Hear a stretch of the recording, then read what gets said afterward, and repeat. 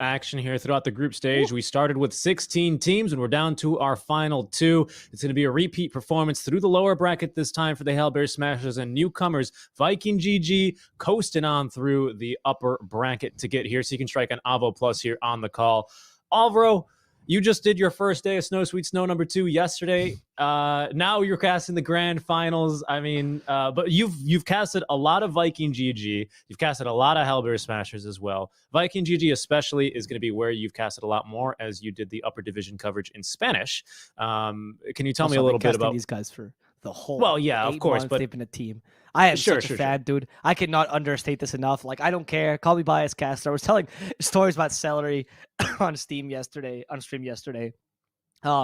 just awesome guys. I feel like don't, not to take credit away from HellBearSmashers, of course. HellBearSmashers is also a great team. I don't really care who wins. I'm not actually biased, but in the case of Viking GG, I feel like their story is just awesome. It's a really cool, heartwarming story. You know, it's like people that come out of pretty much nowhere. You know, coming from like tier 3, tier 2.5 scene per se, make Kezu aside, right? That form this team, and it just works. You know, it just works. They just start showing people that there's a bunch of new blood in Dota that never gets picked up because, well, new teams can't change that many players because it's quite a gatekeeping society up at the top. This happens. We know about this in Dota. And Viking GG just kind of swapped the script here, or flipped the script rather, and they show people that they had a very different style to play. This team has shown that they have they always shown to me in the offlane as a very peculiar style. The way they dealt with their offlane, the way they dealt with the position 5. I think Celery and Toby were the 2 guys that kind of defined their style. But as the time went on, you started seeing Boom, particularly from their mid lane, to really bring the name of the game, where Boom started showing that he had an incredible mechanical play style and some really good tactical abilities.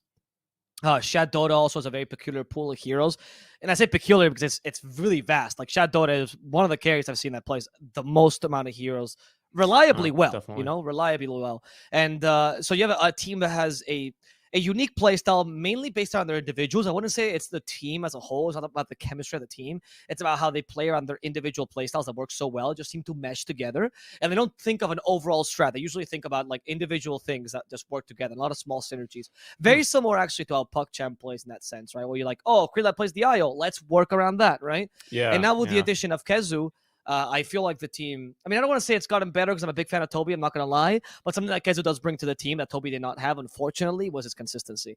Kezu is an incredibly consistent, that's PuckChamp. Kezu is an incredibly consistent teammate, sorry.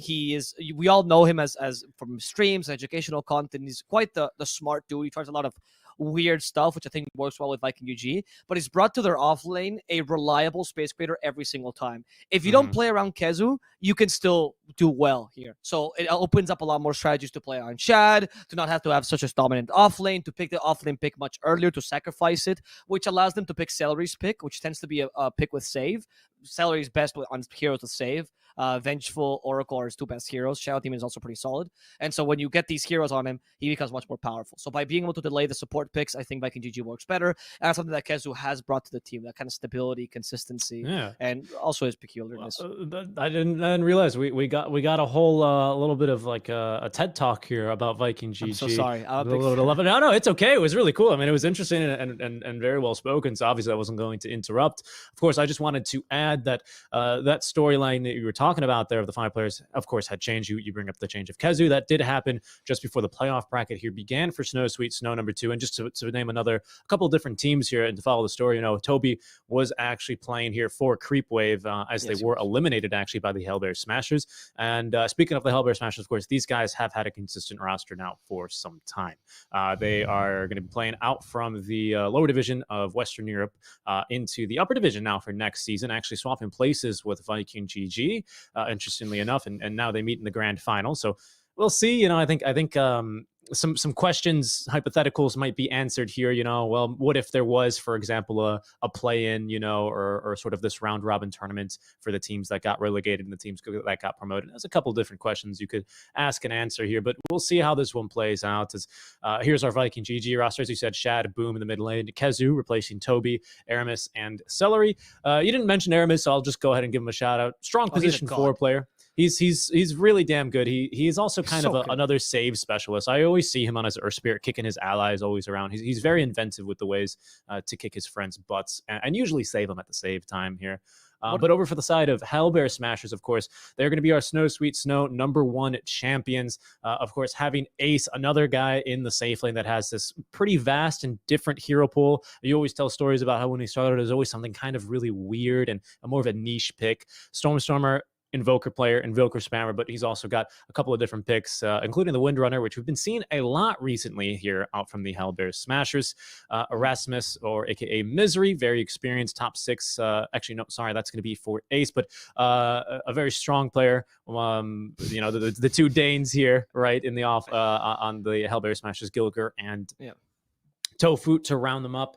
But yeah, again, another team that's still definitely on the up and up. I think they've been playing a lot of clean Dota together, and that's what's always surprised me. I mean, they're back and forth. Game 3 that we saw between them and PuckChamp for the lower bracket finals, which obviously has earned them their berth here in the grand finals again. I think to me kind of demonstrates that, okay, let's not panic. We'll play a little bit more calm Dota, even though they were going for some of these stranger picks like the Windrunner off lane. It was like something out of my SCA pubs here, right? Another carry in the off lane, going for a bit of an aggressive build. And speaking of Invoker here, here it is again for now, I believe the 2nd time today and the 5th time in 2 days. So HellBearSmashers, they keep going back to the Stormstormer Invoker, and it's been working for them. Yeah, if you allow me to speak about HellBearSmashers, I think that this is a very unique team as well, in the sense that they have just a bunch of rascals, I want to call them, Ace, Stormstormer, Gilger. They just have a different way of viewing Dota. Gilger's just a very skilled dude, right? But Ace and Stormstormer particularly, odd hero pools. In the case of Stormstormer, a bit limited, but he's gonna increase as time goes on, of course. But his hero pool is particularly weird for the mid lane. He plays heroes like Invoker, of course, which is not that weird. But then Pugna's also one of his best heroes. Has a pretty solid Zeus as well. It's not as small as people think. It's just that it seems small because a lot of the traditional heroes he's not that good at, right? He's not his expert hero, so he's closer to like a Thompson, I would say, in that sense, right? He's been playing on a bunch of tier 2 teams for a while. I'm actually watching him on Left One TV. I could have sworn he was on Goomba Gaming for a while, maybe just a stand-in. I'm not really sure, but I've watched his career for a while. And him and Ace are all very peculiar hero players. Tofu's also a 5 with a relatively vast hero pool as well. He's a very big punch spammer back in his pubs as well. He's a solid hero, solid player as well. And all these people come under the umbrella of Rasmus, where they just ask him for their random picks. They go, hey, can I pick Arccord? Okay, you can be Meepo. Can I get pick Invoker? And Rasmus's like, God damn, okay, I'm going to make this work. Just another Invoker. He puts on the classical music. It's like, okay.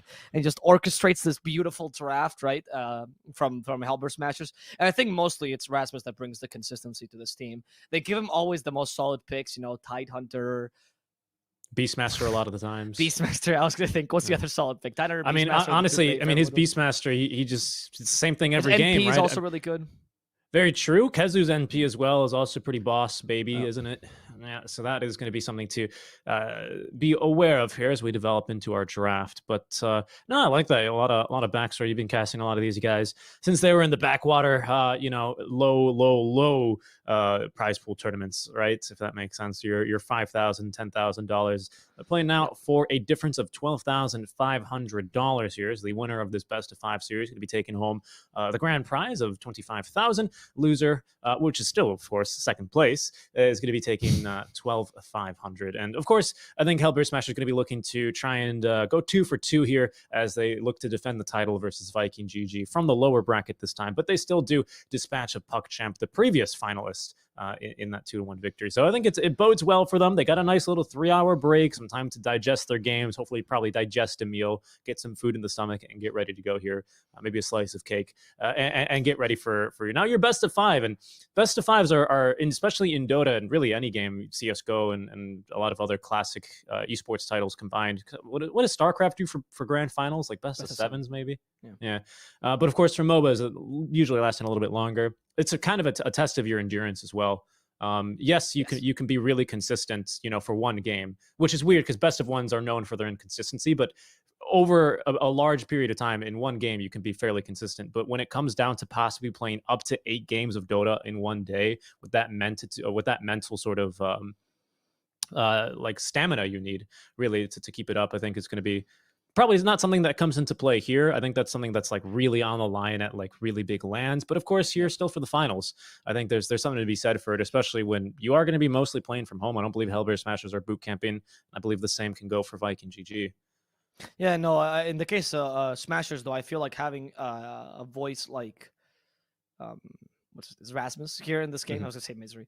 I feel like he calms them down a bunch. I don't think there's that much mental pressure because like this guy's been in a TI finals, like whatever. This is nothing to him, you know, compared to this, right? So I feel like he really helps them out. In the case of Viking GG, from what I've heard from again secondary players and stuff, because I don't know this guy personally, Celery's not experienced like Misery. He's just very chill.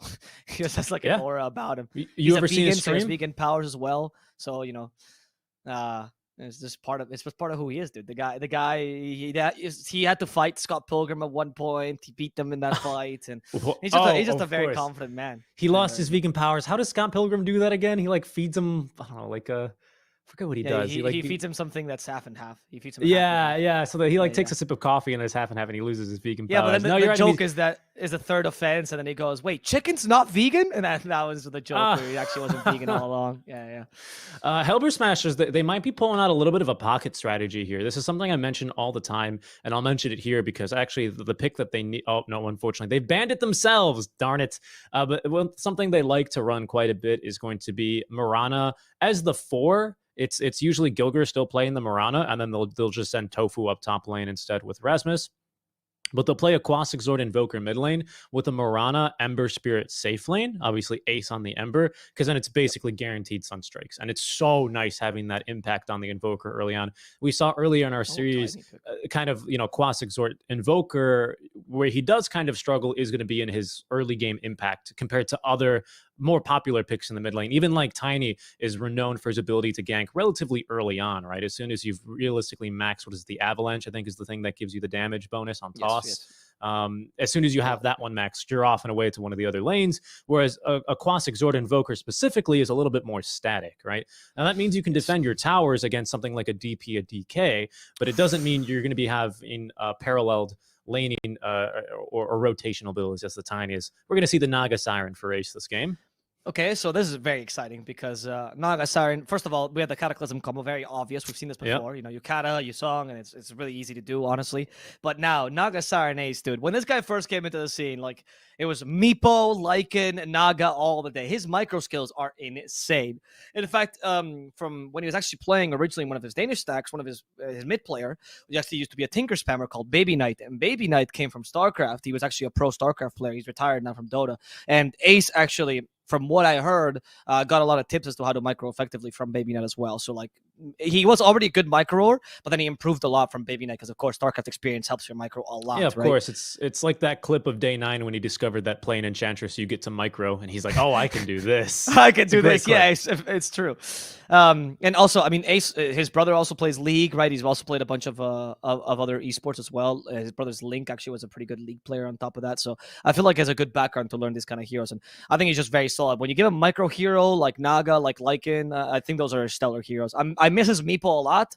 I think Meepo is awesome, but I want to see, though. I don't know if Viking GG really is playing Tiny mid here because I think it's more of Aramis here right now, particularly of how they've picked it, right? I think it's I'm assuming it might be a Tiny for Aramis because I always point out that I think in Aramis's case, he is a 4 that is peculiar because I actually, even though his Earth Spirit's really solid, his best heroes in a lot of cases are actually Shaman, Willow, like heroes that are particularly range. Rubik is insane as well for Aramis.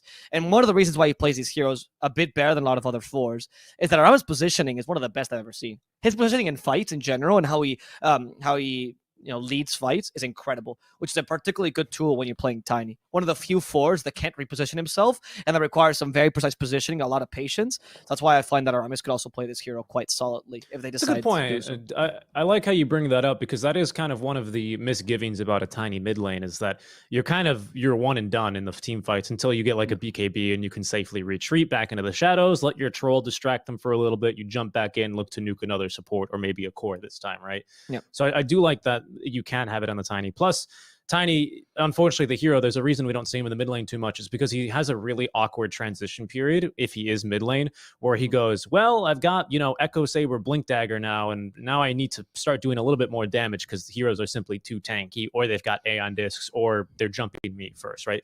He has problems in that sort of handoff period, but so does Invoker, so does Aquastic Sword Invoker, right? I think Hellbear Smashers, they do well to mitigate that sort of, you know, that kind of time where the Aquastic Sword Invoker does feel a little bit weak. I think they play actually pretty damn nicely around it. And in the early game, I mean, we've got good enough Sunstrike set up with Ensnare into a Walrus Punch. Even last game we casted them was even enough, right? Tofu on the Walrus Punches was enough for Sunstrikes. Pango instead for the Hellbear Smashers. Give them a little bit of team fight control. I think that's what they were lacking with this lineup. They've got like a solid carry, good team fight combo as well. But you need some early game team fight and some lockdown. I think the Pango is going to help here. Plus, it's a decent pick versus the Troll. Yeah, I know Rasmus likes the Pango. I know he's quite decent on the hero because, of course, he comes from playing 4-5, right? Where he actually was also playing Pango, but in last iteration. But I'm surprised it wasn't a Mars pick. I think Mars was incredibly solid. Destroys Troll because of your Bulwark, makes his battle trance kind of useless. You're not very vulnerable to Tiny or Enchantress. You actually crush both. There we go. That's the boom hero. So I'm kind of surprised. I was checking if it was banned or anything. I feel like Mars was much more solid than the Pango here, but I'm not bothered by the Pango, right? It's just that I don't feel like there's much of a combo with your team. He's just okay as a hero, right?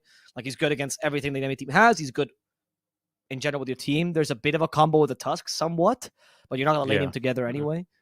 Remember, that's, by the way, Swashbuckle does not get extra damage on tag team. The combo is that you get a slow. No. You get a slow from the tag team, which is still useful, mind you, but interesting pick on the Pango. I wonder if that's maybe just to have more counter initiation, or maybe just feel more comfortable on the hero.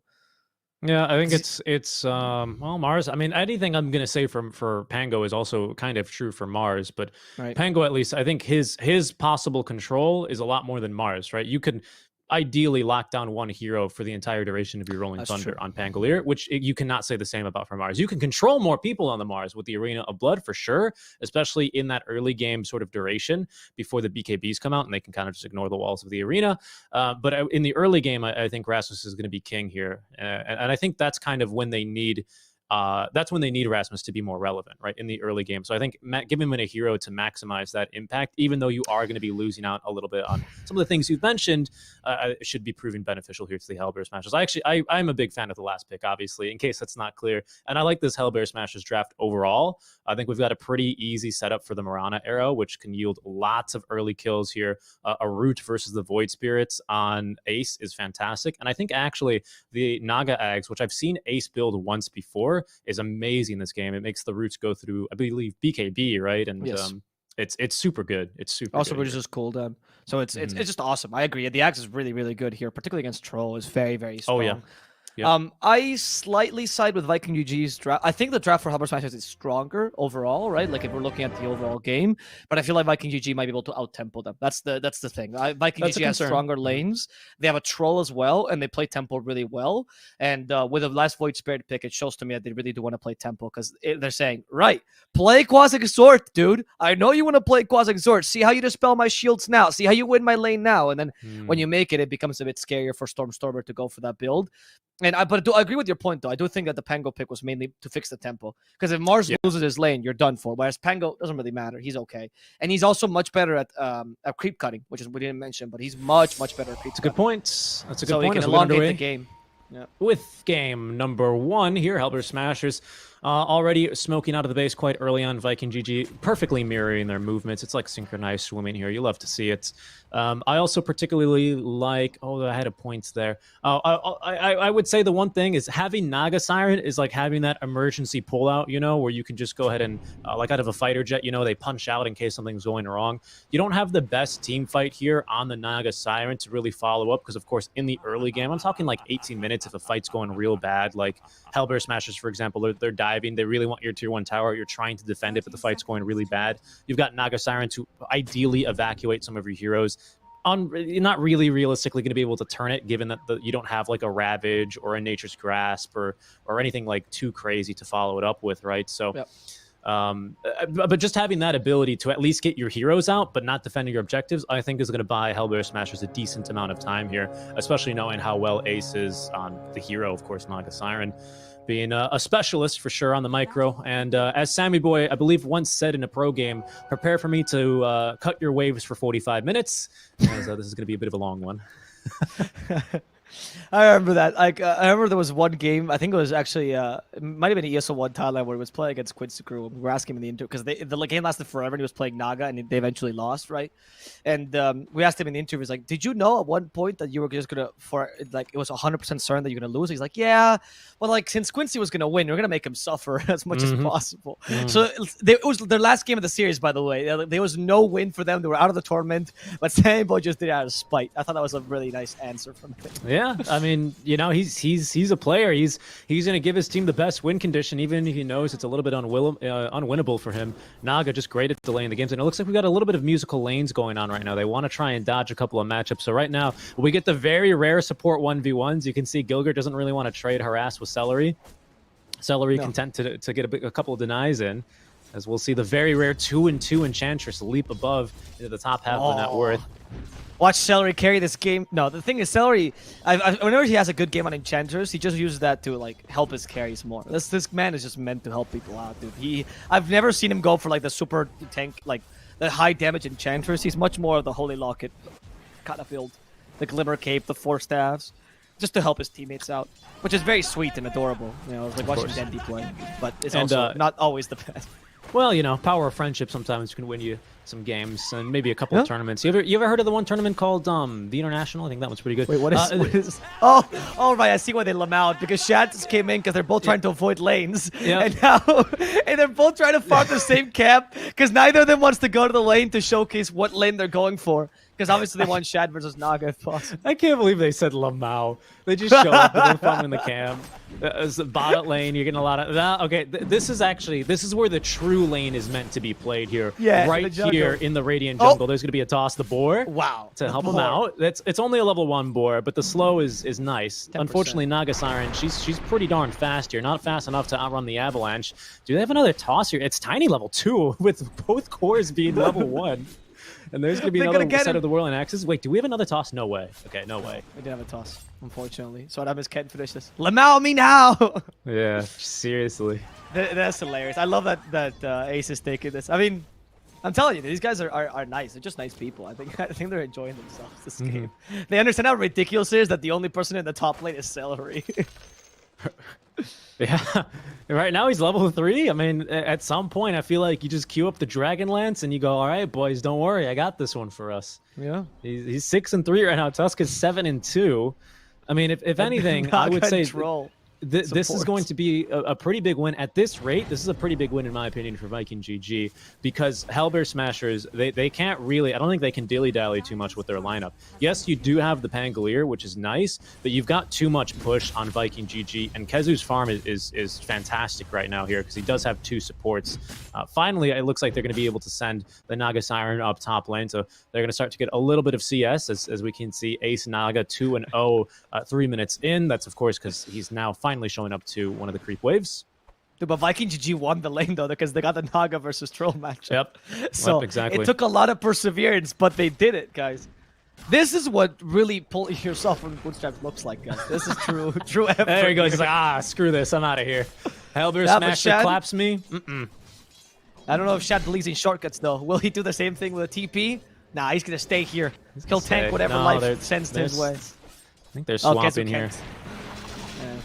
Okay, so Shad is going to be against the Fango here.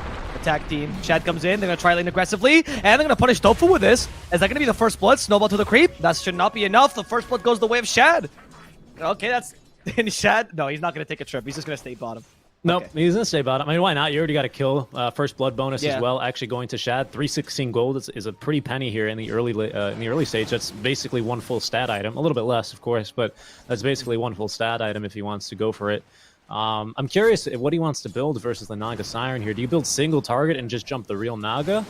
No, you build Maelstrom. Maelstrom? Okay.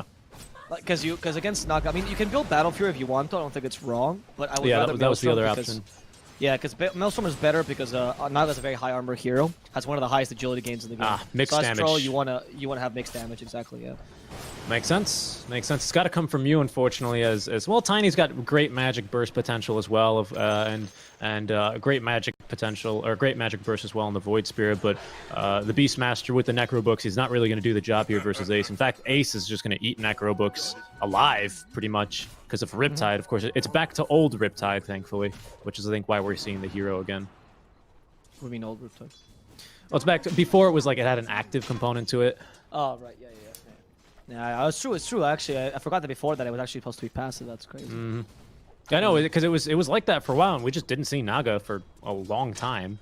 With the active, yeah, because Naga was like in a weird spot for a while where you're like, every time I pick Naga is gonna be a 60-minute snooze fest. Yep. I actually remember back when that was the case. I remember casting the Shanghai Major, and it was like, and that was the official Spanish cast, and everyone knows how that went, right? It was like my 14th hour, and I was casting with the same guy for 14 hours straight, and then they pick a Naga, and literally on stream, the guy calls his wife and goes, "I'm not coming home tonight." On stream when a Naga got picked. Because we were just done. It's like, how dare you pick a Naga now of all times? That was back in the days when it was like Naga Siren quite literally cutting your lanes for 45 minutes with Radiance, right? That was like back in the Naga Radiance. Yeah. It was the worst here. Like, for casters, it was the most hated hero. Screw techies, dude. Naga was the worst. Now it's much more entertaining, because she's a bit faster, of course. She does like to play a bit with tempo. One of the weaknesses in Naga, though, is that she is a very... Like, you'll get some variants, like Envy, for example, who goes Hex first, which we've seen it, or Hex second, actually. But the majority of Nagas have a very standard build of the Fusel Blade Mantra. Oh, trouble here. Tofu. Snowball. Ooh, nice Ice Shards, though. Whoa, those Ice Shards are on point, though. They guarantee the kill on Aramis and allow Stormstormer to get it without putting himself in danger. Yeah, pretty easily, pretty nicely done. Of course, any start you can get here on the Stormstormer Invoker is going to pay off greatly a little bit later into the game. As we can see, there's Ace with his micro just onto the board. Not the most impressive micro, but don't worry, that's just the laning stage. It'll get better. But yeah, of course, because Stormstormer, he goes for the same build each and every single time on the itemizations. He usually won't switch it up until he gets the Aghanim Shard, and then he'll either go Shiva's Guard or instead opt for the Sheep Stick, as he did in our last series, as there's going to be a bit of dive underneath the Tier 1 tower. Celery's here along with Aramis. Sunstrike raining down is going to whiff, unfortunately. Now come the Ice Shards. Trapping Aramis here. Snowball to catch up to the Tiny, but they might still be able to turn this one. There's going to be a little bit of a toss as Tofu still going down. Gilgor committing 2 leap charges, but will get the kill with the Sacred Arrow, as Shad is not going to be able to catch up to him. Oh, wow. He's so scary. He's doing so much damage. He almost killed Rasmus here. I think he might be able to get him with Whirling Axis. There we go. Yeah, they're just diving it. That's all because they gave all this early game experience to Celery. His impetus is level 3, I believe. That's ridiculous. He's got it. I was about to say he has to have impetus level 3. I mean, yeah, look at that. Yeah. That's insane. Like we talk about how useless. Wait, never mind. In the top lane, they also might find the kill on Naga. It's perfect for them. Now you just get killed in 2 lanes. Really good rotation by Boom, right? Because usually the correct rotation by the mid laners to go bottom, because that's where the easiest tower is to take. And of course, that's usually where the carry is. But Boom understands that in this case, Naga is the easiest kill. Killing the Pango is not really worth it. And Troll can solo push this tower if you give him enough space. So you don't need Boom here. It's much better for him to go top. Very smart. Well, and actually, you know, it's funny. I actually kind of say this completely unironically. Celery ganks bottom, like, genuinely. He's got so much damage right now on this hero that Boom going there is just, it's not needed. It's unnecessary even. It's redundant. And there's another kill. Shad's just going to take the free kill onto Rasmus, thank you very much. So he just goes top lane to synergize with the Roar, because now you've gotten solo XP on the Beastmaster. Aramis with another kill onto Tofu. It's going swimmingly thus far for Viking GG. They did lose Beast up top. To the Beast, yep. That was pretty strong, of course. Little nice combination by HELLBEARSMASHERS, taking advantage of the Tusk in this tag team. And of course, tag team is amplified by the Riptide because it reduces your armor. It's all physical, so Beastmaster suffers a lot against that, being a strength hero and all. However, you know, it's just a small kill on the offlaner, and also you're committing more to do that, whereas in the bottom lane, Enchantress just exists. She breathes on Pango, and Pango dies, right? I've never... Like, again, I'd like to say that Enchantress is not a great hero. Like, she's kind of useless besides the laning stage, but this is, like, the utmost laning stage, right? Yeah, I mean, I mean, honestly, I don't like this Enchantress hero. You've kind of converted me over to the anti-Ench camp, but, like, this is probably the best, like, you know, scenario for you to justify Enchantress in your draft is, oh, well, if you do some lane shenanigans early on, you get solo XP onto the Ench. She just has way too much damage. She can solo kill the offlaner. Wow. Sunstrike's gonna miss. Doesn't matter, though. That tag team was brutal. That tag team plus Swashbuckle. Oh, sorry. Lucky Shot and Riptide, right? Minus armor, Hoy, and then you just bring all the physical damage down. There's a bit of a little wombo combo with that, honestly. You can easily reduce the enemy team's armor. And besides Troll, they're all kind of vulnerable to this, especially Tiny. Look at where Celery is, though. Ganking mid lane just with the Golem. He's going to get the kill on Stormstormer. And Rasmus coming in, hoping to punish Broom. But Boom knows he's not the carry anymore. It's all for Celery, so Celery can leave and it's fine. Yeah, they're going to sweep away the Void Spirit, as he didn't stand a chance there, but Celery is going to be easily able to escape. Again, now he's maxed the Impetus, so no cooldown on that bad boy. He's going to way too much damage. But Stormer, we did crucially see him already use the Midas twice. So he's got already that online, 71 CS with the Midas. He's going to have pretty good levels, good experience. Again, he is a static laner. That's very true, and of course, that's not going to change. But he's got amazing experience right now. Yep. So he's going to be actually online. I think around the time that Ace gets his second item, he'll be fully online. I'm curious as to whether or not he's going to consider the Ags into the Cataclysm, as unfortunately the Sunstrike is going to be off the mark there. Walrus Punch, they still have the kill. Or Tiny, 0 armor, 0 agility gain, and 0 base agi. He just goes down too easy when you've got the minus armor for him. Well, with this, I mean, the early game for Viking GG is to be expected to go this well. Casual also rotates appropriately, right? Usually, Beatmaster is kind of static, but obviously when you swap lanes like this, you have to be a bit more creative with your laning stage. And they just go to take this tower, because they have to lose top as well. Yeah. It's very important that Viking GG takes advantage of this early, because of course, you have to play tempo this game. Like, if you don't play tempo, the enemy team does have a really solid core-to-core matchup. Great counter initiation, right? You're much more of a single target right now. So you don't want to lose Shad too much early. In fact, Shad could die here. You have Rolling Thunder. He's already used the Cold Snap on him. Shad has no way to escape. And he has to use the Battle Trance preemptively because he knows his team is coming by. Can Shad survive this? Ice Wall might just kill him. Shad needs to get a bit of lifesteal, and he will get it just barely with the Magic Stick towards the end. Saving his life and killing Tofu as well. Look at that Chad. I want to say they also missed the Swashbuckle. I don't think it would have killed him, to be honest. But they also missed the Swashbuckle at the very end. Obviously, Rasmus was using that to escape, as well as ideally maybe even secure the kill there. But the fact that that misses is not going to help the case. And nice job there on the ulti and the stick, as you called out. And that's going to keep Shad alive. Ace is farming in the mid lane. Already has the Yasha completed. Another 1,000 gold in the bank. No Wraith Bands here for the Naga Siren. Just a casual circlet. Oh, you hear another... Oh, that's nope, it's a replay. My bad. Look at this. Out it comes. That's right at the end. He did Swashbuckle just completely missed. I think it would have killed him, actually, because that's what I'm saying. Level 4 deals 280 damage, even with the armor, right? I think it would have been close, because Celery did have the Frost Ogre ice armor on him. So it would have been close, right? Because you still have a little bit of armor, and it's physical damage, but... Yep. So the fact that it didn't miss, we're left to ask these questions, right? So it's a bit unfortunate there, but a nice play regardless here out from the side of Viking GG to help their mates out. And they're going to need to help him again. Sunstrike, I think they just pushed him out of it, unfortunately. So Rasmus unable to collect the Sunstrike kill there onto Shad, and now might even pay for it. He's completely out of mana. Another Battle Trance, why not? As Shad is going to get a second kill top lane.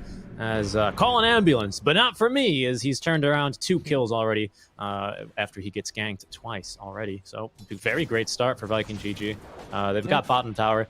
Well, one thing that was funny that you said is no, it's kind of weird to see Beastmaster, rotate to this lane, and of course normally it's not, because you go, what do you mean he's on the Dire? He's already in the off lane, but he was laning top after the whole musical lane settled out. So it was funny to actually see him down bottom. I just realized that. That is the most spiteful glyph I've ever seen. Like, you use Meteor, which is like a really long cooldown, and Boom goes, nah, you're not getting any of the creeps, bitch. We're pushing this, whether you like it or not. And then they go for the mid lane, and thanks to Storm's Midas, his damage, he can kind of save this tower for now. Celery in trouble. But I will tell you, by the way, I've actually been sold a bit after watching a bit of North American Dota on the Enchantress, particularly in a couple of teams. All right, listen to me. That's something I've seen. Particularly with teams like Quincy Crew, I've seen with SVG, because I am a big fan of SVG as well, and I feel like Celery plays really similarly. When you use the Enchantress 5 as like a lane dominator, and then you use her as someone to draw aggro in the mid game, like you play her like as tank essentially, and you like tank everything, you go for multiple points in Nature's Attendance as he's doing like right now. You don't max enchant, right? You just go for the points in Nature's Attendance and you max Impetus. I like it quite a lot, actually. Because it's like a 5 that can draw aggro, a 5 that can be really annoying in team fights, and a 5 that if you don't deal with can deal too much damage, right? So you kind of have to kill early. So in matchups where there's not a big wombo combo easy burst, like say a Void Spirit in the game, I find this hero is quite useful. In those matchups particularly. Okay, I actually have to agree with you on that one. I think that just makes a lot of sense. But it's a very specific playstyle, though.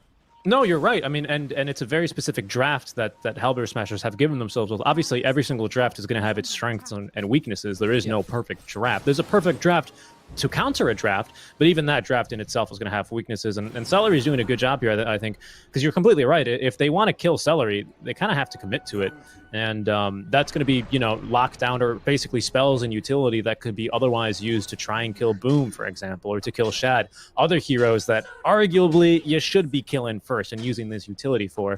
But also the damage output from this Enchantress is so high. We've already got power treads here and maxed impetus, so already it's so much. Yep, yep. And you also have the, in this game particularly, another really useful thing is the being able to steal the illusion from Naga as well. It's a pretty big deal. True. Yep. Yeah, that's always nice, especially when she's trying to cut lanes. And she remember when she plays the RTZ style, where like you immediately go for the control groups, right? And you put one illusion in each lane or one in each camp or whatever, which is the utmost efficiency. And Enchantress takes the one illusion that went mid or something like that. That makes you so annoyed. Because you count usually on that lane being pushed thanks to Naga, right? And then Enchantress just makes it not possible. Sunstrike. That's a good Sunstrike, Aramis. I think they might be able to kill him. No. They might try. Rasmus. Yeah, he had to get the rolling boulder off. Thunder, my goodness. So, and, I find that this early game, though, is actually kind of going HELLBEARSMASHERS' way, even if they're not winning, just because I feel like Viking GG should be doing more right now, right?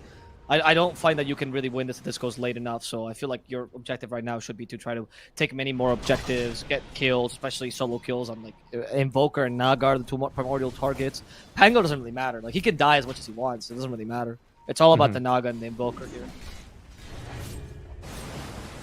Yeah, and so far, I mean, I think they've gotten Stormstormer once, but of course with Midas, he's just very stationary. And this is kind of what I was talking about earlier. Of course, if Viking GG, they'd like to get this tier 1 tower. That would facilitate them, you know, to try and search the map and sweep the map and make these aggressive smoke movements to cover a larger amount of the map here and potentially pick off either the Naga or the Invoker. But we've been able to fervently defend it time and time again here from HELLBEARSMASHERS. And Viking GG, they know they feel kind of strong right now. The 1k net worth difference here, less than 1k now in favor of HELLBEARSMASHERS. Not really giving them much, as they will smoke into the enemy triangle. Not going to find anyone there. But they know that it's their job to go hunting right now, and they're out here. But HELLBEARSMASHERS, they can always turn a fight with the Song of the Siren into just about really anything, right? It's a good setup there for Rasmus for the Rolling Thunder. Rolling Thunder, goddammit. And now he's got the Blink Dagger here to make even better use of that. Yeah, think about it. One makes a lot more noise than the other, so... That's why it's Thunder, right? And Rolling Boulder is just like a stone thing. Yeah, probably. I don't know. Avalanches are pretty loud. I don't know. I've never been in one myself, personally. Me neither. Thank God for that, by the way. Yep. As a wee European, any small like sort of issue in the environment makes me really did that have a TP for Rasmus on it? It looks like it did. No, it has a Blink Dagger for Rasmus, so now you can't even get away. That Blink Dagger was actually huge, dude. Because now you not only kill Rasmus, which is already pretty big. What? How did the trees not break? Oh, that's a visual bug, apparently. Primal Roar. They still find him there.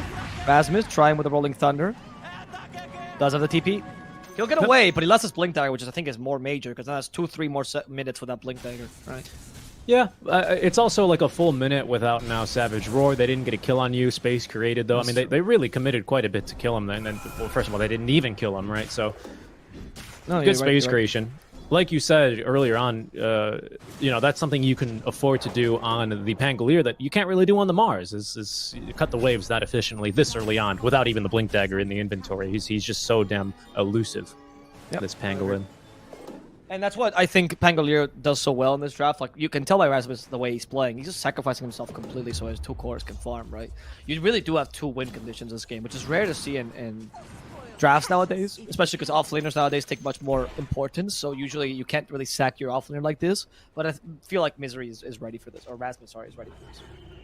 And killing him is just not as relevant. Because he's doing his damnedest to just make sure that he has a bad lane and everything, and he's kind of solo killing him most of the time, which is fine, but you're not really taking any kills elsewhere in the map. And I feel like the Blink Dagger on Tidy's also a bit late at this point.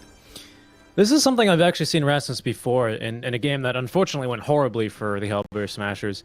But when he does play this kind of pseudo support style, and his net worth is fairly low, right? It's nearly even here with his Mirana, which is his position 4. But like you're saying, he perfectly recognizes his role in the game. His role is going to get a little harder though, as there's going to be the Aghanim Scepter finished up for Boom mid lane, or here with KheZu. Doesn't die to the Sunstrike, but will die to the follow-up Swashbuckle. But here comes Boom now with the Silence, connecting to a couple Tofu. Oh, he's got the wand charge to keep him alive. That final toss is enough damage though, as he will go down. But the Moonlight Shadow ensures that they don't really know what's coming, so they have to play a little bit more defensively here on the side of Viking GG. They're going to lose out on a couple of bounties because of that. Well, with this, you do get... I mean, it's not really a good trade for you at Viking GG, but it's just HELLBEARSMASHERS. They have so much space right now, both Noggin and Booker. It's kind of worrisome. Like, I don't know how you recover this as Viking GG at this point. Beastmaster's starting to lose his utility. You need to go for some smoke guys kind of desperately, but you haven't really been able to control the map too much. You can tell on the map that there's not too many offensive wards. In fact, there's not a single offensive ward that I can tell from Viking GG. Also, no. Something. And HELLBEARSMASHERS, they've actually got a couple of pretty deep wards, specifically one just outside that tier 2 tower in the mid lane, which is going to be really useful for scouting rotations, potentially smokes. And that advanced intel you have, oh, there's still the tier 1 tower alive here for Viking GG. That's fine though. HELLBEARSMASHERS, they have really no interest in pushing right now, especially if they're able to play the game at this pace. That's going to change though. We do have the tiny Blink Dagger, which is now online for him. Shad nearly running up to the high ground. They're going to try and sneak a Roche. That'd be a bold move, and there's going to be the tiny Blink. Dual Scepter though for Armorana. The Aether Minute's a bit late. That Impetus is going to be a big one, but not enough damage there to get the kill. Boom though has to commit both charges there of the Resonant Pulse to make sure that he didn't get saved by the Snowball, but eventually they will find Gilger, and that's going to be 40 seconds without the Morana. Can they actually get Roche in this period of time though? We'll see. It doesn't seem like there's anything to stop him just now. Okay, Naga's turn. Maybe. Shad activates the BKB, but he gets patched. It's really unfortunate. Shad committing the BKB just to secure this for ages. They know they're on a timer right now. They know they need to make things work, which is why they even committed. I think that was a 10-second BKB, right? It was, yeah. Brand new BKB. Okay, because Troll particularly needs the long BKBs, I'd say, this game.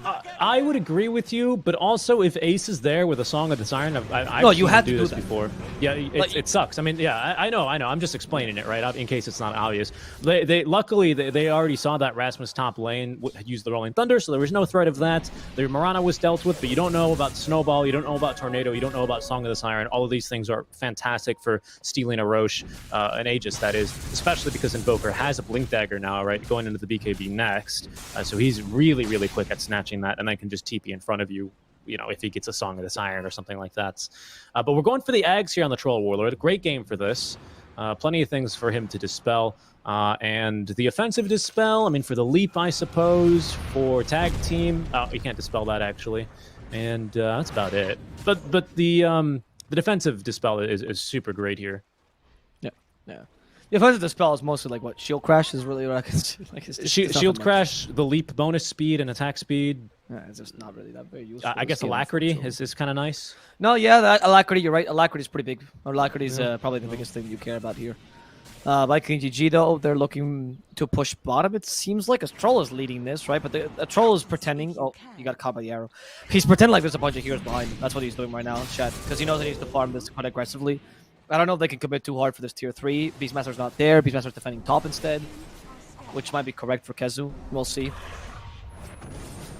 I know this defending of top though is just a waste of time for him. I mean, it depends on how much KheZu can accomplish here before losing bottom. Yeah, because he's going to lose his tower eventually. Yeah, now it's just a bunch of waste of time though, because all your units are here. So even if you were to TP bottom, you still wouldn't be able to take your units with you. And at least you could have traded towers, right? Tier 2 for tier 2, which you couldn't do because Beastmaster wasn't there. Yeah, he was sent top lane. I think they're just scared of the Song of the Siren initiation. There's not really a whole lot for Ace to use Song with until they at least get this Invoker Ags. I think then I'd be really terrified of a Song combo, but for now, I think Viking GG, they just kind of have to force the issue here, and they're going to do so down bottom as they realize, well, there's only one hero here. Their tier 3 tower top lane is taking a bit of chip damage, however. So they're going to have to send someone back to defend it. It'll be Shad, so that'll let them know that they're done pushing and they're going to go and play a little bit more defensively now. Maybe look for the top tier 1 tower. Try and set up vision for next Roche. It's kind of weird to play in this style, but it's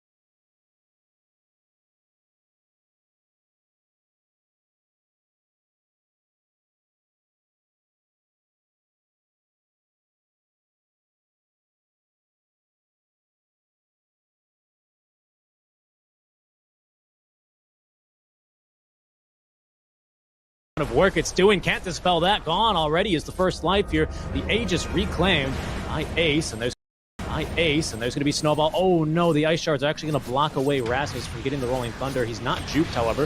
They have Scott on him, but he's got the Yule Scepter. He's going to come back into the 8th Remnant. Didn't get the Swashbuckle off. They get the Primal Roar, but now the Song of the Tyrant to reset the team fight.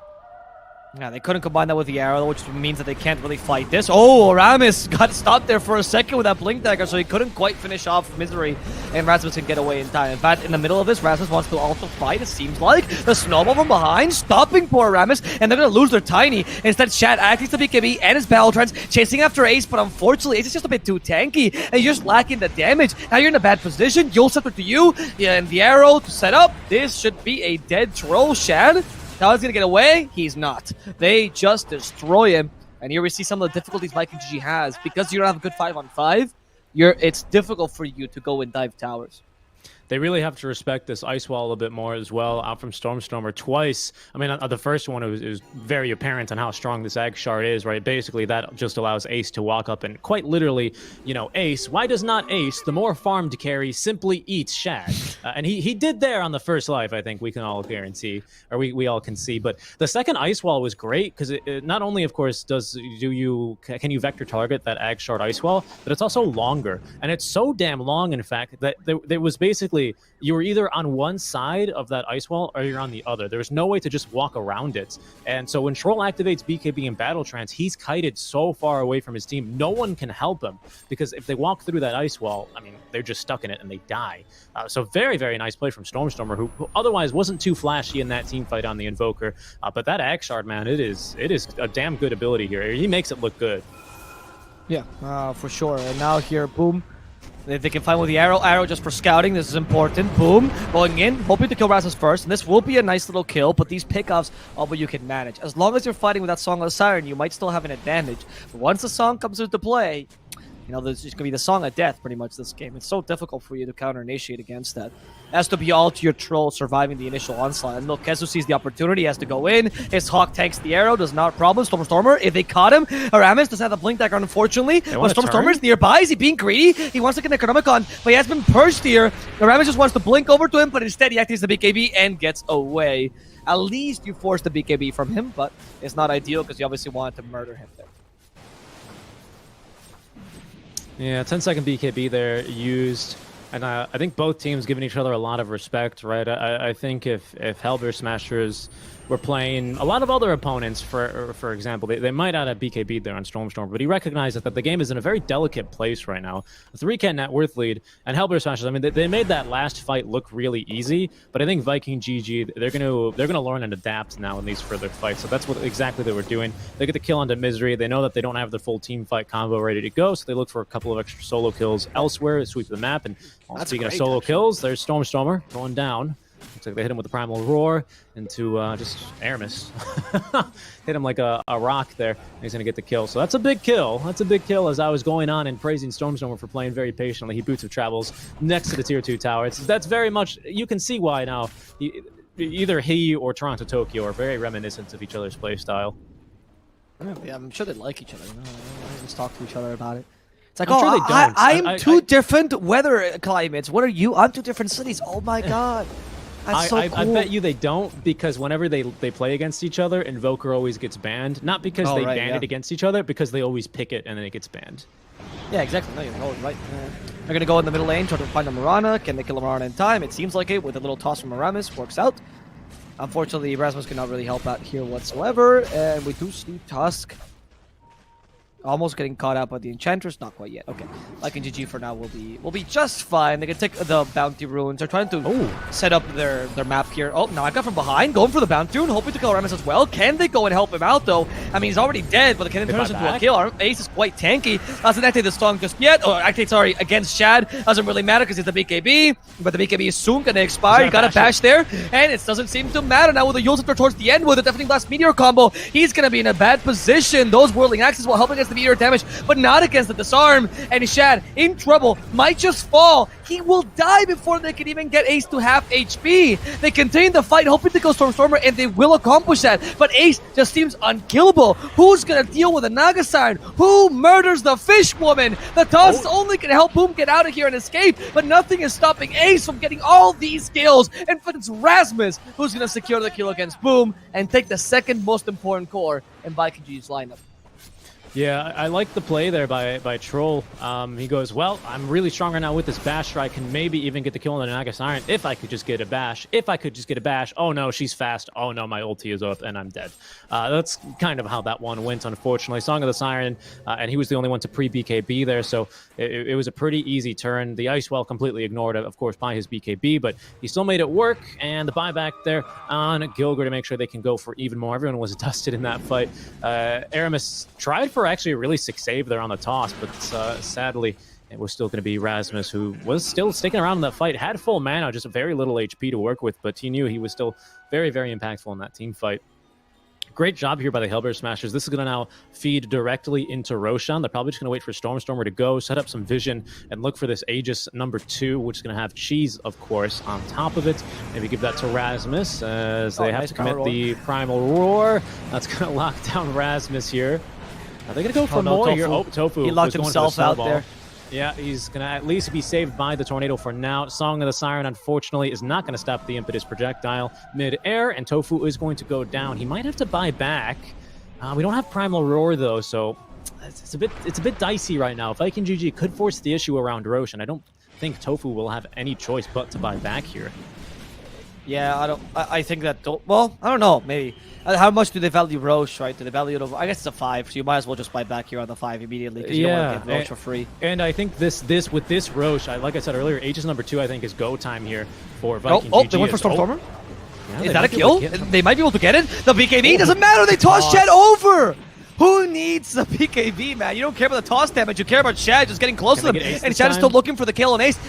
They do have Song of the Siren in 30 seconds. We're not for this fight. Ice Wall has been set up. Kezu could be in trouble. They go for Rasmus instead. Aether Remnant stops Rasmus in his tracks, but they don't have enough damage to finish him off. They're going on Ace instead. Battle Trance finally activated with the Storm. Now taken away, but he has been stopped by the Tusk, and it seems like Shadow will just fall.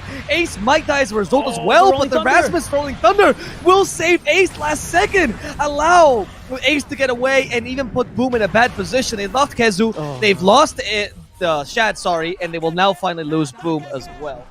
Boom, he tried to be a gamer. He tried to pull what he calls a pro gamer move, and he thought he perfectly timed that dissimulate to explode right on Rasmus. Unfortunately, he just got ran over by the truck. He couldn't hear us. He had his AirPods in and got hit by the Rolling Thunder there. He was dead anyway, but he was hoping to at least take one down with them. They do force the buyback out from Stormstormer, which is hugely valuable. They nearly get the kill onto Ace, but they just have real bad Naga problems this game, and this is now just not looking good at all for VP.Prodigy. They really needed this Aegis, unfortunately, for them. I think this is going to be their last window of opportunity, because I think the train's leaving the station here, and it's probably going to be leading towards a Game 1 victory here for HELLBEARSMASHERS at this pace. There's no buyback for Shad here for another 20 seconds. We can buy back on Boom, but they might need to do it already. Aramis is going to go down here, as there's the Walrus Punch. They did get a toss back, but it's not going to save him. Oh, he's still alive, actually. They actually turn, and they killed Rasmus instead. My apologies. I'm not sure what I was watching, but now we clearly see, though, Ace still able to burst through the tower with relative ease. They will be forced back here, though, now that Shad is alive, and Boom about to respawn. Without Rasmus here for the control, they will not be able to push any further. I feel like we need, that was a huge kill. Holy moly. Yeah. Do we check Troll's items for a second here? Okay, he doesn't have MKB yet. I think we need MKB on this Troll, honestly. Not just for the mixed damage, but because you just need to be able to pierce through that Butterfly. They almost had Naga, but they kept missing attacks. And a lot of people call Maelstrom like poor man's MKB, and it is not incorrect in that sense. Because it does... I mean, the proc, you can still proc even if you miss the attack. So it's like a way to deal with the evasion regardless. But you can't rely on those procs to be able to hit him, right? You can't rely on 25% chance proc as opposed to 75% chance MKB. Shad. Ice Wall. Shad, are you even going to move from here? Oh, what that meteor? That was a really weird meteor. Ah, the slowest meteor, man. It wasn't even going to hit him. Zoning meteor for what? For Celery who's hiding the trees or something? I guess they assumed that. They have Song right now, so I wouldn't want to fight here, though. Moonlight Shadow, they and do. Scotty now. And MKB coming the way to Naga already. This is terrifying, as there's going to be the E-Blade or the Ghost Scepter here, at least to try and keep Aramis alive. He's going to get off another Avalanche. That's going to slow his death, but he's still going to go down just the same to Stormstormer. Celery might be next. Reduced attack speed with the Untouchable, but Ace just a bit too strong here, bringing the friends to be able to nuke through the Enchantress. And now that is going to be 2 heroes dead without buyback here. HellBearSmashers poised to go up to high ground now, and they're already spamming their favorite voice line here. Etta Gege. It's funny that they were the guys that muted Puck Champ, but they spam this line much more so. The Ensnare to catch the Troll, they do set up with the arrow, but they don't want to continue this apparently. Shad's already at low HP, but they just don't want to force it out. It was E-Blade, by the way, not Ghost Scepter. It was E-Blade on Mirana. Not really good against Troll. Thank you. And Ace will continue pushing this tower. I mean, you're kind of immortal right now. Seriously, you have hard Scotty, dude. You have 5k HP. There's no way they're getting close to you. Ace is God. He knows. He's much more farmed than the Troll as well, which makes this very difficult for them. And yeah, these racks just fall easily for Ace. He's like, hey guys, can we just... Oh, it's 4k, not 5k. My goodness. Can I just stay here forever? Like, did you see that Alacrity cannon shot? That took like a third of the HP off of the barracks. Of course, it was range racks, though, to be fair.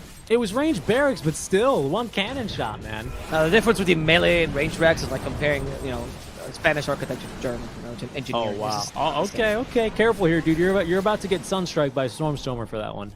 No. Spanish is the ranged one, 100%. We make buildings quick, dirty, and badly, okay? Yeah, when are you guys finishing that that famous cathedral in Barcelona? When's that one? No, finishing? that one is like one of the best ones. You mean Sagrada Familia? Are you kidding me? That was, but it's not like one we're actually proud of. Yeah, but it's not finished. I mean, the dude died, so like we just kind of made it up along the way. Like they keep telling you that, like, oh no, Gaudi had this plan in mind. Nah, dude, the dude died and like half plans, which didn't work out because he didn't consider Barcelona would, you know, change. Very beautiful though. It's a very beautiful cathedral. It is. Absolutely. Don't go inside though. It's really not worth it. It's just a tourist trap. Inside is like meh. Outside is beautiful. Well, just take a picture of it for the gram on the side of the street. But that's what I did too. I actually have never been inside, despite being from Barcelona. In my 18 years, never went inside. Are you even a true Catalan if you've never been inside the cathedral? Nah. I'm just a fake Catalan too. He's a fake one. There's going to be Celery. He's got a 4-step at least to get on the ice wall. Ace from the low ground is going to set up for the meatball. Aramis. Oh, get out of here, Ench. Get out of here. Don't be playing with no meteors.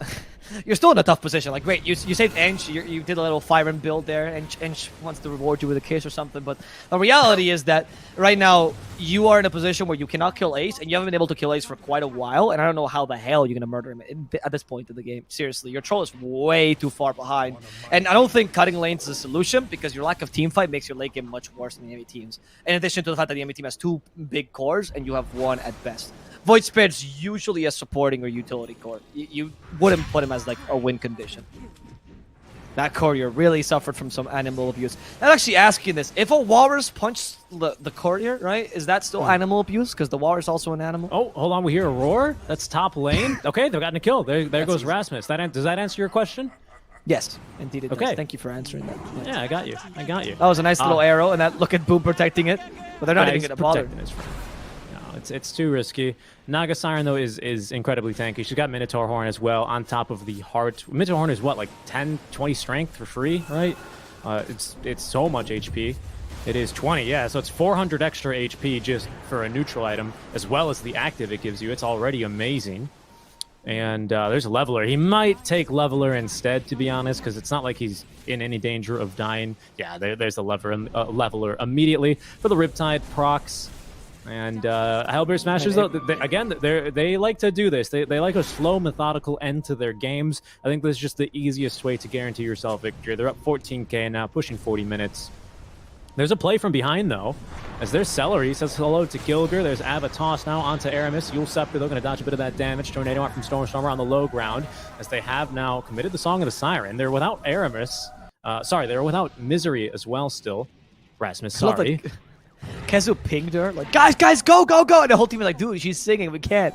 Guy's like, go! He summons his boars. He's just running towards the Naga. That was a very adorable ping, man.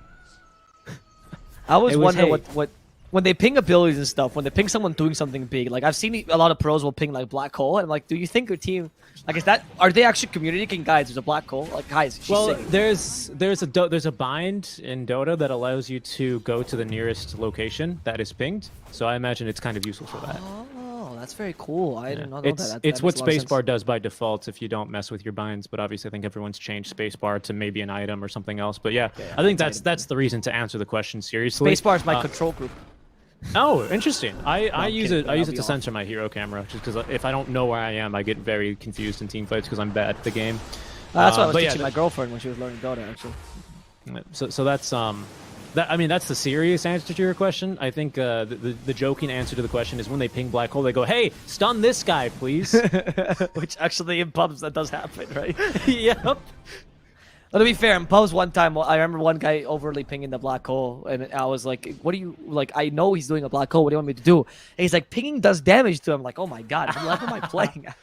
You know what, they should have made that, you know when they did the TI-8 All-Star game with the mutation mode, they should have done ping does damage. Well, they caught Tofu, big kill, Tornado's going to whiff onto Boom as he pops out of the Dissemblate, but they have gotten Kezu in the meantime. Another nice toss. Oh, never mind.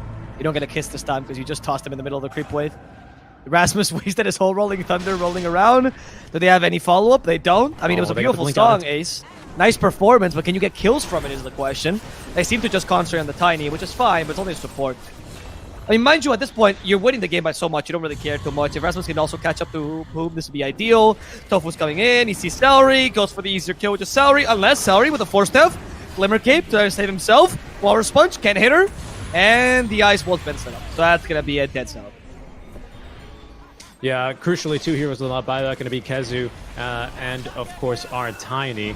As Rasmus just continue to spam the voice lines. They're going for one of the last lanes of barracks that they have. I think they cleared top lane already here. Shad need to be careful. They're going to buy back on Selly, but that's not really going to be enough to scare down the HellBearSmashers.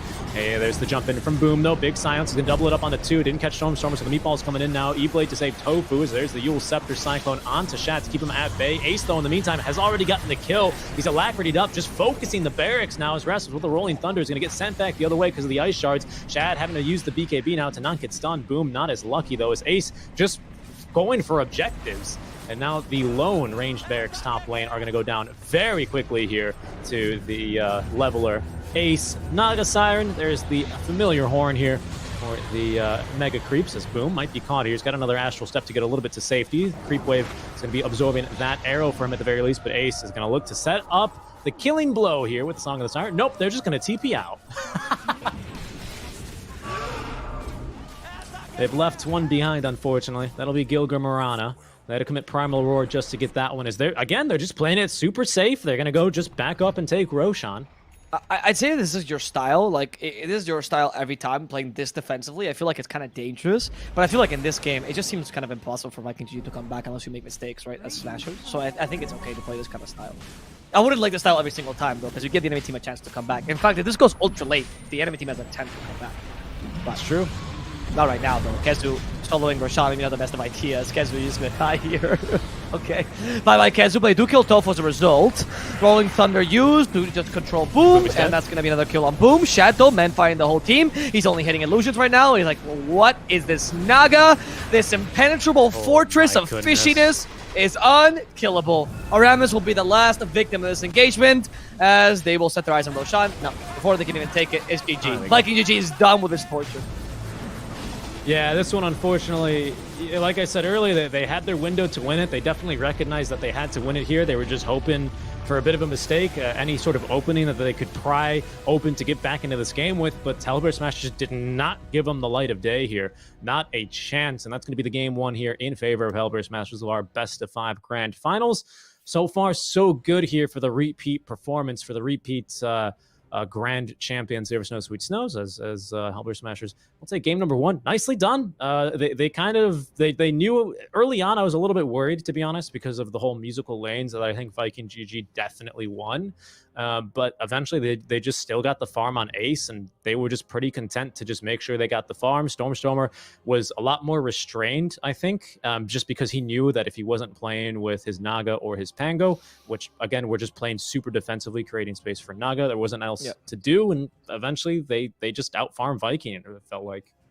Yeah, I feel like some of the factors here, like the mitigating factors, were mid lane did not go particularly well for Boom compared to like the last game we saw, where it was Desperate beat Stormstormer quite single-handedly in the mid lane when he went for Quasi Zord. Not the case here for Boom, so something to be looked at, of course. That also made the mid game a bit more difficult for Viking GG. But I do think that more so than concentrating on Viking GG's mistakes. I mean, the mistake per se would be to draft a difficult to play draft like this one.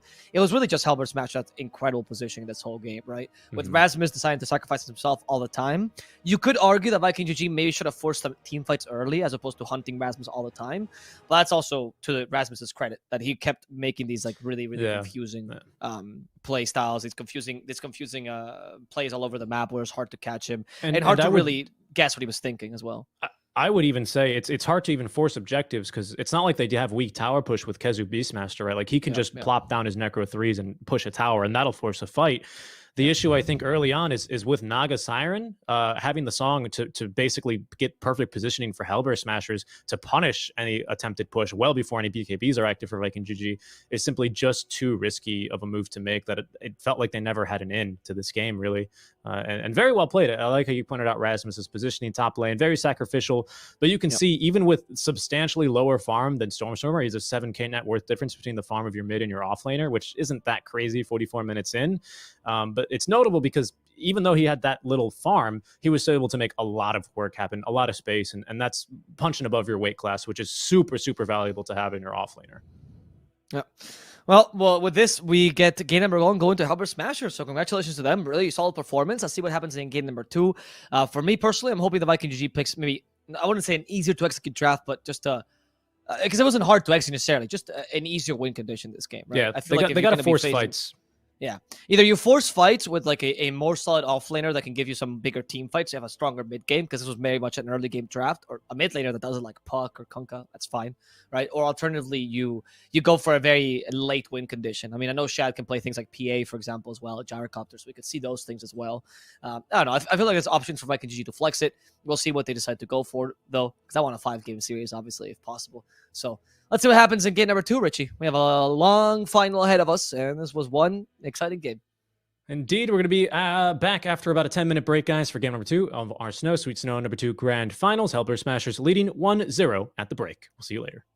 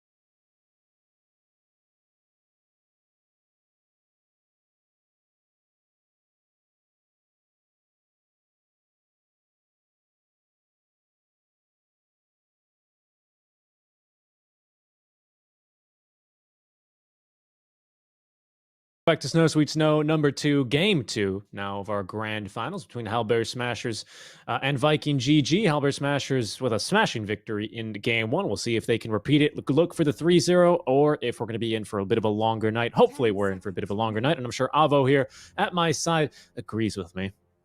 5 seconds remaining. Virtually at my side, of course. Radiant team pick. Oh, sorry. Yeah, thank you. My apologies for that. The microphone was muted. But yes, I am very excited to get the full 5 games here for this series. I've already told my whole family I'm not coming home tonight, mainly because I'm in Malaysia and they're in Spain, but also because I'm casting Dota, right? So hopefully I get the 5-game series in general. Tusk is going to be the first pick for Viking GG as HELLBEARSMASHERS opt for the Phoenix. So a very different proposition from HELLBEARSMASHERS already, whereas Tusk, particularly solid pick for Viking GG. They run it a lot as 5 for Celery. Sometimes it'll be for Rammus, but mostly Celery 5 Tusk, and they combine it with some sort of strong laner. I've seen it a lot actually with the PA because that's a nice little combo. You know, Phantom Strike plus tag team. Stifling Dagger does get the Stifling Dagger does get the tag team bonus as well, and of course those crits, they do get the extra bonus damage as well, because tag team for some reason is the only extra damage in the game that does actually crit. Lovely. So it's a nice little combo with PA, also one of Shad's best heroes. But we'll see. We'll see what they're thinking about. This first pick Phoenix is quite interesting, though, against a Tusk. I wanted to comment on the first pick Tusk, actually, because I think Tofu is an amazing Tusk player, as we've seen. Yeah, but because you need to ban, honestly, Stormer Invoker, I think it's just a safe bet. His lane his laning mechanics, like Quas Exhort Invoker has a pretty weak lane, but he makes it look easy, doesn't he? So just get rid of that, and you can try to get a little bit better here of a start. But the Tusk also serves as a block pick, doesn't it, right? Because you don't want to really ban Tusk. It's not worth it unless you're playing against like Puck Champ and they want to run Core Wisp, right? Maybe Viking GG thinking about doing the same here, but no, they're going to go with the Willow instead, and they're going to open up with their 2 supports right now. But granted, one support is very strong versus the Phoenix's Willow with a pretty respectable attack animation and speed. Yeah, it's decent. I mean, it goes well with Tusk as well because of the tag team. Like I said, is pretty decent against Phoenix. But of course, the Phoenix here is picked mainly because a Phoenix against Tusk is very solid in lane. If you pick a 5 Tusk, part of the whole point of this hero is that you're one of the few 5s that will solidly win his lane, right? Not undying style, but it's kind of the same idea and combines well. It also brings kill potential. But Phoenix, of course, with a attack speed reduction, makes tag team kind of a moot point. So that's part of the idea behind the Phoenix versus Tusk. I feel like Willow doesn't really make up for it, but I'm very excited to see Rammus Willow. I didn't mention it as one of his better heroes. However, because you pick Willow and Tusk, actually, there's a good point that HELLBEARSMASHERS notices. You have no longer a Hexer, because Shadow Shaman Lion both supports, right? So now the Puck can be picked relatively freely, honestly. I mean, you can still pick DK or something, but if HELLBEARSMASHERS is smart here, now you just ban the DK. You might even ban the Doom here, depending on if you think they're going to play it or something, and you just get rid of all the Puck counters. Pretty much. Probably get rid of definitely the DK. I think the game's a little bit too easy for you because then you just sit in lane, and when Puck goes and ganks, you take her tower. When it comes back, you stun it and kill it, and yeah, it's a bit difficult. It's not as good as a Hex here, the Dragon Tail, but because it's instant, sometimes you can get the jump on a Puck with a Blink Dagger on a mid lane DK. As we are going to get into the bans here. Of course, HELLBEARSMASHERS, if they're going to ban DK, they're either going to ban it here or they're going to use it for the last ban, because you can kind of play a little bit of mind games where you go, oh, well, you think we're going to let the DK through, so maybe Viking GG waste a ban protecting or doing something for the DK, right? When instead it's going to be banned all along for HELLBEARSMASHERS, because you'd rather not waste a ban if you don't need to. Maybe Viking GG, for some reason, ban the DK themselves, for example. I doubt it. But this is the ban that HELLBEARSMASHERS are going to have to think a little bit more on. It'll be the Jug, so just another Phoenix counter. Luckily for them, they know that this is the support duo almost certainly. So any core ban is going to be worth plenty here. So, I mean, you still have the DK as an option here, though, for help. So far, I expect it to be banned here, to be honest. Me too. I think it's too risky. For now, I would agree, but for now, it's still in the pool, right? HELLBEARSMASHERS has not banned any of the puck counter. I mean, I guess Storm to some degree can be considered a puck counter, but not really. So I'm surprised. I mean, if you look at the DK, there's still options. Kunkka and Doom are still good options. The thing is, Doom and European teams mid. I don't think a lot of European teams play it. Western European teams play it mid. There we go. Nice DK. So maybe they're not really confident with that. I still think Doom is a pretty valid option, though. The problem is that if you pick a Kunkka, for example, he's just not good against Puck Abster at the early game, which DK is, right? Similar with the Doom idea. Doom is sucks against Puck in the lane, or can withstand it somewhat, but just recovers. He doesn't actually punish Puck too much. And then it's in the mid game where you really shine, right, against this hero. But we'll see if GG wants to opt for something like that. That's a bit weird. Or just traditional Void Spirit, which also is by some people's considered a counter to Puck in the lane. I suspect we might just see the Void here, especially because you've got 8th pick here for GG. You can't really flex either of you 2 picks, and the DK's been banned. So I think just a Void Spirit's a pretty safe pick. Doesn't really help too much against the Phoenix Supernova. He can potentially come in clutch, but he's not likely to get stunned either by a Phoenix Supernova either, so that'll be that. As the Mars will get picked up here, that'll be for Rasmus. You wanted the Mars last game. They went instead for the Pangolier, so we'll see. But this is going to be the classic combo here of Phoenix Mars. Basically, you set up Arena or you set up Phoenix Egg, and then you just fight around it and put the other one down. Okay, the Ember. Pick up the Ember. Okay. The Ember is more of a confidence pick, where I've seen some Embers win the Puck lane, but usually the best Embers will go for Sleight of Fistering Chains build, and you skip Flame Guard altogether. And then you win the lane because the important thing about Ember versus Puck in that kind of matchup is that your lane is fine if you're good enough as a player, right? You can avoid most of the Zor, most of the Waning Rift. You struggle at lane control, but you can last under tower, so it's not that big a deal. And the advantage is that that kind of Ember can also mirror Puck's rotation. So when Puck rotates, Ember rotates as well, and he has as much impact as a Puck, right? And that's why it's also a pretty solid hero. If you go for the Flame Guard build, less solid. Like, you have a consistent mid laner that won't lose his mid lane by too much, but doesn't do much else besides that, right? So there's better options here to deal with a Puck. We'll see, because especially Dreamcoil in the mid game really punishes Ember. So you want to make take a lot of advantage of the early game that you have. And if HELLBEARSMASHERS go for a 4 here, like they play Phoenix 5, or like they play Phoenix as the 4, but a laning 4, and you pick a 5 that can rotate, you're also in trouble, because any rotations towards the Ember at level 6 can pretty much spell death for him. Yeah, I'd like something. Example, solid. I agree with you, actually. I'd like something like a Rubik. We're probably not going to see a Rubik, but something with instant catch. I think going for something like a Shaman or a Lion is a bit risky, especially for how easy these heroes are to kill for both the Tusk and the Dark Willow. And we realistically only need that initial bit of catch that the Rubik can provide. You know, very rarely are you going to die during the duration of telekinesis, but it does set you up for, you know, plenty of other stuns here and potential death. As the Weaver will come through here for the HELLBEARSMASHERS. This is the weird thing, actually. I think they had a Weaver in this game where they were kind of playing the Weaver 3-4, but it's probably actually a core Weaver here by the looks of it. I expect this is a core Weaver as well, honestly. I mean, I feel like it suits Ace's playstyle of playing like a relatively fast carry that you know, goes around. Like, I feel like Ace's one of his biggest strengths is understanding the rotational. Like, he's really solid at rotations early, and as a carry, that's a rare trait to have. So there's very few carriers that can take advantage of this and not have to free farm, you know. And I feel like Weaver is one of the few that does take a huge advantage of this. Very solid against Ember, not very bothered by Willow in lane, because what do you do against him? I can't imagine an offlaner that can deal with Weaver, honestly. Like, I'm thinking of something for Kezu, but it also kind of serves as a block pick, even though I don't think Weaver versus Mars is too fantastic. Oh, Kezu, NP, Nature's Prophet. I mean, it doesn't deal with Weaver, right? It doesn't deal with Weaver in lane, but it exists against Weaver, and you'd still get farm. So the idea is that since Weaver most likely won't be able to get solo kills against you, and that's usually the case, then NP also farms, and he has a really impactful lane anyway, and NP in the mid game can be like a secondary core. So it's a different way to approach this laning stage. It's not trying to crush the enemy carry, it's just trying to make the best out of a bad situation. I don't disagree with this idea. I like it. It's an anti-Phoenix. This is something GG have gone to before. It's great anti-Phoenix. Less so with the Mars Arena, it should be noted. But I think a player like Kezu, you don't get to top 3 in EU. I think he's still top 3. I don't know. It changes so frequently. But you don't get to top 3 in EU by you know, teleporting into the wrong spot here on the Fury, and he's teleporting to the right spots here, finding that Supernova Egg, and he alone can pretty much dispatch of it rather quickly. Generally, especially against a Phoenix, he is going to go for the damage build after the Orchid, so expect a Witchblade BKB.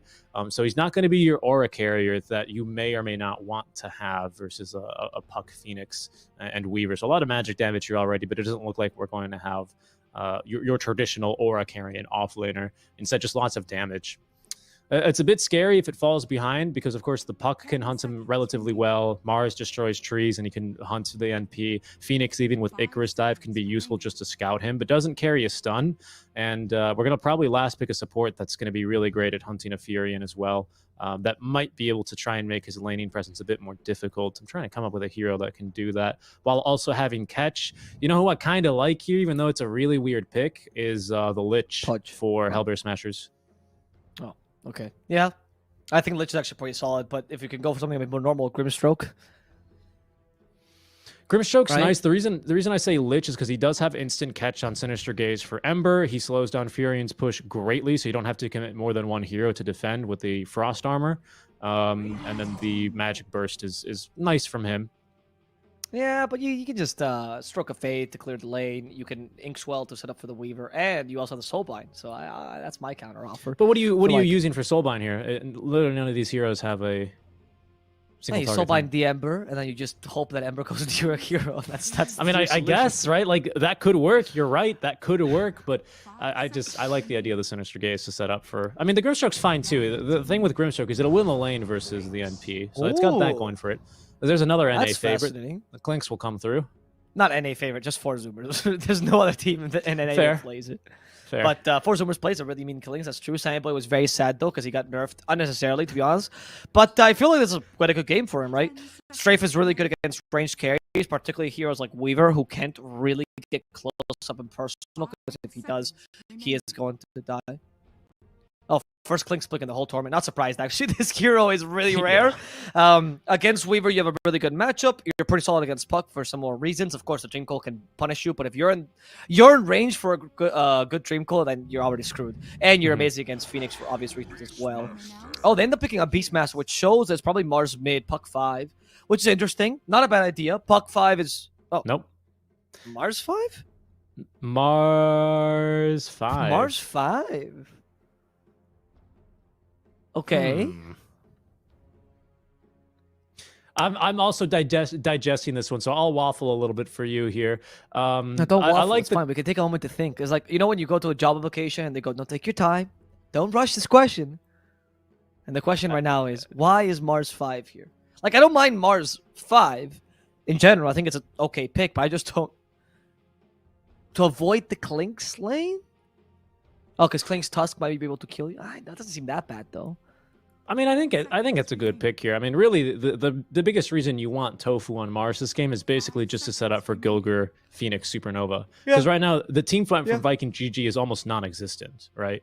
This alone, Phoenix, Supernova with Mars Arena of Blood, even if it's your two supports, is going to win you a team fight, almost guaranteed if it's a damn good arena. And if that's Tofu's only job, hey, just set up the arena first and foremost, and then maybe lock someone down, because you have that luxury on a position 5 Mars, right? You don't have to be the initiator, land the arena, and get the follow-up stun, which is sometimes hit or miss. For this time, it's just put down the arena, we'll get the Supernova down, let the Beastmaster do the actual stunning, right? If you can stun someone, that's great, but don't worry about it. And I like that. Even though we have a lot of great egg hitters, but Mars is fantastic against absorbing projectiles here. So I like it for but that. I just don't see why you need like a 3. I guess you didn't see any more 5. I feel like you pick a Grimstroke here, and I feel like you just would do better, because the question here is not why is the Mars the pick. The question here is why is Mars the 5, right, as opposed to the 3? And I don't really find like a very valid answer for that, to be honest. I was thinking maybe his lane seemed really bad, but I can't imagine Beastmaster will have a much better lane because you're going to have the same issues, right? Tusk is going to kill you. I mean, I guess maybe Beastmaster because the boars are hard to kill. But the idea with the Tusk Klinks here is just Tusk will snowball to Beastmaster, boars or not, will proceed to tag team him, and then Klinks activate strafe, and then Beastmaster dies immediately. Not much you can do against that, right? Whether you're Mars, whether you're Beastmaster, or whether you're the tankiest hero in the game, you're going to die to that combo. It's a bit too broken, to be honest. Strafe plus tag team, especially level 2 tag team, you're done for. So, I don't know. I'm curious, dude. Let's see how this works. I mean, I know Tofu, like I said, he's a really wide hero pool. He plays some odd heroes. I know he plays the Pudge 5. Mars, like the same idea, right? Instead of hooking them, you push them. Yeah, he's like a Tenant, but for Pudge. Tenants? Like someone that rents a flat? No. It's the Christopher Nolan movie where everything's like in reverse for some reason. Like they shoot guns in reverse time. Nolan just can't film a normal movie, right? No, he really can't. That's the problem with the movie, is that it's not very good because it's just like, look how cool this is, and they don't really do anything else. Though. People said it was awesome. I heard Which one? really good reviews. Tenet. Well, no. I mean, it's like conceptually as an idea, it's a really cool idea. But it would be like if Inception, like the whole reason Inception works is because like you're emotionally invested into the characters, and you're like, oh no, what's gonna happen with his wife? Is this really his wife? There are no such questions in Tenet. It's a cool concept, and that's it. All right. I just want to remind you guys, in case you guys are big Nolan fans, you love Tenet. That is Seek and Strike Dota. I am out of plus. Listen, for the later angry Twitter messages. I love Memento, but those actually had some emotional investment. Tenet, it was just cool. It was very well made, and it's got some great action sequences, but there's not a whole lot going on behind the actual action on the scene. And it's a good popcorn flick, though. It's a hella good popcorn flick, but other than that, ain't much. All right, I love Memento, but yeah, I great. thought Inception was great. A little overrated, to be honest, but it's good. Really? Like, how do you overrate it? It's barely known. Oh, you should. You go to any college classroom in America and you say, oh, do you guys like Memento? They go, oh, bro, greatest movie ever made. It's the first Nolan film, the true first, even though it's not actually, by the way. It's not. No. I mean, come on now. Alrighty, well, we're taking a look here at this. He's going for Flame Guard build. All right, I'm not a big fan of this Ember as much. I mean, sorry. It's not that I don't like this Ember. I feel like this is the secure Ember, right? When you have the Ember Puck matchup. But I like this build when they pick the Puck against your Ember, right? And you're like, well, I mean, I gotta adapt to this. I just want to play safe. Fair enough. Okay. But if you're going for an Ember that you picked against the Puck, I don't feel like this build does enough for you to justify that pick over say, a Void Spirit. It does the exact same thing, but better, right? So I am not the biggest fan of this pickup. I mean, maybe they thought of the Ember for other reasons later in the game. We'll see. Maybe they just want a secondary carry, because Ember does do a really good job being a secondary carry later into the game. And I find that this time, actually, it's reversed in terms of tempo, right? Like in UG, if this goes late, have a relatively easy game. Good team fight, 3 cores as well, right? Pretty solid in general, whereas HELLBEARSMASHERS, because particularly with the Weaver, and how bad the Weaver versus Clinks matchup is, you kind of looking to win this relatively early. Yeah, for Viking GG, right? No, for Smashers. Okay, for Smashers. Yeah, I mean, I'm saying relatively early in the sense that you're looking to win this like within, I mean, 40 or so. I don't know how would you? This is like a little bit, I think, too YOLO, and all the eggs into the early game basket, which of course you don't really want to be doing. You have to, at least with your builds, keep in mind a possible contingency plan. But what are your opinions on something like Orb of Corrosion into Desolator for Ember? Because you got so much minus armor on your team and so much right click that I think you could just melt anyone. I like Desolator. I don't think the Orb of Corrosion is necessary. If you're going to go for Desolator, go for Desolator, right? I don't think you need to go for the Orb. Because I feel like, I mean, Orb is a whole 1,000 gold, which Ember is not going to farm that quickly in the puck lane. Right? True. So I feel like it's just much better to go. I mean, you went for the consistent build, so I think Desolator is fine. Here they go. There's the tag team. Without Strafe, by the way, it already deals so much damage. Yeah, and that's with the help of the Spirits. Yeah, I was about to say. Oh, it was the Spirits that took away Strafe. Yeah, okay. Level 1, but yeah, I mean that's still just so much damage, and this is why you like to pick the Phoenix versus this lane. I think this used to be played in the off lane by 4 Zoomers like last December, right, or something like this duo actually. What, Tusk Clinks? No, they used to run as carries as well. Okay. It was still like it was aggressive sometimes, like aggressive dual lane or something, but it was still carry. Yeah. Yeah, it's always Sandyboy that plays that hero. He loves that hero particularly. And it is a good combo. I mean, this combo is the infection. Since Tusk and Clinks got added to the game, they've finally made Clinks normal with Strafe and everything. It's been a solid combo, right? It's just very little, not very well played because, well, honestly, if you're not a Clinks player, you never even consider this hero, nor do you touch it, right? Because especially as a carry, you dread his attack animation. It's like you get nightmares about his attack animation. Slowest thing in the world. It's pretty bad. It's like always having Lina without having the ability to skill Fiery Soul. It's even worse though because it takes forever to charge the arrow. Your base attack damage is worse. Like seriously, I think my grandma can run a marathon before Clinks finishes his attack. I mean, come on. He doesn't have any muscles there to pull back the bowstring. He's just relying on just the bones alone, which doesn't make any sense if you know anything about the human anatomy. My grandma's very fast. I don't know why you thought that was the insult to Clinks, dude. 92 years old, running marathons. Snowball. They're going to go for Gilger here. He doesn't have Icarus dive because they use it aggressively, but doesn't have Shad in the Snowball either, so he's just going to be able to walk away. No level 2 tag team though, so they kind of understand and they've noticed the Phoenix thing. Also likes to play clicks against Phoenix because usually what you like to do is you hit strafe, you click on a hero, and you let go of the keyboard, and then your hero does the rest. But unfortunately with Phoenix, you have to be avoiding those spirits or else you're screwed. And you don't have the best movement speed early. I like that. It's how you play sniper, right? You click assassinate, and then you shift A-click the ground, and you just win. Yeah. But in the case of sniper, that's because you're playing at the 1K bracket. In the case of Clinks, that's like how Sammy Boy plays at the 8K bracket, you know? It's just the hero doesn't have much to him. Hey, he's got a little complexity. You have to buy Aghanim Shard and then also use, your Skeleton Walk. Oh, I'm kidding. Clinks is actually a really complex hero in terms of positioning and everything, right? It's just, obviously with the strafe thing, it makes you feel invulnerable. I actually don't find Clinks to be an easy hero at all, because his tempo is particularly weird. His when you should farm and fight is not easy to infer immediately from this hero. So there's a lot of like complexity to the hero, particularly in those things. It's the tactics that are complex. Nice shot here. Careful, Gilger. He's got Icarus Dive as well as.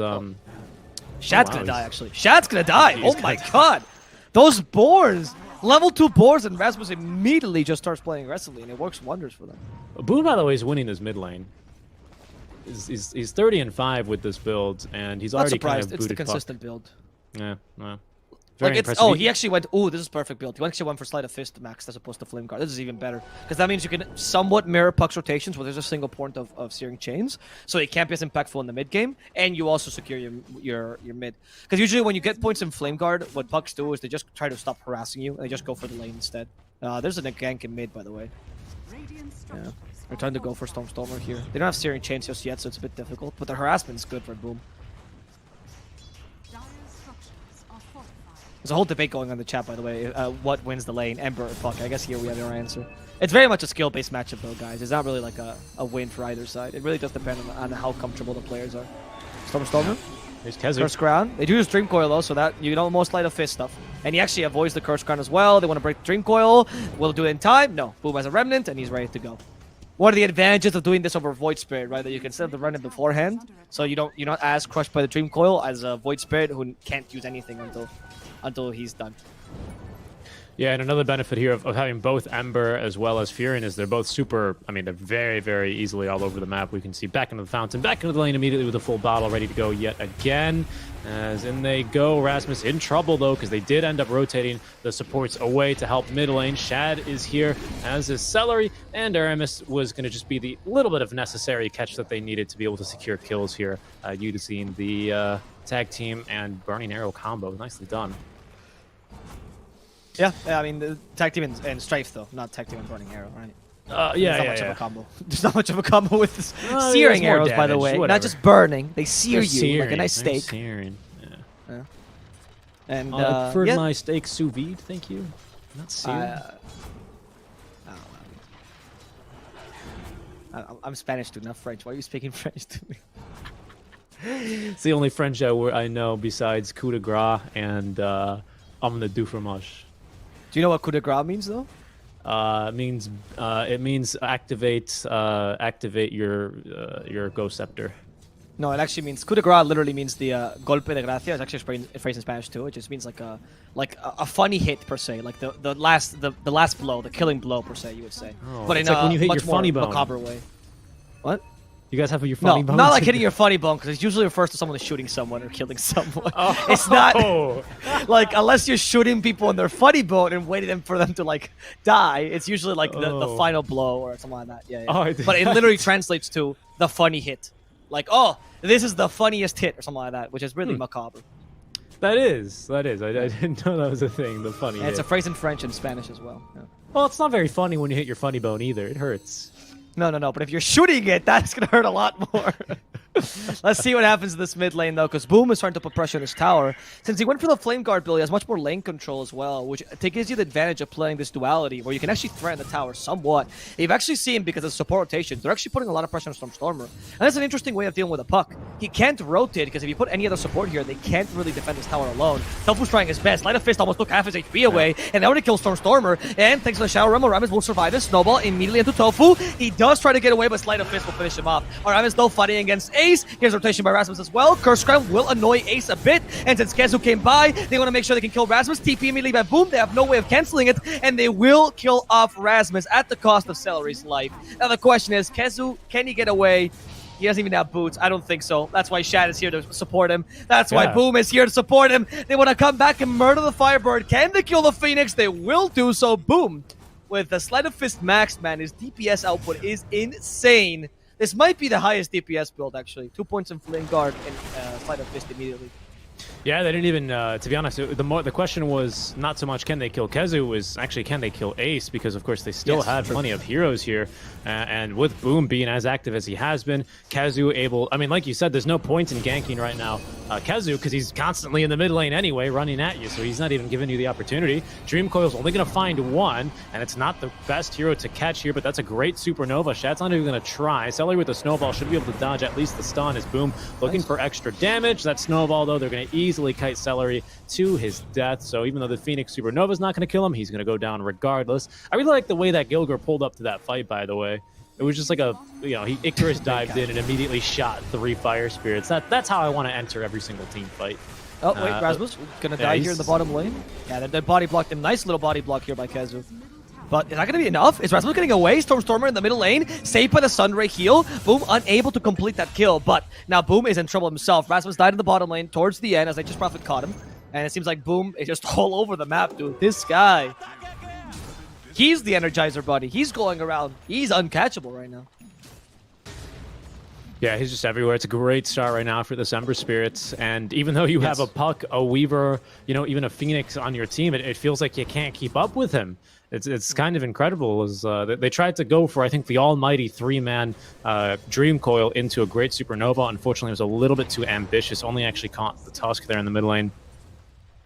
Now we're going to start to see some rotations from Shad as he no longer really wants to be playing versus the Beastmaster in lane. We've got level 6 for Tofu. He's got Arena, but really no follow-up here. No point in using it. He will go down. Boom now on a dominating streak already, as HELLBEARSMASHERS will mirror the rotation and instead look bot lane here to try and get their first tower with the Necrobook 1s, and the Boar's already up to level 3. Make that level 4, pardon me. It should be equal push, really. Beastmaster versus Nature's Prophet, right? But never mind. No, I love it. Beastmaster early is a bit strong at Nature's Prophet because you have the aura. And Kezu also is not top for some reason. It's Klinks instead. Klinks is, though, once he gets 1 or 2 items, the fastest pusher in the game. Maybe up there with, like he's up there with Lone Druid. It's kind of ridiculous. So, one of the advantages that they have, IKGG, is that even though Beastmaster does offer some really nice early game push, later on in the game, any team fight IKGG win, is going to turn easily into objectives, thanks to the Klinks MP combo. Which is an advantage they didn't have last game, right? Last game with the Troll, it should have been the case, but since Troll was also your win condition, it's much more difficult. Whereas this game, you have a nice little tricore lineup that can mitigate if Klinks dies or goes for a really difficult objective, etc., etc. Yeah, no, I agree with you. Necro 2 already finished up there for the Beastmasters. Boom's going to find another power rune. I think he's gotten every single power rune here. 2 Arcanes. I think I saw an Illusion and now a DD rune here bottled up for Boom. Save that one for a rainy day. And with this DD, they could look to even further expand their early lead here. They've got all the ultis ready to go. And we still don't even have borrowed time for Ace. He's not interested in joining fights very clearly here. But he is positioned rather aggressively farming on the enemy half of the jungle as they did push all the way into the tier 2 range. Aramis might be dead here as they try and catch Ace, but they're not going to be able to do so. He's already across the river. We activated the DD rune as well for Boom as those Necro 2s and the Boars hurt a lot here, and they're just going to TP the Willow away. Here you can see a different perspectives between support and carry. Support's like, help me, they're coming after me! And carry's like, gold! Gold! Just chasing after you know, if anything, it was stop running, get those Necros closer to me, TP, get out of here. Slave, what are you doing? Why are you running away? Your life is worthless to me. Just trying to chase after the, particularly the ranged Necro, which is of course very valuable. I mean, it's 100 gold in Necro. It's honestly insane. You can't let those die that easily this early. Even the boards are kind of decent, so Ember, a huge advantage for that. What build is he deciding to go for this game? The Ember Spirit. It's going to be, Aura Corrosion actually, but Yule Scepter. So not Desolator build that we suggested, but I do like the Aura Corrosion as a substitute, right? Obviously, Mini Deso in this case. Mini Deso, it's half the armor for more than half, or less than half the price, sorry. So that's going to be quite effective there, of course. You still have Tag Team to buff the right clicks. Of course, Kazu, he doesn't even really need to be buffed with the build I'm sure he's going for. Should have that Orchid up relatively quickly. And then the game does get actually really dangerous here for the likes of pretty much all the HellBear Smashers. I mean, a Silence is always especially punishing, but even more so against a Puck specifically and a Weaver, as they're going to try and look to punish Boom now. Sunray just coming into just about everything here, still leashed up, but he's got a Remnant back. Can they burn him down in time? Yup. As they got him. Stormstormer getting the kill there, ending a 4 times kill streak. As Viking GG are just going to move to other places and continue farming around the map. Okay, they're going to feel pushing the mid lane now. HELLBEARSMASHERS, it seems like they just really desperately want to take this tier 1 mid so they can even out the map here. This is the most important factor for them. They know that while this mid tier 1 is standing, then Viking GG still has a lot of access to their jungle. And particularly for Klings, that's quite important because, well, you want to eat creeps all over the map. There we find the Weaver. The Orchid's available. Can they have enough to stun him afterwards? No, Root. Yep, but he has time lapse. So time lapse dispels the Root. Doesn't really care about that. And Ace, for now, he'll make it out, but it seems like Ember's chasing after him. Misses the Searing Chains combo, or didn't have him? No, didn't have him. I don't think he had it yet. It's only level 1 Searing Chains, and unfortunately he got the Root, or the Dispel on the False Promise, more like Borrowed Time, and so he was out of there. More a little like Weaver Ant. Or Time Lapse, because Borrowed Time is the Abaddon one. Yeah. And that's going to be also 15 minutes in. Quite close here. And Gilgir not going to catch him, unfortunately, with the Willow. Might overextend here a little bit. Is he going to go for the Bedlam play? No way. He's going to try. Okay, forces out a Supernova. Kezu's here. Doesn't really want to fight, though, because Topo's going to pin him to the tree, so he's got no choice. Now Ace nearby as well. They sent him with a Supernova. All right, Kezu going down. He got baited by his Dark Willow. Yeah, last time I come help you, Aramis, man. I'm never trusting you again. Wait, there's more though, Stellary. Still going for Gilgir, wants to punish this, and in the end, it's going to be Boom who's punished, because the arena has been triggered. Boom taking a fair amount of damage. They control the Weaver somewhat, but Dreamco onto 3 will now kill 2 of them. The last one being Boom, still stuck in the Dreamco. Waning Grift used to finish him off, and Shad trying to run away. Dust will slow him down. Can they hit him with a Purge, though, is the real question. Weaver's certainly chasing after him, but Shad should be able to get out of here alive. However, really weird, and honestly, a bit of an unnecessary initiation there by... Yeah, thank you for the replay. Let's watch this shameful display again. I mean, really, at this point, I'm already asking why. You've already failed to kill the Phoenix. Maybe they're like, well, there's no Supernova, boys. Let's get in there. But no, as it just turns into a bloodfest. Ace with an Ultra kill already. That's not really what you want for the Weaver. You do at least immediately snap that killing streak, but 4 kills on him, and he's already off to the races. And the reason that's scary, you know, if you get 4 kills to like a Medusa, to like I don't know, a TB, that's bad. But this is even worse because he's meant to be online here in the early game. Oh, this is going to be how they killed him here. All right, I mean, if he dies that easily, then I guess it's worth it. Yeah, I mean, I guess you killed Ace there, but I don't think it's worth still the suicide. Like, the cult suicide you decided to do up there. That was really weird. Not really sure why I decided to all join in, especially because you were like bunched up for the Dream Coil where towards the end. It was a very awkward initiation. At least Shad maintains his farm up, and he still has Desolator now, which allows him to kick out an easy Roshan. They scan this, and I don't think Viking GG cares too much as Roshan. No, there's a Deso. They do Rosh too damn fast here, especially with tag team. Mm-hmm. Blink Dagger on Mars. He's got the arena ready to go again. Kezu nearby to protect it. They're maybe thinking about going for the steal on Phoenix, but he's a second too early. The attack speed slow sure is annoying, but they're not going to get the kill, nor the Aegis. And now Aegis number 1 in hand here for Viking GG into the inventory of Shad. All right, well, in the end, you lost the top engagement, but still can remain with map control. Mainly to this tier 1 mid. You still have some nice, decent kills. HELLBEARSMASHERS is only beating you by 2k. Honestly, they should be stronger right now anyway, so they should have a bigger lead than this. You managed to find farm on all your cores in general. I don't think Viking GG is too sad about it. Especially Klinks. Like, the fact that Klinks is keeping up with Weaver with Maelstrom is pretty impressive. Klinks is a really slow farmer. He's just a hero farmer. He went for the Falcon Blade first item as well, not only on Weaver, but also for Klinks, which I think is fascinating awesome. Both ways. When I first saw Falcon Blade, I thought this item... I'm a Klinks spammer myself. I love the hero, and I thought this item is made for Klinks. It's so good. Because the extra HP is very valuable for when you're not... you haven't swallowed a creep, right? And when the mana regen is one of the biggest issues Klinks has. Like, it's one of the biggest issues. There was a time where people... I mean, the Orchid was just bought on Klinks solely for the mana regen. Wow. Yeah, there's another nice little kill. Using the Orchid from NP this time. Yeah, I mean, that's what I mean. I mean, we didn't go for Deso on Boom. He didn't need to, though, because that -3 armor does, of course, stack additively with the -6 on the Desolator that Clinks is carrying. So it's a cool, crisp -9 armor on a hero who, you know, there's a very specific reason, like you're saying, why you buy the Falcon Blade on Clicks, but also on a Weaver alike. That bonus HP is really, really nice to hold on to. Shad is going to be scouted top lane thanks to the Necro 3s. It's a bit of an aggressive move. He's got Kezu coming in, but they're going to cancel, and Shad, they're just going to accept his first death there. They're going to be able to stun him, though. There's a fight breaking out just below us here. Actually, it's just behind us, correction, as there's the Supernova stun continuing to hold down Shad, but not too effective. Now the Dream Coil onto 2. They've gotten at least the Tusk down, and not too far behind, if you will, follow the Willow. Yule Scepter there, so they have dusted up Shad. This is, I mean, Gilger's just basically controlling Shad here for the entire... I mean, in fights, really. And without him, they severely lack the damage. That Gilger play was incredible. Really on point with a Supernova. In general, what he did there was really solid. I think something they've noticed, which is very smart from HELLBEARSMASHERS, is that the only hero, I mean, like Tusk and Ember can go in and out of the arena relatively easily. They have a fair amount of mobility. But NP and Clinks, despite how fast Clinks is, are relatively static in the way they propose team fights. Like, they can run around, but Clinks has a long cooldown on Skeleton Block. Oh, wait. Quick kill on Tofu. Yeah, I don't think you want to fight this any further, though, if you're HELLBEARSMASHERS yet. Nope. Boom is looking for more kills, however, he's going to deter. Yeah, he doesn't want to go with that any further. So the point I was trying to make is that because the enemy team struggles against these zone out skills so much, because, like I said, Clinks is fast with Skeleton Block, but he can't use multiple Skeleton Blocks in the fight like a Shikuchi can. So, most of the time. So that's one of the difficulties that they have against the arena, against a Dream Coil, against Supernova. You have so many zone out skills, and if you properly separate the team fight into multiple sections, like in UG can't really use their power, because they have a hard time, like, just converging together as a team, right? You don't have anything to do that.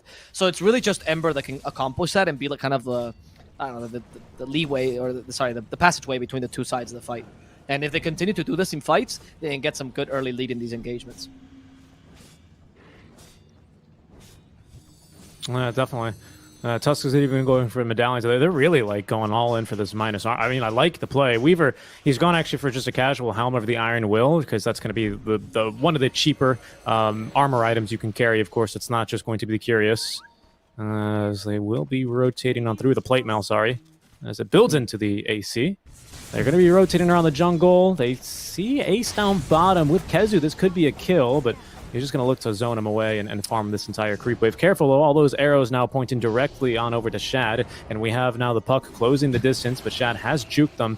He's gone to where the side shop used to be. So the thing is, Shikuchi affects invisible units, but you might not always be able to tell if there's an effect on them, because it usually appears in the effect of the hero, right? So it's kind of hard to tell. That's why you couldn't tell that Clinks passed right by him. Tusk will die, but it doesn't really matter. I'm wondering if in this game it's justifiable for Clinks to go for like Orchid Hex, right? Both are good, by the way. Clinks Hex was very popular for a while, particularly because Envy loves that item, and he just used to build it every single time. And I think either or might be a consideration against his Weaver, because you get a lot of opportunities where it feels like Weaver just feels too confident, and you could punish him, sorry, but not with a Clinks, because unfortunately he has nothing to catch up to you, right? And like, he still takes half of Weaver's HP in like 3 hits. He just needs something to keep him down for like 3 seconds. So Orchid or Hex are a consideration. I'm a bigger fan of Hex on Clinks particularly, but Orchid does give you more damage. Yeah, I'd agree, especially because you can, I mean, if you just get a Dispelled, I mean, basically you get to go on the Weaver. Or just BKB, right? That's the yeah, you need to essentially mute him, because he's already got Manta Style on Weaver, so the Orchids, it was good for the early game, and Kezu definitely made a lot happen with it. I think that's why they went for kind of the play top lane when they all kind of just died, because they knew that the efficacy of that Orchid was running out, and now it has, but unfortunately that was the best they could have made with this. Unfortunately, they ended up getting really HELLBEARSMASHERS in a really good lead, but they're going to smoke up now. They have scouted at least the Phoenix, able to buy a little bit of time now at least, but he's going to get off the Supernova. Not a single Sunray. Down he goes. In exchange for Kezu, though, as Ace will be able to locate him along with the Arena of Blood, but Boom looking for more. He's got to be careful. We do have another Dream Coil, but he's dodged it as it's completely whiffed. Ace now in a bit of a bad spot. He's going to be dusted up and running into the Bramble Maze, but there's no follow-up, no catch for him without the Orchid on Kezu. They simply cannot kill him. That's dodge of Boom. I am surprised by the difference. Again, no offense to Pumona's Void Spirit performance, but it does feel like he's like... I know he's better on Ember than Void Spirit. He just plays Void Spirit as kind of flavor of the meta right now, but he's so much better on Ember. Like, ridiculously better on Ember. I find that Ember is also a hero with a considerably higher skill ceiling than Void. So I'm just very impressed by how good he's on the Ember, honestly. He's been on point dodging stuff, which he didn't do last game with the Void particularly. Oh, nice catch here onto Rasmus. Yeah, I think he's probably most likely going to die. Yep. Yeah, he just accepts death. He's too old for this shit. He's not going to even try. He's done. He did what he had to do. He looked at the wall like like at the end of Blair Witch Trials, you know? Is that the movie? Yeah, right? The one where they don't do anything? Blair Witch Project? Blair Witch Project, not the Blair Witch Trials. That was when they just drowned people. No, that's Salem Witch Trial. Oh, that was Salem. And that's a historical event, not a movie.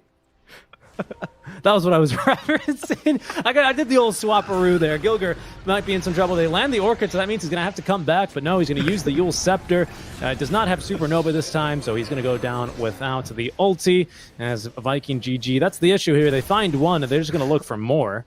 As the team fight situation, without really great items on Puck, without Aghanim Scepter on Puck, it's still a little bit too dicey, really, to take these fights until you've got everyone ready to go. I mean, right now, though, for Viking GG, they're just more set to force these engagements, though, because they just have more farm cores right now. They know they have more damage than you, so they can still punish you even if you have a good team. But as long as they're spread out enough, right? Here's the case, right? They catch Ember with a Dream Coil, which is pretty good. Rasmus, actually, onto the Clinks. There's the Arena Blood, but Snowball saves them. Can they save the Ember in time, though? It seems like Boom is condemned here. He's just gonna fall, and Clinks can't hit things outside of the arena. Finally murders Mars at the expense of Celery and Boom. They want to continue this. They went into a choke point and got punished, but Stormer shows his face. Shad immediately starts to punish him. Ace in trouble as well, rooted up. Can they kill him off in time? Has a time lapse, so he's gonna be able to get away. The silence instead on the Puck from the Orchid will guarantee the kill, and that's going to be yet another one for Viking GG. They had to force a couple buybacks though for this, so maybe not that worth it for them. At least they do kill the Puck in return, but definitely they were looking for something more there. Clinks doesn't die though, so points for that. Yeah, they wanted Ace. That's who they wanted, right? The Remnant was placed very defensively because they thought he was going to be able to dodge the Dream Coil. That time, though, Stormer was right on the money. Also gets the Willow out of there, which is a lot of your team fight control, to be honest, because, again, we're basically built for single target on Viking GG. Your longest stun is unironically probably Snowball. So we're not really built for the AoE, so the fact that Willow's already out of the fight before she can cast a Terrorize, a Bramble Maze, or just about anything means that HELLBEARSMASHERS can just kind of run them over. That's what they did in that fight. Boom. It does find Ace into the Syrian Chains. He's sitting right underneath the ward. He's going to get off the time lapse, but the Manta style is going to be needed. Not going to matter much, though, as Celery closing the gap, and now with the Walrus Punch will condemn the Beetle, or the Ant. All right, well, with that, you do get the kill on the Weaver that you're looking for earlier, which is great, right? We'll see now what catch the Clinks have to build. We are seeing a potential Hex on our Rammus.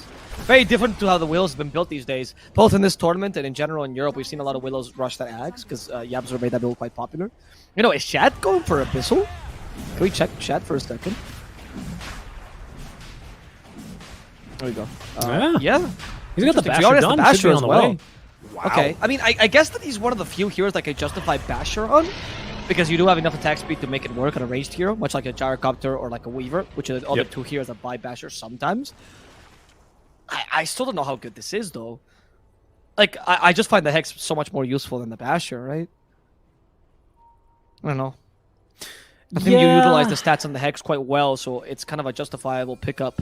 And I feel like Abyssal Blade is counterproductive to you because you don't want to get close up in person. The only case I can make here, you know, I'm a lawyer for Mr. Abyssal Blade, and the only reason the only defense I have is that it comes with a Vanguard. What? Oh, okay, but Vanguard's only 20. It's only 20 damage. 20 damage block for ranged heroes, which is like nothing.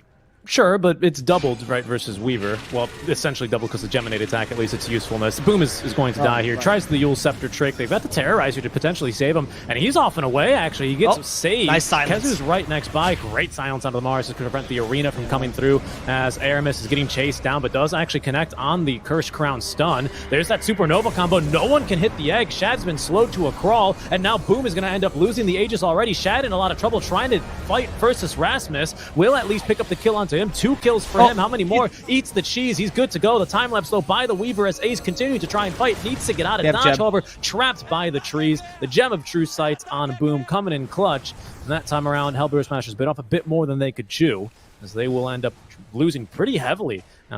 Just Ace, really, the only core to die there, as well as Rasmus. Apologies. But in only exchange for the 2 supports and the straight up Aegis. dissing Rasmus there. I feel like that was an okay usage of your Aegis and HCs. I wouldn't say it's that bad for HELLBEARSMASHERS because they did get 2 very valuable items off the enemy team. But of course, they still win a team fight where you used all your ultimates and everything. So I would say it's a slight win for VP.Prodigy there. Because now they're starting to looking much stronger at this point in the game. So they're starting to want to make plays here. Yeah, I actually like the Abyssal play, by the way, on Clinks, if he also goes for the Blink Dagger build a bit later. I feel like if he goes for Swift Blink later, I feel like this is a really justified pick. Because then you can go in and out of the arena at ease. You can easily catch up to people. Of course, the movement speed and the damage from Swift Blink is great with Clinks. Clinks has been played with Blink Dagger for a really long time. It was the Eternal Envy build, so I think it would suit the hero if he went for that build. I completely agree with you. I think that's the way to go for it here. Yeah, we'll see how it works for him as we're starting to pick up some tier 3 neutrals. I also really think I'm surprised if VP.Prodigy didn't decide to push for more. I mean, now all the ultis are back up, so they don't want to go back in and fight. But they were a relatively low cooldown team. You know, Orchid is probably one of their longest cooldowns that they need to be able to fight with, and probably Terrorize for sure, which is super useful in these fights. Actually, huge play by Aramis. Actually kited out Stormstormer so far. Didn't end up mattering because HELLBEARSMASHERS had set up the Arena of Blood into the Supernova combo perfectly, as there's Stormstormer. He's been caught, but he's got Blink.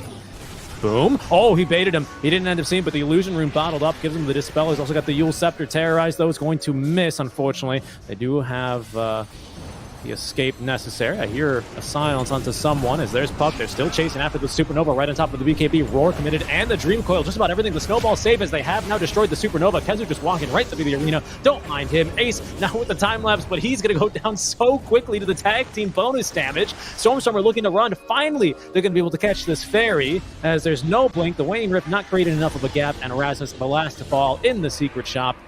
As VP.Prodigy, they're going to get the team wipe. That time around, the team fight combo not executed as well as it could have been. And VP just fighting better. That's one of the difficulties when you're playing as like late game with these kind of drafts, where your biggest advantage is your team fight, right? But not a team fight like Ravage or anything. There's a team fight that you have a couple of team fight spells that work together. That you're going to make a mistake at some point in the game, right? You're going to make a mistake like you see here in the Supernova placement, which wasn't ideal, and it took a bit too long to get the arena up. It's not really your fault. Like, you can't play this consistently, you know? Even the best teams will make one mistake in the game, but that mistake is going to just ruin the game for you, because now the Clinks is farmed enough. Now the NP is a secondary core. So is the Ember, actually, who's actually quite farmed as well. So then it's a difficulty with these kind of drafts where I wouldn't say these are the easy to execute draft. If you had like a combo with like Void Chrono or I don't know, Ravage on Tidehunter, sure, that's much easier to use. But Mars Arena plus Phoenix, it's strong, but with a carry that doesn't go with it, with a carry that's much more oriented towards the early mid game, it's very similar to last game, but just flip, right? Or VP.Prodigy, just now they know that this game is quite very much in their field. What was I going to say? Oh, right. And in case you doubted Abo's earlier statement of Clinks is one of the fastest pushers in the game, by the way, they've just taken the top lane of Barrack, so those are gone already.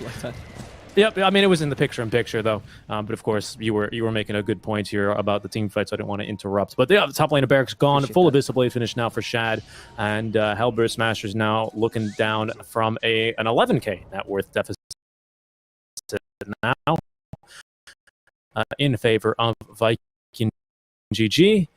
So we're going to go for SNY next on the Clinks. You know what I saw? I think it was, I don't remember who it was. It might have been Arteezy in NA, or it might have been in Europe. I don't quite remember, but I saw Helm 2 for Shad with the 25 talents of the plus 50%, whatever. And then you just walk around with 5,200 HP and like plus 375 damage alone on the Death Pact. It's insane. It's really stupid. Yeah, you could go for that build here. The question is, do you really want to meme as much, right? Like, I don't think you need to, is the question. Like, if you no, want I don't think you need to either. Sure, I mean, you know, power to you if you want to meme. Like, I'm all up for that, but I don't think you need to. Clinks is a solid hero. I feel like when the Clinks Enchanters gimmick came by, I understand that people only saw Clinks as a gimmick hero, right? But it's just, the hero has some utility besides that. It's just that a lot of carry players don't want to spend their time learning a hero like Clinks, which is, again, particularly difficult, very unique playstyle for the low return that it happens. So most teams don't try Clinks, not because, like, seriously, not because the hero is that bad, it's just because it's not worth it. And it's too much of an investment. I thought you saw Karaoke playing it before you saw the carry from Liquid playing it. That was a reason, or Nigma, sorry. That's partially the reason. I know this hero seems very simple, just hit arrows, easy, but like the timings and tactics and learning that as a team is a bit difficult to use.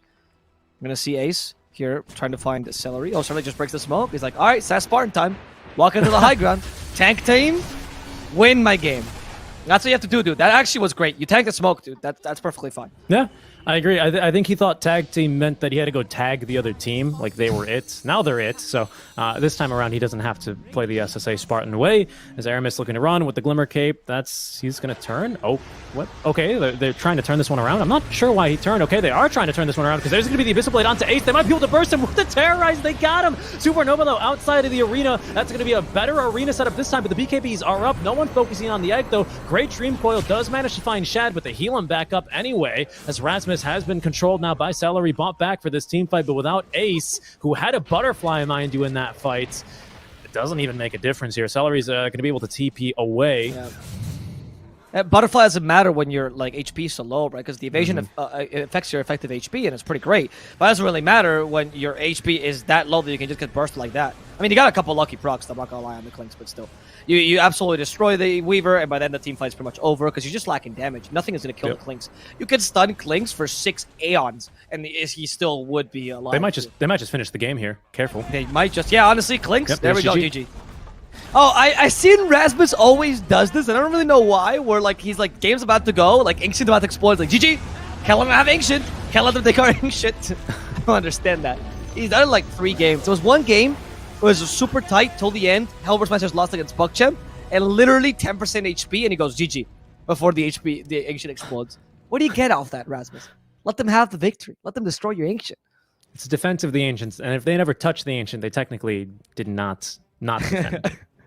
Yeah, there we go.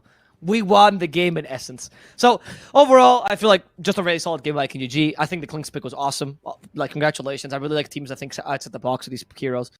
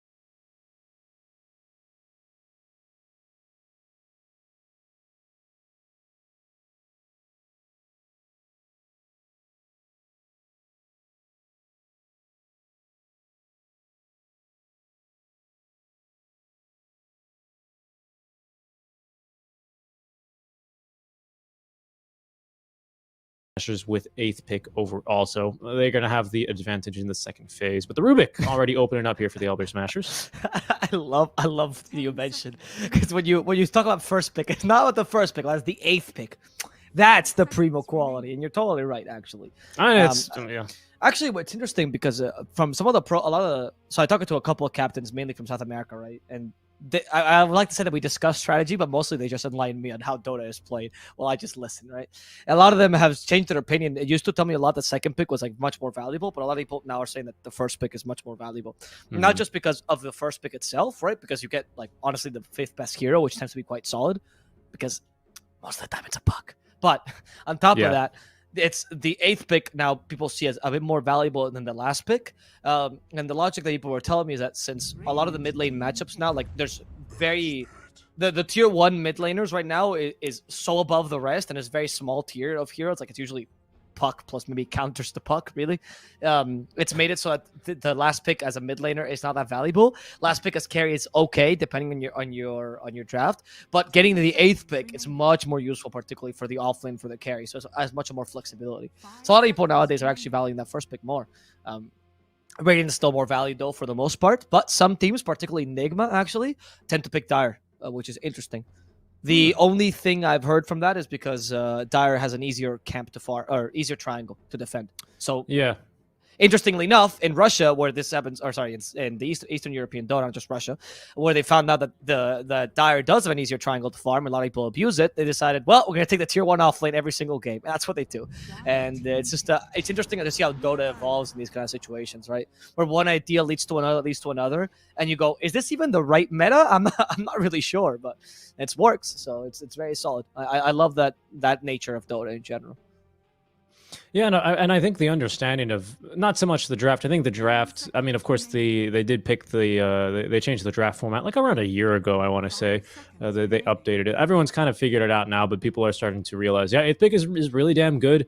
Not only because of, like you said, the mid laners and last pick is very meh sometimes, but that 8th pick overall, and plus you basically get 2 counter picks in the second phase, which feels really strong.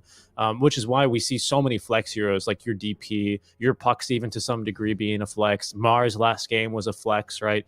And we see, I think, a lot of this. I can't compare it really to before because I really wasn't able to analyze drafts as well as I am now. And if you think I'm bad now, you should have seen me before, ladies and gentlemen. But right now, Viking GG, here's going to be my draft analysis. They got the 2 brothers here.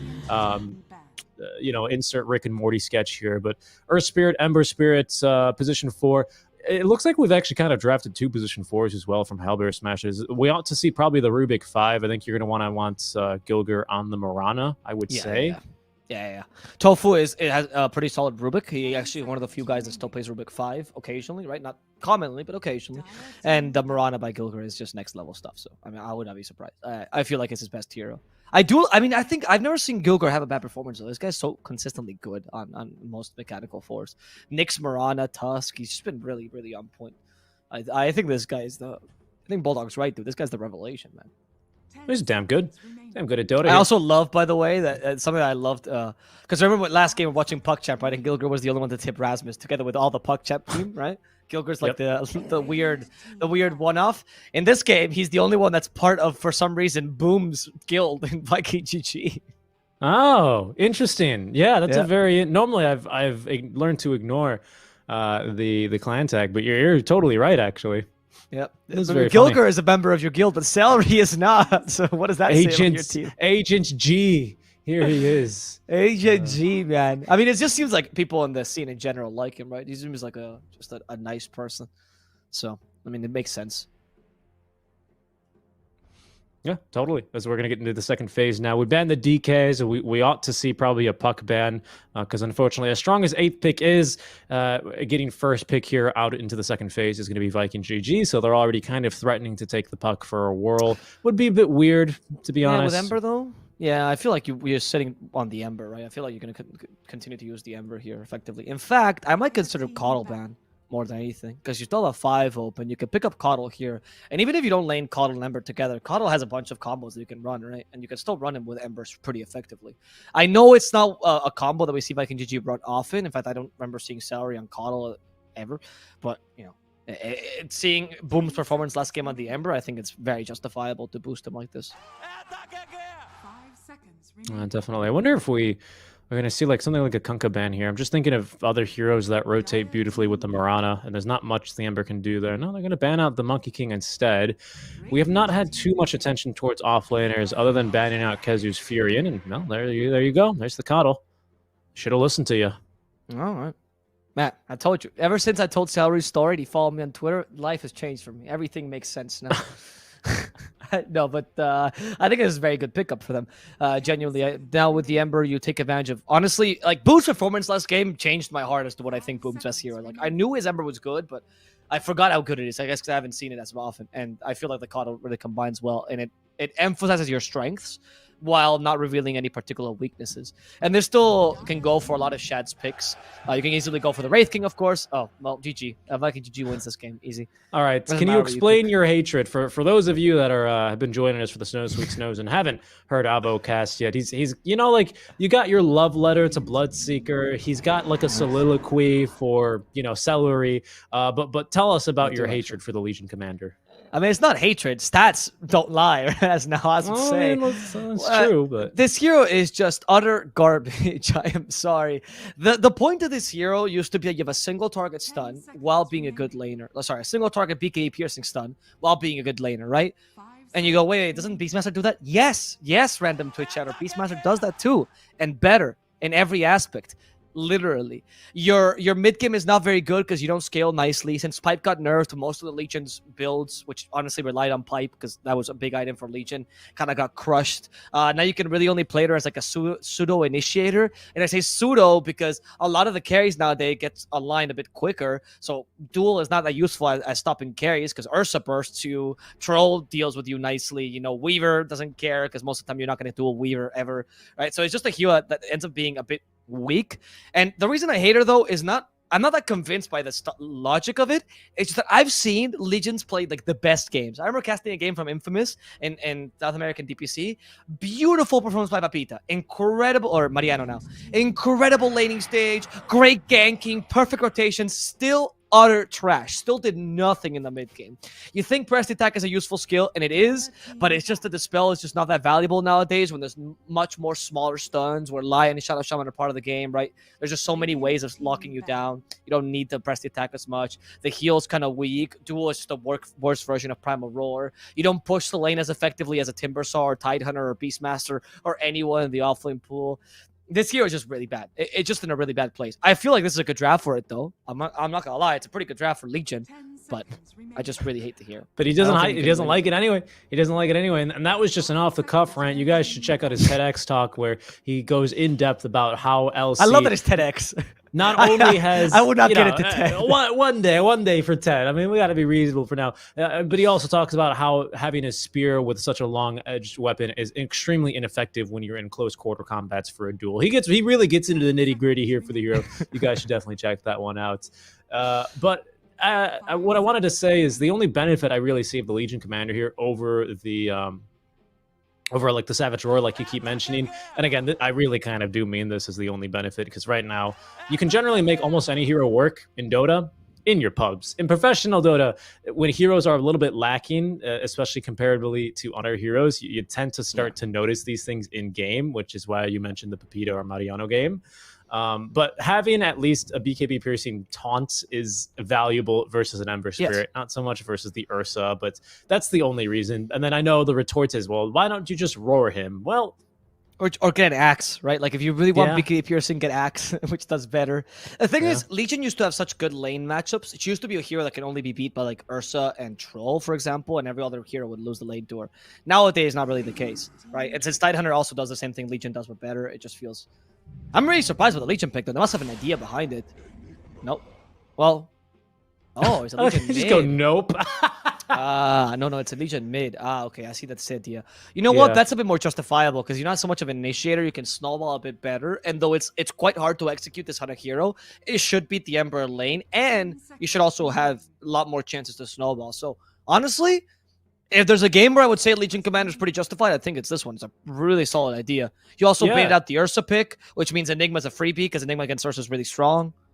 you can't really flex the Ursa, so... No, you can't, and that's actually something I wanted to bring up. We spoke about how strong second pick is, specifically for the second phase, and normally you like to pick some supports like the DP or something that you can flex between a couple different roles in case you need to change your supports, because you will notice a very distinct lack of save, right, with these first 3 picks. Aramis and Coddle here for Celery, they don't have any save, right? You've commended Celery on his ability to play these save heroes. We've got a pause, by the way, so I think someone's disconnected. That's when all the particles mess up a little bit here.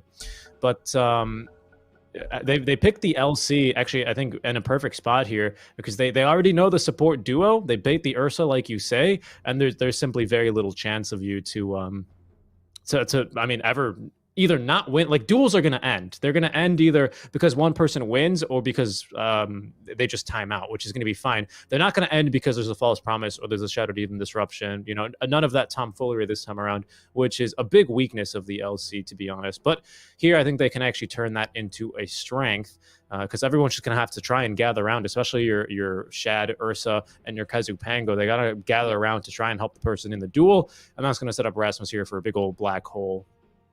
So it's a solid draft. I really like it. You don't really pick the LC so much for, you know, the duel itself, but it's more of what duel does to the enemy team here. And the laning stage against the Ember is very solid, so it's a good way to make sure that Boom can have a good lane, especially because you already committed not just one hero, but also Coddle essentially is here just to buff the Ember, because the Ursa Coddle combo is not really a combo. Like, I guess double overpower somewhat, but it's not really that strong, right? So it's really mostly about the Ember. So being able to get rid of those 2 heroes essentially with one single pick is pretty solid. Like I said, I mean, I'm really a big hater of this hero. I absolutely despise it, but I feel like this is the one game where I think it's a really solid pick. It's very well thought out here, and the Legion Commander might just work here. Of course, though, it is still I would still say that there's a bit of a difficult draft to execute here for HELLBEAR Smashers, and not the easiest draft, particularly because Enigma 3 against a Pango also kind of sucks sometimes. If you get lucky bash and stuff, it can be really difficult to play, but I feel like it's a really good draft for them. Also, I like the Troll versus Ursa matchup. I think that's a pretty good matchup in general. So it all depends. For MikeGG, it's really all up to the Pango and see what Kezu can do here. Because Kezu needs to do so much. She's the one that cancels Troll with a lucky shot, cancels the black hole with the Basher later on in the game, right? He's the one who can't get his Rolling Thunder stolen by Gilgar either. You're totally right. Yeah, he's got a lot on his shoulders here this game for sure. As that's going to probably be dewarded instantly. By the way. Or Rubik 4 in the end. Yeah. Okay. But yeah, he's got he's got a weight on his shoulders this game, and you know, I don't know if actually pangolins have shoulders because they're 4-legged animals. They don't really walk like that in real life, in case you're confused. But you know, he's quite tough here, so we'll see what he can make work on the offlane Pangolier. It's a French Pango. It's like, sacre bleu, you think I'm gonna put my hands on the floor, get all dirty? No, Pango is he's a gentleman. Pretty good. A pretty good impression. Yeah, I am a neighbor of the French. So. And he says, the only reason I can't do a French accent, it's just offensive if I do it, so I can't. No, the only reason I'll do it is to pick up a rose for, you know, to pick up your lady or something like that. You know? Yeah, seriously. The only reason he touches the ground is to pick up your lady's handkerchief. Ooh. I can do it because even though my part of Spain is now part of Spain, we were conquered by France for a while. So technically, you know, there we go. get to claim both. It's lovely. People always say my language is a mix of Spanish and French. It's not, but you know. Power to you. But hey, if you say that, then at least I get to do a French accent. You can't yell at me. You don't get to do both. I'm a big fan of the Pango, though. I feel like his character is really well done. I think Willow is okay. I think Pango is awesome. He's a really cool character. He's not really French, by the way. His accent's like somewhere in between. Much like Luna. Like, is she Irish? Is she Scottish? She's somewhere in between for some reason. All the accents in Dota are truly fake, actually. Oh, you telling me that Enigma's accent isn't out of this world? It is a very beautiful voice. I feel like Morgan Freeman could voice Enigma. There it is. Back to Morgan Freeman. Stormstormer first level. I think in this lane you actually go for the full either passive or burst attack build. Yeah, like either or, depending on if you think that you need to max the passive for the spell. I think either or is really, really solid. And then you win the lane against Ember. It's a really tough lane for Ember because Flame Guard does nothing here. The only good thing about Flame Guard is that Legion cannot get rid of your Flame Guard, so at least there's that, but it doesn't block any damage, right? So you're very vulnerable to Legion's damage. Yeah, they're trying to nuke through these Eidolons, but they are struggling. as we can see how difficult this lane really is. Celery's going to, again, have a lot of weight on his shoulders here as the Eidolons, oh no, they get run over a bit, but they're still all healthy for now. As even on that little HP, Celery's going to be able to get a last hits on a couple of them. But unfortunately, he does have to push the wave really hard to accomplish that. So not really too great for Ursa. He'll go diving a little bit under this tier 1 tower to try and contest CS, but they've pulled it all the way behind the tower. Get denied there at least. They've tipped Boom. They've tipped Stormstormer, so I imagine he's like missed a CS or something. This lane is very frustrating for us. I don't know, have you ever had the chance to lane with someone that was like a pro player against something like a Lich or Enigma? I mean, I know it sounds like a dumb comment, but it really puts them on edge a lot. Because you know that the Enigma is taking one of your CS every single time, right? And you realize that sets you back a considerable amount, and you can't do much about it. And because you literally cannot take Eidolons. This lane is really difficult for an Ursa. And then you just constantly get frustrated, and you make more mistakes, because you're like, well, this is so easy. Like, it's not like Enigma's playing better than me. He's just pressing one button on a creep. And they get very frustrated. And often that leads to a couple mistakes, which Enigma can punish. But mid lane, though, oh, nice. Boom actually kicked out of lane, taking advantage of the Flame Guard. Yeah, 2 points in it as well, so that's going to be too much damage for Stormstormer, who's got 2 points in the passive. Going into the Soul Ring next, so just, looking to keep himself full HP here in this lane, but the most dangerous part, I should say, might already have passed, luckily, for the LC. Yeah. Level 3 is going to be, I don't know if you actually go level 3 in a Flame Guard. I think you still want to try and max Sleight of Fist just to get your farm up first. Honestly, I'd max Flame Guard. Flame Guard is more efficient for farming, by the way, especially if you go jungle and stacks and stuff like that. But Sleight of Fist is better for rotating, right? It deals more damage overall, especially. Okay, I see. Yeah, but if you want to... Like, I feel like this lane, since Legion is so static... I mean, I don't know. Can Legion really rotate effectively? Maybe if you go for Drums build or like a Phase Boots, I think, yeah. But I feel like Ember, even with a Flame Guard build, can make your rotations. And the Flame Guard will make it much easier for you to deal with the lane. Because right now, you're still losing the lane. Even if you're stabilizing somewhat, the early game was still really bad for you. Look at it. Stormstormer, literally, the second Boom shows his face, it just goes and hits him once. Get out of my lane! Get out of my lane! I'm pretty sure he maybe tipped him because he like missed the last hit because of the passive or something like that. That's always super frustrating when you play the LC. Ah, it's very stupid. Yeah, I don't like that at all. That's because the passive has a will of its own. Sometimes you'll be like, I'm not even being attacked, nor am I attacking this creep, and somehow it just triggers. My favorite's when it triggers off the towers and you just last hit something. Like, oh, this poor creep, he didn't know what was coming. That's true. But it is nice that it triggers off towers so you can push it, right? Legion actually has a decent push if you max the passive for that very reason. I mean, I don't think you can put pressure into mid-tier 1, especially if a support is there. But, you can do something, especially if you rotate to the tier 1 top, right? That's why I feel like Legion doesn't need to play too static. The thing is that you're a bit slower than most heroes because you don't go on level 6, right? You need at least Phase Boots completed, maybe Drums.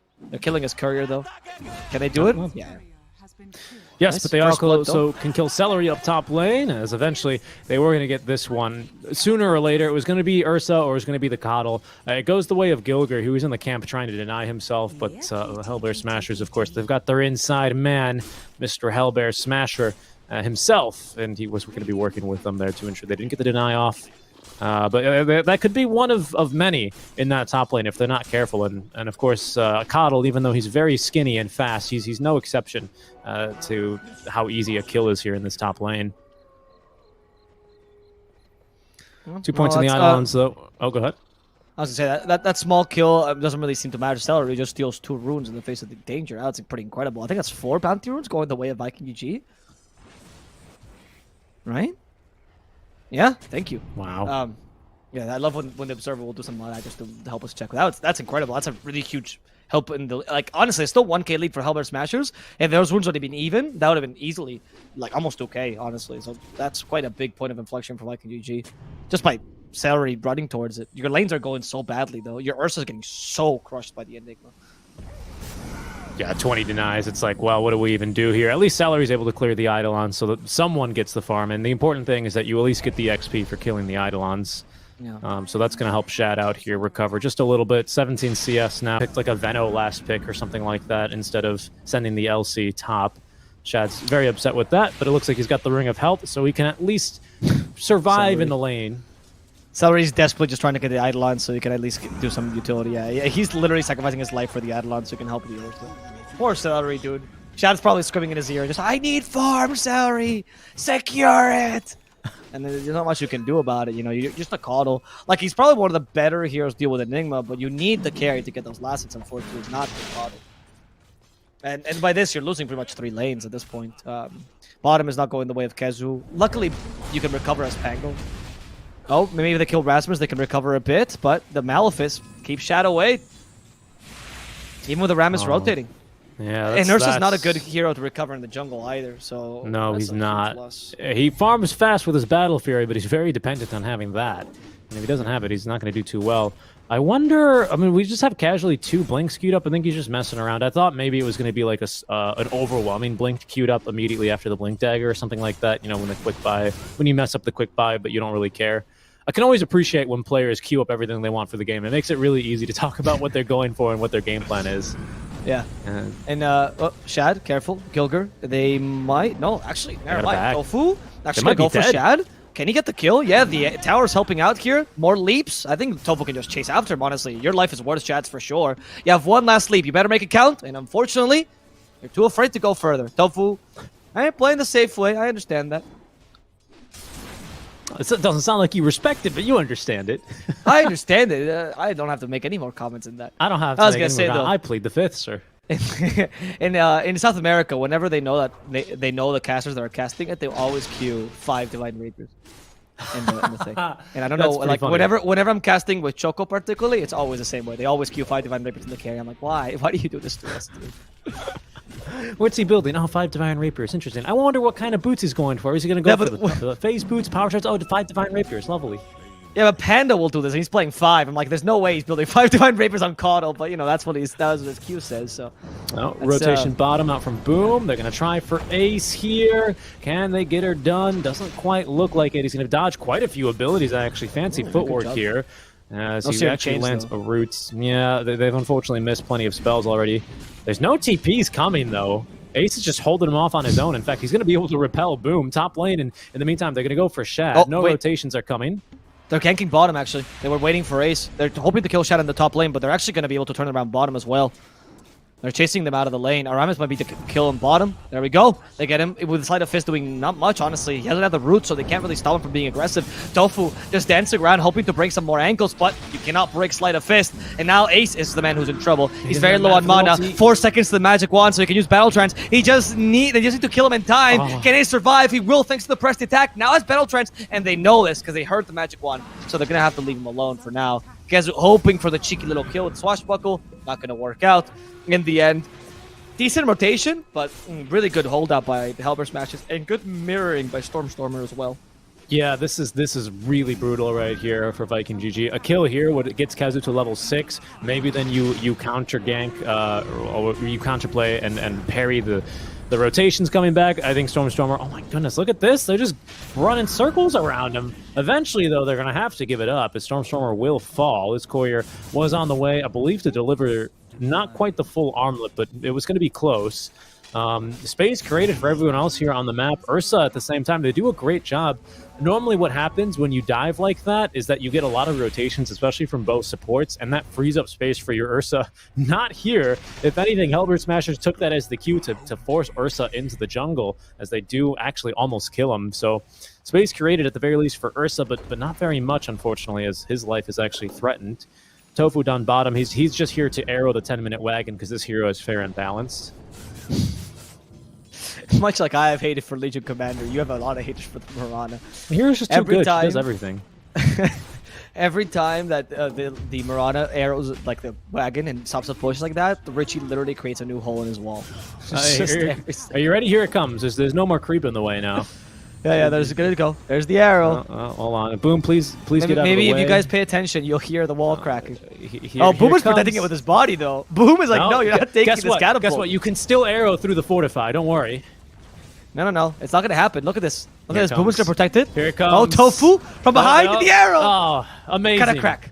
High skill Dota right there. The push immediately stops. Mid lane as well. They still can probably push that tower down, but you know he's going to force the Ember to stick around for a couple more seconds at the very least. Yeah, that was not that strong. Actually, I think Boom did a really good job blocking the catapult with his body though, because he knew that he had to make that play. And you have to go for a whole Moonlight Shadow for that. Kezu though, top lane. Oh, they canceled the Running Thunder. Wow. Kezu is going to fall. The rotation here from the Ember might help. Erasmus does have the Black Hole. Sorry, never mind. Does not have a black hole, so Nope. they can just fight this. It's fine.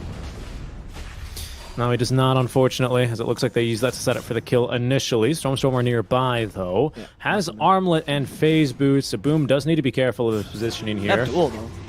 Yep, there we go. Just duel. Easy. We use Battle Trance. They silence him. Doesn't really matter. The damage on Boom is good enough. And Stormer is just the bane of Boom's existence right now. Did he not have remnants, or what? Did he just, it looks like he forgot. He forgot that the hero dueled. I mean, it was a bit difficult, though, because you were playing with vision sometimes, so it's easy for us because we have the full vision. But Yeah, of course. But he didn't even, like, throw a remnant away or anything.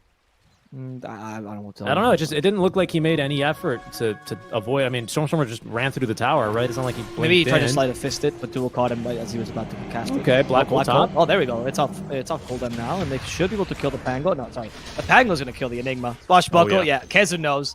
Kezu knows he can tank it, and then he tips him. Where's Gilger tip? No? Okay. Actually, Gilger, he might be in trouble. He did swing the Swashbuckle, but immediately silenced. Here comes the Ember, and even with the Swashbuckle, Gilger should fall. Yeah, the Urn from Kezu will do the trick there. Or, was it Kezu? Yep. Kezu's got the urn. Yeah, that's his, I believe. Actually, maybe not. It probably ought to be Aramis's. Right, that's what I was checking. We'll see. Well, I'm sure we'll click on him eventually. But for now, the LC going to go into the Blink Dagger after the armlet is completed. We have a Smoke of Deceit now, ready to go for Rasmus. They might look to get a little bit aggressive now, perhaps look for a move.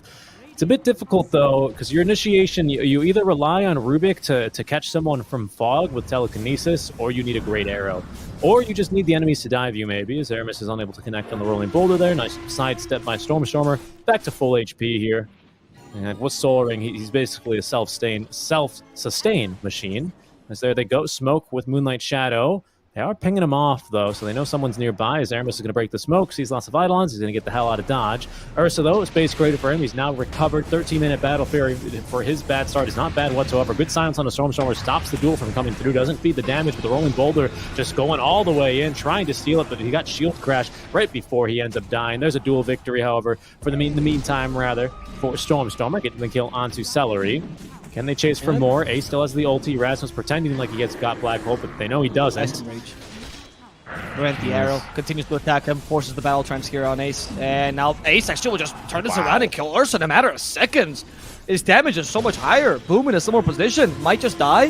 Stormstormer continuing with the aggression. Rasmus with the Malefice will guarantee the kill on Boom. Well, they are underestimating this LC a little bit, I think.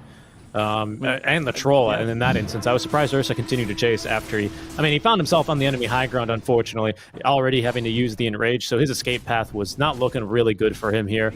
So a nice job by HELLBEARSMASHERS to continue committing to that fight. They knew that Ursa had kind of been kited out by Ace, so very well played. It seems like they just thought that they could force the battle or surprise the troll before he could activate battle trance, right? That was the idea. But, of course, the constant Whirling Axes... Like, it was smart for him to not use the Enrage towards the end, but, of course, that meant he couldn't dispel the Whirling Axes blind, and that made it really difficult for the Ursa to quite get the kill. Also, he's really underfarmed. And Troll already has Battle Fury. You see this on some Trolls where they're like, I don't really want to play this fast, I'm going to just try to beat him in terms of farm, and against an Ursa is not that hard, especially with an early game like this one. Oh, yeah. Yeah, I think it might be a naked Battle Fury. I can't imagine that Ursa had many more items other than just maybe brown boots. Yep. Yeah, there we go. Pretty much. It's the same timing as Troll Battle Fury, so at least that's a success in that sense. I think naked is the only way you can play this game. Yeah, I agreed 100%. Yeah, for sure. It's the right move to make for Shad. It sucks to farm that item back up, but Troll already, he's got an extra 1,000 gold in the bank here. He's got full boots already completed, a Wraith Band, he's got it's a good amount of extra net worth here for him that he's been able to create for himself. Yep. And it looks like we might see another smoke play. So you see Boom in the mid lane. I don't think Rasmus went for Necro Books though here on his Enigma, did he? I don't see any. Yeah, he's going for Blink instead. Okay, Blink BKB, because he knows how valuable this is. Honestly, if you get Blink BKB before the enemy team has Pango Vasher, which is not going to come anytime soon, it's pretty much an unstoppable force. Right? Oh, yeah. You have nothing to tank it. There's no way Ursa surviving that, no way Ember surviving that. In fact, they have very little ways of canceling your Black Hole to begin with. It's really mainly just the Rammus that's going to cancel your Black Hole and maybe roll they're going to tank the gank on the Mirana. Yep, there she goes, as everyone else is going to miss.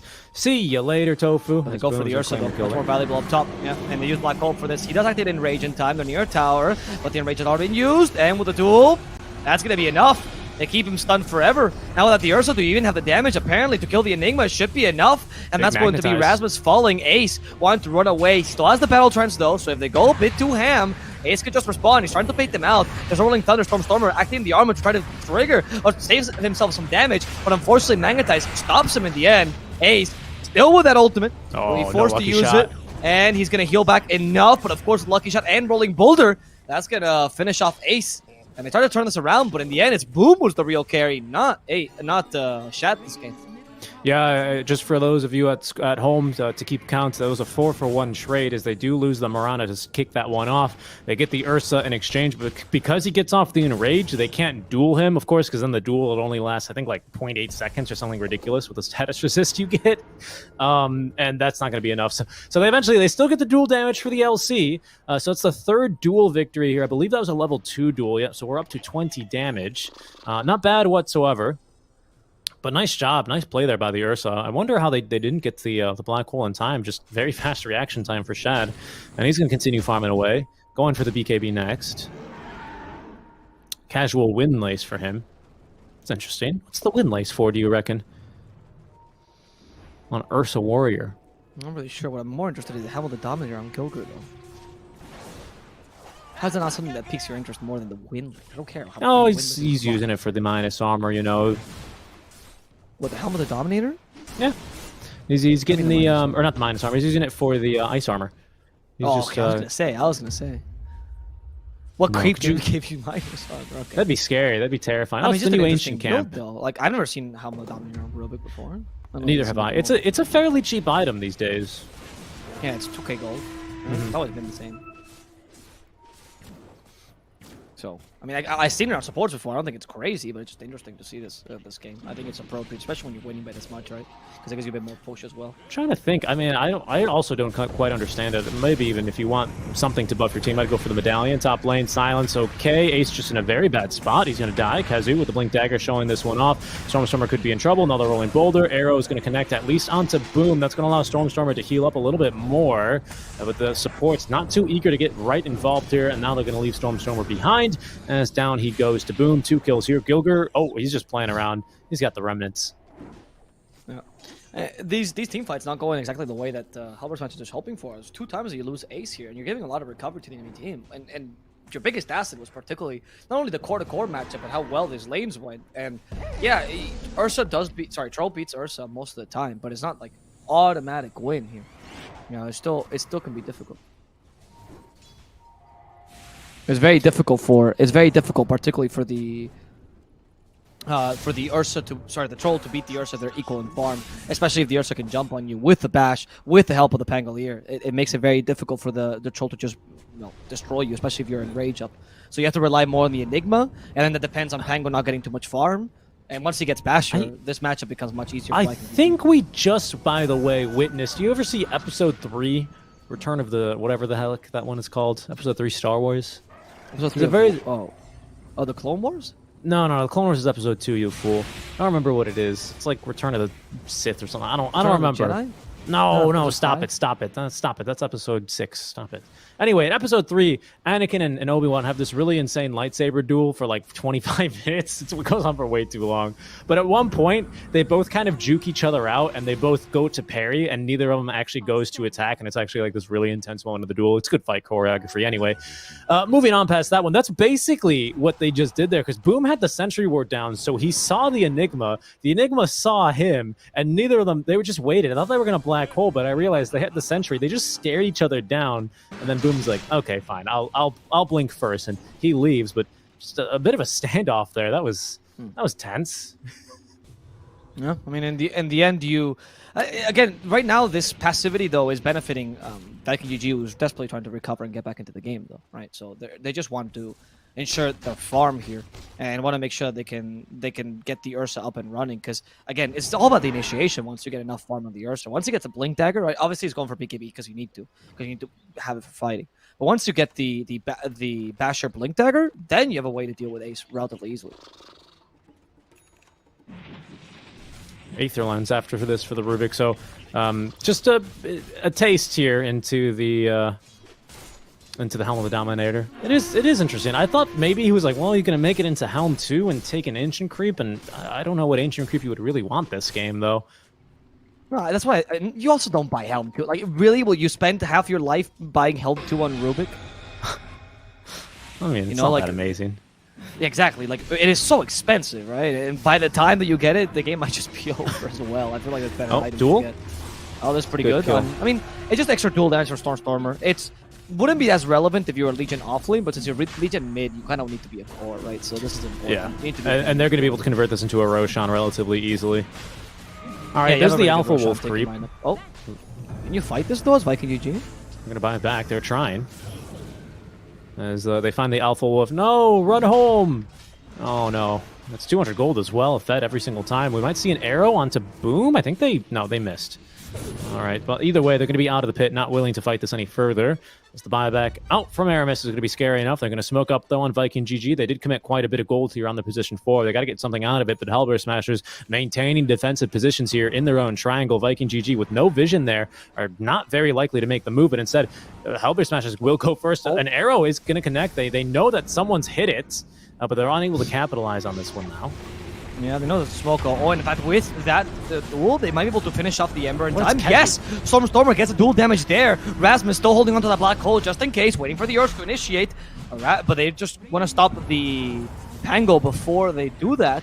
Maybe they could kill the Earth Spray. That would also be valuable. Rasmus just biding his time. Now Aramis is done. Black hole's pretty much uncancelable. Stormer getting some time. Whoa. That's the beautiful black hole onto the carry and the mid laner. And they're going to finish off Boom for a second time this matchup. That's a dieback for him. And with a BKB, even unnecessary, but, you know, just for safe measure, Rasmus will just win that team fight solo. And releases the Eta Gege, the Alpha Eta Gege there. Yeah, wow. I would actually, if I were Kezu, I'd be a little bit angry there. I don't know where he got stuck. It looked like he got stuck, like, on the cliff. I didn't know you could get stuck up there on Roshan, but he wasn't moving anywhere. He needs to get a refund on that one, unfortunately, because he just got trapped in that pinball zone. Keep your eye on Kezu here. Ultimately, I'm not sure if it makes that... I mean, it makes a little bit of a difference here, because then maybe you can actually try and turn and control Ace a bit more, but he just does nothing. And Shad, without the control out from Kezu, he can't join this fight. He just leaves. He's got to. Unfortunately, kind of gets baited back in here. Rasmus, as patient as ever, just finds the perfect black hole here, as you say, onto 2. Stormer, he's going to gather them up, and even without the duel, it's perfect setup here for the black hole, rather. And nice fight here again from HellBear Smasher. They get 2 diebacks out of that one as well. Ember and Earth Spirit both going down. Pango, Heal Scepter, setting up for this kill. They whip him. Guys, do you like pain? And, the pain's actually being suffered in the backlines because they just caught the Earth Spirit. Stormer survived this. Even with the Ursa's damage, Stormer could just tank this, but now he might just fall. There we go, Shad. Ensuring that is going to happen. Rasmus in the backlines will be able to TP BKB back home. But Ace, he'll still be in trouble. Lucky Shot slows him down. If he loses 2 lives, it's a big deal. Blinding Light to push him back. He's still in enemy high ground. Here comes Gilgur to try to save him. But Viking GG is not even interested in the second life. They know. They assumed that they were going to be able to TP that tower. So, yeah, they're there fairly quickly as well. I mean, with the tier 1 still alive, Blink Dagger on Stormer to have a strong Dispel available. You don't have Rolling Thunder. You don't have Rolling Boulder either for your Earth Spirit. That kill's just about impossible here. But you get 2 buybacks out from HellBear Smashers. So, hey, position, what was that? That was also the Rubik buyback there, wasn't it? Yeah, so mid in position 4 buyback for Viking GG. They die back. Mid in position 4 buyback for kind of no reason, unfortunately, on Hellraisers. I mean, sorry, not Hellraisers, HellBear Smashers, sorry. It was for insurance purposes to make sure that they didn't actually go down, but that wasn't bad at all. No, and with this, HellBear Smashers, I mean, they lost the Aegis advantage, right? Which means that they can't really turn this into all the exterior... Like, what you were trying to do with this Aegis is take the rest of the exterior towers, right? Take all the tier 2s that are remaining.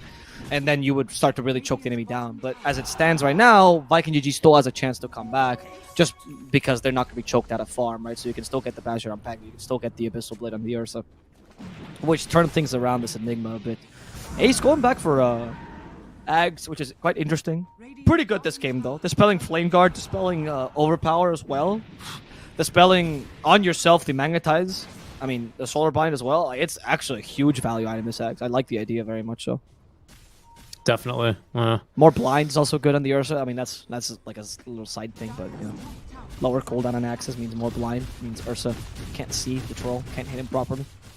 Can't see the troll, you can't hit him. Can't hit what you can't see. And there's Aramis rolling Boulder. Oh, okay. There's going to be Rubik making some plays happen. And just perma-stunned into the duel. Couldn't even get an attack out there. Not a very fair duel, unfortunately. But Stormstormer is going to take the win regardless, up to 120 bonus duel damage. Alright, take the tower in the mid lane as well. So at least they make something out of this, right? UG at least opens up the map ever so slightly. But of course, you're much more content with a kill up top. And now Stormstormer is becoming like a true carry, you know, into the late game. Like, he might be more of a win condition than your troll, even, genuinely. If he amasses enough. Because all you need to do eventually is just get Black Hole plus Legion running in, and anyone's dead. Yeah, no, very true. Oh, they I even mean, got Legion, I would say, like, what, probably Legion running in and then Black Hole on top, right? Because that's how it's yeah, of course. So what I mean is, like, you Black Hole, like, you use Duel and kill one person, Black Hole to get the other two, and Legion just hits him and just kills him, honestly. Like, especially, one thing I enjoyed a lot, Leo style when he played Legion mid, and Gunnar does it this as well, if it goes late game and they have a good game. It was sometimes by Ags, and... Oh, by the way, Ace, I think he went for the BKB instead of the Ags. Oh, that's unfortunate. I would like the Ags choice. But, I like the Ags too. I was excited, especially because you gave us a whole paragraph about it, but now it's not going to be here, unfortunately. So there's Ags, or sorry, BKB on the way. Ags still might be, you know, in the sort of, in the pipe, maybe for Ace, so to speak. But the Ursa Warrior having recovered, already having a BKB, I think it's definitely the safer call to go for a BKB yourself. So that would have got him out of trouble. It was Revenge of the Sith, by the way. People make good points. How could it be Return of the Sith? Well, because, I mean, you know, Palpatine is returned. Listen, I can get into it, okay? It's going to ruin the cast if I get into it. Don't get me started on the... On Star Wars? Get me started on the prequels, okay? Alright, no. Sure. Anyway, have you ever heard the tragedy of Darth Plagueis the Wise? What are you talking about? Please stop. Like, if I'm a weeb, you're just a sci-fi nerd. That's worse, I think. You know, I might be. No, I'm not like a Trekkie or anything. I didn't read any of the books, so unfortunately, what do they call Star Wars fans? Warzies? Losers. I'm just kidding. I have no idea. I've got no idea what they call them. There's too many. It's a pretty of them mainstream franchise. I wouldn't say it's like that. Yeah, no, I don't know. I mean, who knows? There might be like a word for them. I don't know. Disney fans at this stage, right? When everything is Disney. But we'll see. Everything's not looking not so anime, Disney. Though. Anime is not Disney. Well, not yet. You're a weeb. I'm a weeb, so I fight against the system. Actually, that's the reality. I am going to contest that because Disney owns the distribution rights in the U.S. for Studio Ghibli films, or Ghibli. That's Ghibli. GG. No one can never watch a Ghibli film subtitled in English anymore. Yeah, they're great. What was it? My Neighbor Totoro. Great movie. Oh my god, movie. So many good movies. Better movies than My Neighbor Totoro. Even though it's a good come movie. on. Let me enjoy that one. No, it's a good movie, but like, come on. Why don't you watch Mononoke or like... Mononoke is like some next level stuff, dude. It's a beautiful tale.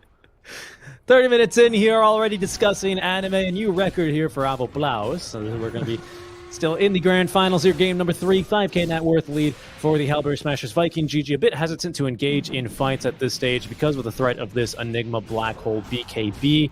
Again, simply nothing to cancel that until we get the Abyssal up, at least on either Kezu or the Ursa Warrior here this game. That's what we'll be looking for. Yeah. Yeah, I mean, either this gets to a point where this matchup becomes a who jumps on whom, right? And then in the case of HELLBEARSMASHERS, because you have an Enigma and a Legion, both which can also jump on you, maybe that's a bit better, right? Ember can't quite commit that. Ember can fulfill the role of killing the backlines, which is quite nice. And then you just need someone to be able to save. In fact, this game, I would love to see Viking GG going for Ags on Aramis. I feel like this is a really, really solid Ags game because you can disrupt the duel, of course. That's one of the biggest reasons, right? Be able to save someone from a black hole if you get it in time. Because if you get caught in black hole, but you've saved your teammate by turning them into a stone, that's good enough, right? That's a win as far as you're concerned. The issue is, I believe Kowlin, the Earth Spirit, needs to be... You can cast it in a rolling boulder, because you actually do turn in rolling boulder, but you need to be facing and basically touching the ally that you put in there. Yeah. And honestly, this is like really silly, but the counterplay this game on Enigma is just buy the shard. And then you can't do it anymore because you're going to get sucked into the center of the black hole and you won't have the cast range. I mean, like, annoying. Yeah, that's a good idea. You're right about the duel, though. You're totally right about the duel. I mean, you're already being sucked into the center. It sucks you from further away, essentially. Yeah, exactly. And then, well, the thing is, it sucks you way further, way faster, right? So the time to react on the Earth Spirit is basically nil. I would prefer to probably see the Aghanim Scepter this game. There's going to be a beautiful jump. They actually pre-BKB for Shad as the fight's now breaking out. They've recalled Boom immediately into this fight. L5 members here from Viking GG. Shad, though, is BKB now expiring. Boom continuing to chase. However, spell stolen is going to be the Rolling Thunder. So Gilgar got his hands on that one. Be careful for the turnaround or the next fight, because I don't think HELLBEARSMASHERS are going to be too interested in chasing Viking GG onto their side of the map. I mean, that's the solution to Enigma, right? You can't stop a black hole, just murder him, though. Like, it's just that easy.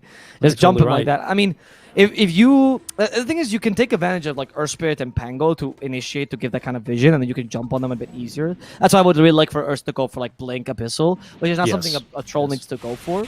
Of course, your stats are lacking then. Like, you won't deal as much damage as troll immediately. Of course, your Sphere types will always overpower him. Ha, pun intended. And the idea here from Viking GG is just to try to cut the line as much as possible and get the kill on the Enigma. We already see Kez with a contingency plan, though, with a Basher into the Abyssal Blade. Good. I love this idea. This makes the Enigma... Every time you black hole, even with BKB, it's a gamble, right? Unless you pick up the Pango in it. But even then, Ursa can jump you. So you have to pick up Pango and Ursa in every single black hole. And that's not easy. Because they usually are going to be at opposite ends of the team fight. And it isn't even going to be a gamble for that much longer. Kezu, I believe he already has the Vanguard online. So he just needs, what, 1350 for the recipe. Ursa's getting there as well. And then the game does become more difficult. Anyway, I would like to see Earth Spirit go for a BKB. I think it's a really great BKB game for him, just to be able to disrupt the supports here. They're going to go through this Roshan number 2 incredibly quickly. The rolling in is going to be a bit late here, and they're going to be able to really punish Aramis here. They do BKB, however, on Stormstormer for this, so it would be nice to get anything extra, but they can't chase too much further, as Boom is going to be still here. Ras is blinking up to the high ground, does trigger him to use that Remnants back and away safely. Can they go back in, though, is the question.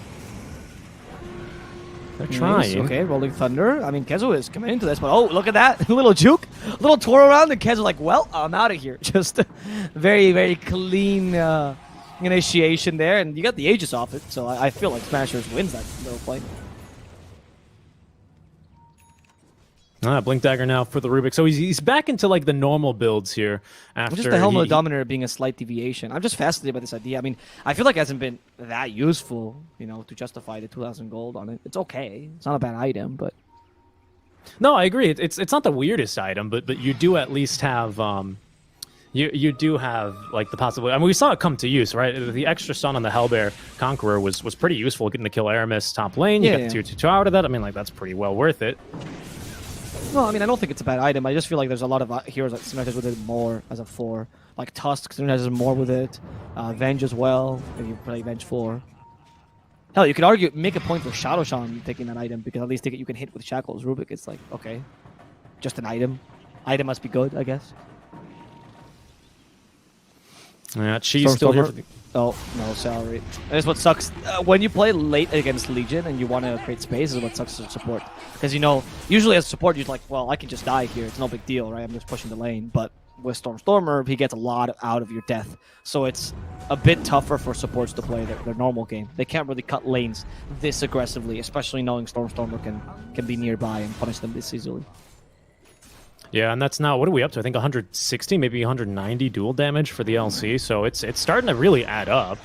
As there's going to be the arrow setup, we could see another one. I think duel's still going to be on cooldown, so they'll just take the guaranteed kill here onto the secondary support of Viking GG. This is now going to force them to see triangle control, as we're going to see at least a tier 1 and very likely this tier 2 pushed. As we can see the Aghanim Scepter purchased and completed now for the Ember Spirit, so he's incredibly mobile here with this one at the very least. Just push that bottom lane. Imagine the 12 to some degree. Get the Abyssal Blade for him as well with his tower. I believe that I mean, he doesn't have buyback. You might want to save for buyback here at this point. It is like 35 minutes. Always the point of, am I playing too safe if I save for buyback, right? I think it's justifiable to just go straight for Abyssal and try to get a good team fight out of it. Similarly, Pango's going for the same thing. I mean, obviously Pango's not the carry though, so it's a bit different for him. But once you get the Abyssal, you have a way to cancel the ending of Black Hole. And all Kezu needs to do is literally not get caught in the Black Hole, and then you pretty much guaranteed to cancel every single time. A lot of respect for both of these teams. You can see they hold each other in high respect, because normally when we talk about Dota in this way, it's like, oh, well, now next time they just want to farm, get these items, and then they're going to fight. In a lot of normal games, what you see is, oh, there's someone out of position. Let's try and turn this into a team fight. But both teams here are very hesitant to really get into any sort of decisive engagement unless it's around the Roche pit here. So very disciplined Dota for both teams. I think it's actually quite impressive, and I think that it bodes well, especially for HELLBEARSMASHERS, of course, who are going to be moving into the upper division next season for the DPC, where this is going to come in handy. All this restraint, all this discipline is going to be super useful to not really losing games unnecessarily. I'm very sad that Viking GG won't be getting there. I agree. I saw a suggestion by Knoxville that was explaining that maybe we shouldn't have relegation and it should just be promotion. You get 2 teams up top, and then the other 2 teams remain. I was like, that's a pretty good idea, honestly. Especially with a 2-season like 2 TI, Viking GG pretty much lost their chance at a major now. A lot. Not quite. Not quite. No, they did. No, they're still in lower division. They can still get back up, and yeah, but you can't go to a major. They can go through open qualifiers. What, to the major? No, you can get to TI, but you can't get to the major. Oh, to the major. I see what you're saying. Okay, yeah. They will never be able to play can't a get a major direct invite. TI. Yeah, you're right. No direct invite potential. Oh goodness, even with a hard dispel, I mean, they just have so many debuffs for Ace, but they're finally pushing up to the high ground. Yeah, with a bullwhip solar crest combo. I mean, the bullwhip is just there for like moral support because you don't need to move, but like they're using it on Ace constantly. And then they have the solar crest to just help him push early. Solar crest is really, really nice when Troll's sieging high ground because you need to. Troll's like a bit of a motor, no? You know, he just needs to get started up. It's like those old. Wait, he's a bit of a what? A motor. Oh, a motor. Okay. Yeah, like an engine. Sorry. Yeah. Yeah, so he's like an engineer, like those old, like, what are they called? The boats that go on water? the boats that have the motor on them. Don't worry, I'll save you here. Small prop flames, they still need to be started by hand because the motor needs a kickstart. It's called a kickstart. This used to be a thing in trucks, and it is in go-karts for like things like 2-stroke engines. You should have just said engines, dude. I was an engineer. I know all about this. And then, thank you. No, I don't, of course. But you need that moving start, right? And that's exactly what you're saying. Ursa would love something like this as well if you could get it with the Fury swipes, because he also suffers from similar issues just with damage in these team fights, right? That's what Overpower is, right? That's what Overpower's for, exactly, right? But it'd be sick if you, like, I don't know, maybe the Ag Shroud was every time you jump onto an enemy, reduces cooldown of Earth Shock to, like, 1 second, and each time you Earth Shock, it adds 1 charge of the Fury Swipes or something like that, you know? That'd be insane, though. Well, I know, but that's essentially what Solar Crest does for Troll, though, right? Is it gives you that jump start you're looking for to get that engine thumping. Yeah, exactly. And that helps you in team fights, but particularly more in sieging high ground because you don't usually change objectives there. This idea by Viking UG trying to go for, like, I mean, I don't know if it's a wraparound because obviously, the enemy team is going to high ground. They'll know. Boom. Oh, actually, Side of Fist missed, though. Good positioning by Ace. Ace wants to tank this, apparently, but he's the easiest, or sorry, I guess they think that Ace can tank the initial bout. Because if Ursa was there and he decided to just go ham and jump on Ace, you would have just lost Ace there. That's I mean, you can Black Hole to answer, but then Pango can just answer the Black Hole, right? So. Well, sure, but I think that it's a mistake to answer the Ursa with the Black Hole when you have Stormstreamer, right? You answer him with the LC, and then if they further jump in to save the Ursa, then you come in with the Black Hole, and that's the beauty of the LC pick that you even outlined in the draft here. So I'm just quoting your own words back to you here, but you were totally right back then, and it would be the right move here. I agree. That's why I felt like, okay, I mean, Ace leading that means that no support wall would die, right? So they value the support quite highly right now. They don't want to lose any advantage here. They're going to push this tower up top, see if they can. And again, the Solar Crest is constantly being given to Ace. Even if he's not pushing high ground, it's like, whatever, dude. You might as well. Whip him, hit him with the Solar Crest, you know, empower him. Yes, there's no Magnus, but just say, Ace, you can do it. We believe in you. And he says, shut up. Got a Penta-Edge sword. That's pretty insane, honestly. Really, really good for a troll. The attack range is nice, but it's mainly the main. That main is very, very useful. Troll used to be a big fan of SNY, particularly for that main, which doesn't carry anymore. And now being able to do it, especially on heroes like Pango, right, when he's just barely running away. Because Pango has like small moments where he needs his movements being very crucial between the swashbucklers, rolling thunders, and that's when you catch up to them. Similar with Coddle, also easy kill for this Troll at this point. Obviously, the damage is nice as well.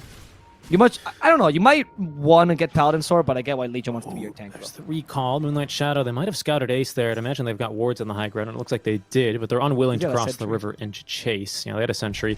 Of course, just to remind you guys, the biggest issue right now that Viking GG is facing is that they still currently have no way to save someone who's being dueled, right? Ideally, one of the reasons this LC hero is so bad is there's a lot of heroes in the game right now that give you save, right? Oracle, Wyvern, a Shadow Demon, right? There's a lot of these heroes that, like you said, are picked all the time, right? Casually. But because Viking GG, they opened up with their support duo, they didn't get the opportunity to really do much about it after the LC came out. So that's why they counterpicked with the Ursa, but then it was the Enigma off lane who got a great start. The LC mid, and here we are. 50 or 40 minutes later, and Celery is dead. There's Abyssal Blade here for Ace to make very quick work of him. Now, at least they didn't give dual damage this time, so, you know, advantage to Celery, right? If he dies like this, it's fine, as long as he's cutting lanes. But this might secure Roshan, though, which is much more concerning. Rosh number 3, what's he got? The third one. Yeah. What's he got? Anything fun, anything exciting here on Roshan? What do you think? A Refresher Shard? I mean, it's 50-50. Refresher Shard, Aghanim's Wrestling. Let's go. What do you think is worse right now for Viking GG? Almost certainly Refresher Shard, right, for the Black Hole? Yeah, it's Ags. Yeah, you got Ags. Okay, Ags for Troll, though. It's still pretty good. Oh, there it is. Didn't even need to buy it. I mean, that's pretty solid, honestly. I think it's really, really good for this game. I really did find Ags to be an awesome pickup. That's why they give it to Troll. Like, Ace didn't even doubt it. Usually carries will go, hey, do you want the Ags? I'm taking the Aegis. Ace is like, mine. Takes the Ags because he knows how valuable it is. I want that one, and I want that one. And he's got both of them. Yep. Cheese is on the Legion, though, just in case. Because Nine Stormstormer is like literally a tank in the sense that you just deal damage. You have not much utility besides that, and you just tank a bunch of stuff. And he's bought out, I think. He's got Swift Blink. Yep. Yeah, he has bought out for this. He's got no more buyback, but his pushing power is going to be unrivaled. On Troll, yes. Right. Yeah, not Ace is looking to just... Oh, sorry, Ace. Thank you. Right. Oh, careful, Shad. Actually going in. Can he kill Gilgar in time? No, and Shad put himself in a really difficult position, but he might just die to the Troll double damage. Black Hole's been committed, and even through the Enrage, Ace is just mashing him in. Shad will, in the end, never mind, get bashed. And is the Midnight Pulse enough? No, the BKB will save him, so at least he'll survive this onslaught. But you did lose Boom in the back lines. Who you lost his brother as well in the front lines. And Ace is still God. He has Swift Blink. Nothing is stopping Ace right now. He's level 25 as well. They all buy back. Ursa's still capable of fighting, but he lost BKB and Enrage in the last fight, so you're not really ready for a team fight necessarily. Yeah, that disarm. Why did they use the Ursa? I think it goes after the Enrage. I'm not really sure. I mean, no, but did he get the Enrage off in the Black Hole? It looked like he was dying in that Black Hole. And then he did get the Enrage off in the Black Hole. Yeah. Okay, that'll explain it then. It's just that Ace was dealing so much damage that it didn't almost feel that way, but like he almost died to Ace's damage. That's what I was saying. I mean, that'll be the DD rune into effect, right? 80% damage reduction. Press the attack is insane now. With the Solar Crest, press the attack. Ace is gonna take your buildings like they're made out of paper. Yeah, that is going to be, I mean, yeah, paper mache even. This is not sticking around much longer. You'll have to try and purge him away, but they're going to be a little trying to punish this one. Kazu, though, he needs a big Rolling Thunder. It's been stolen, though, already. They have jumped onto Gilgar, but he's already invis as Rasmus just using the BKB to escape. We do have the Abyssal Blade at least to lock down Gilgar. The Blink Dagger is beautiful. That sets up for the kill now onto Shad, who will buy back at the very least. Boom is going to be left alive to try and defend him. Kazu has already evacuated here. No mana means he's back into the fountain to try and regen. As HELLBEARSMASHERS, I mean, they still have this Aegis, and I imagine Ace is just going to blink in place here with all that attack speed. He just blows through these buildings.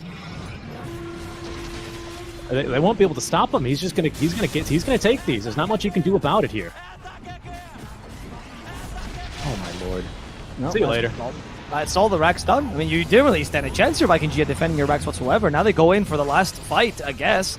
And Shad, yeah, needs to kill the Enigma. We still have Black Hole on Rasmus, though. Not even needed. And Rage is already forced out from Shad.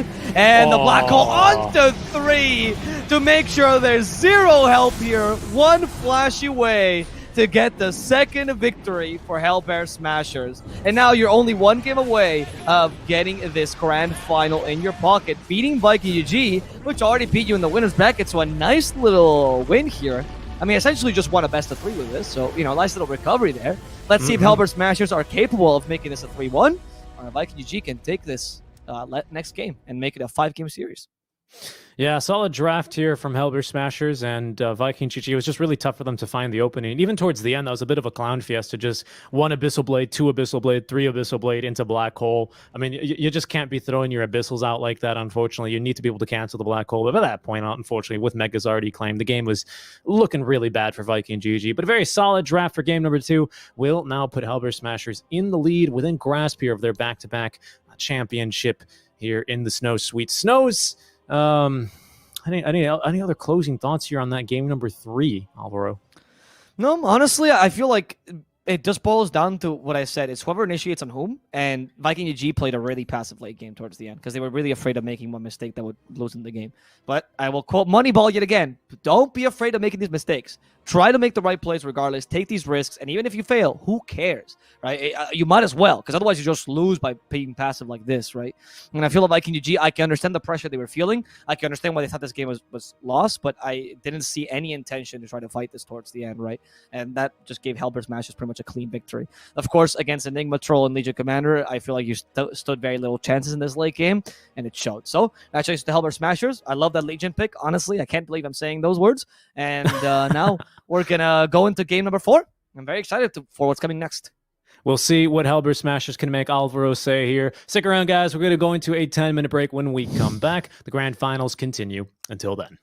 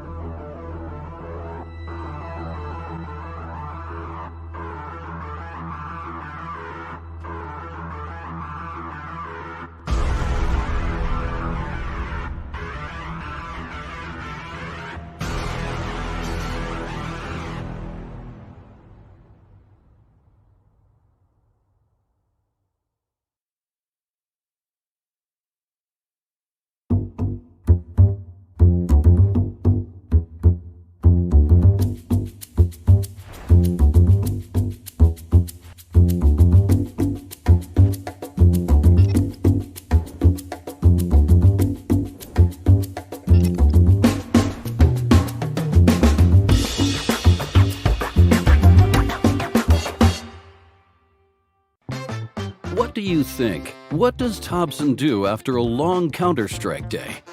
Polish his trophies? Finally, play challenging games? Or does Thompson do the accounting for big? Wrong. Thompson is browsing on SkinBaron.com.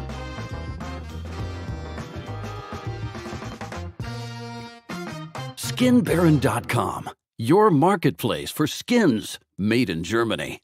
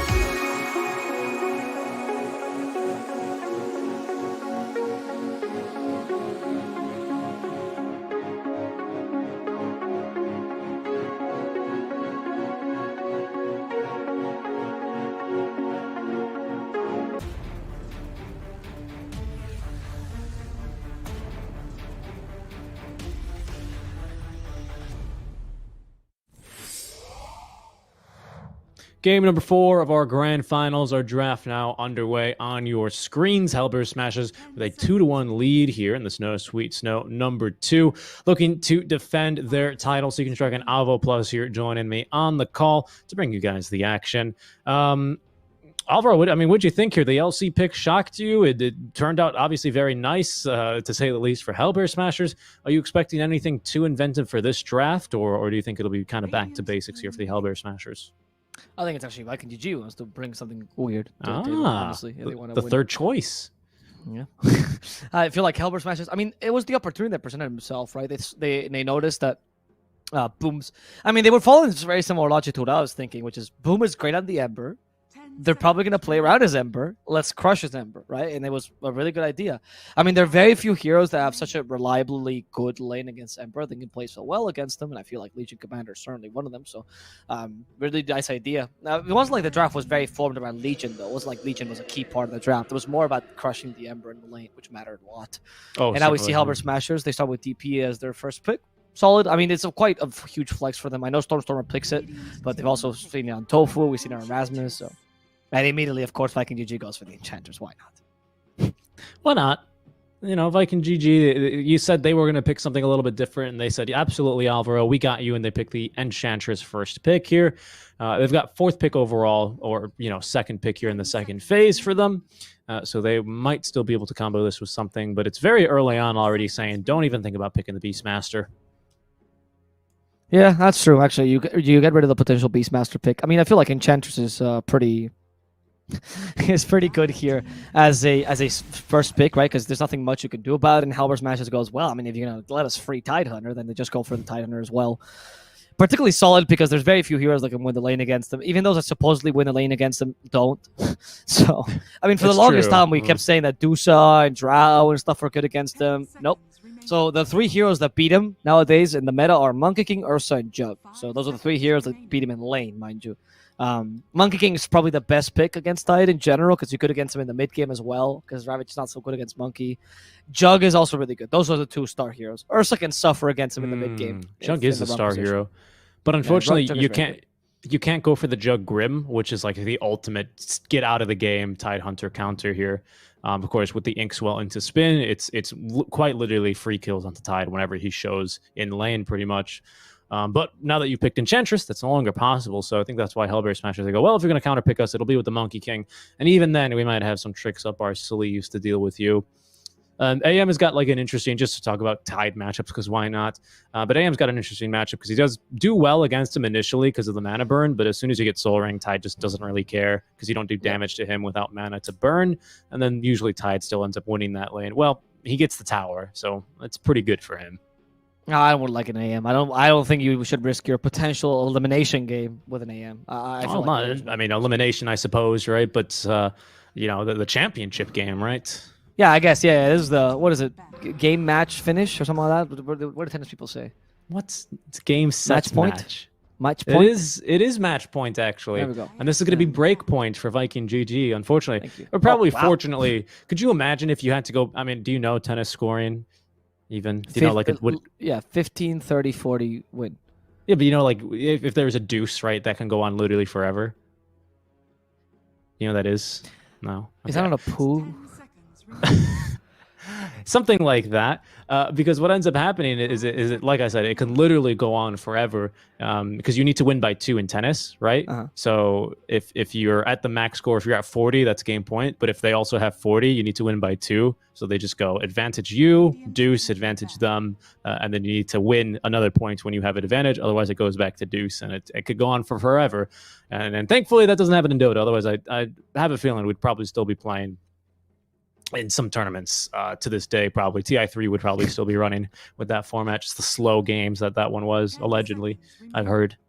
Really? You didn't? Oh, yeah. That game was just like, there was a gentleman's agreement where nobody bans IO, and then whoever picked IO won.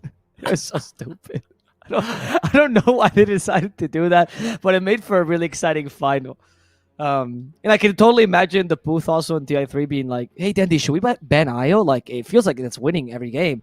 Nah, guys, it's more fun this way. It's kind of like, that's feel like something he would say. There's the Jug ban. I feel like Jug was a stellar pick here. You can get rid of the Monkey as well, but Monkey, like, again, Monkey versus Tide is okay. Jug is really the best hero, especially against Death Prophet, right? Because Monkey can suffer against DP as well, because you can get kicked out of your circle. I still think it's worthy of a ban, though. I'm really fascinated by the Klink's ban, though, because Klink's tends to actually suck against Tidehunter. In the lane, you're fine, theoretically, but later on, you really struggle because his Ravage just catches you every single time. Yeah.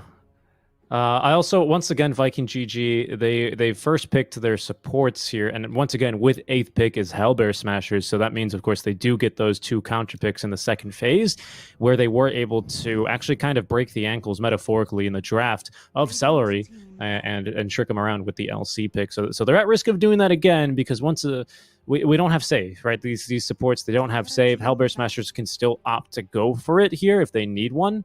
Of course, with the DP being flexible, you can throw her realistically only probably just mid or position 5 now with a Tidehunter being drafted. And, you know, you could always pick up a specific support if you need it. But Viking GG, they don't have that luxury. So that's maybe something that they need to be aware of as they're going to be banning out. Yeah, position 4 is for sure. That's probably going to be the pick here for HELLBEARSMASHERS, because right now DP can't flex into the 4 role, so you pick up position 4 here, and it doesn't really give Viking GG too much information about your draft. Exactly. You keep the DP as a potential flex, right, by picking up a 4, and that's why I guess they're banning all of the Gilger's heroes. I was about to say, yeah, it's just, you know, we don't want to play against any Gilger stars. They have Nyx, though, still in their pick for HELLBEARSMASHERS, which I think is still pretty solid. In general, like a very good pick to not reveal anything in your draft is the poor man's Mirana. Is a very similar idea, right, where he's genuinely pretty solid. And I feel like Nyx is particularly good against heroes. I mean, the thing is, though, Enchantress does beat Nyx in lane, though. That's one of the difficulties. And Viking GG going for Aegis Prophet yet again. Yeah, I mean, one of Kezu's better heroes for sure. Very solid Aegis Prophet performance, and I feel like it suits Viking GG's style, because I always say this about Kezu, but he's a player that both his weakness and his strength is that he's a player that likes to play, like likes to be relevant at any point in the game. Like Kezu struggles to be important or to play from a losing position, even if his team is winning, right? He's a guy, he's very similar to Lelis in that sense. And if you give him enough of a, Lelis from Quincy Crew, by the way, if you give him enough of an early good mid game, he might carry the game for you, but he also needs to be in that impactful role. And if he plays from behind, he does struggle sometimes. So I feel like heroes like Axe, Ninja's Prophet, these kind of heroes, Pango as well, that can sort of carry the game, are where Kezu really, really shines. In addition to, of course, his individual comfort heroes, right? Which is a whole other thing. Timbersaw is the reason why they ban him.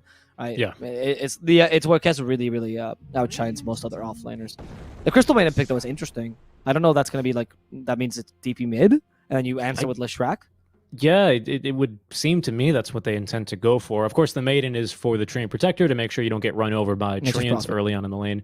Sorry, not Treant Protector, of course. Although, no, he doesn't really protect the trees because he likes to destroy them, much probably to the dismay of the Treant Protector himself.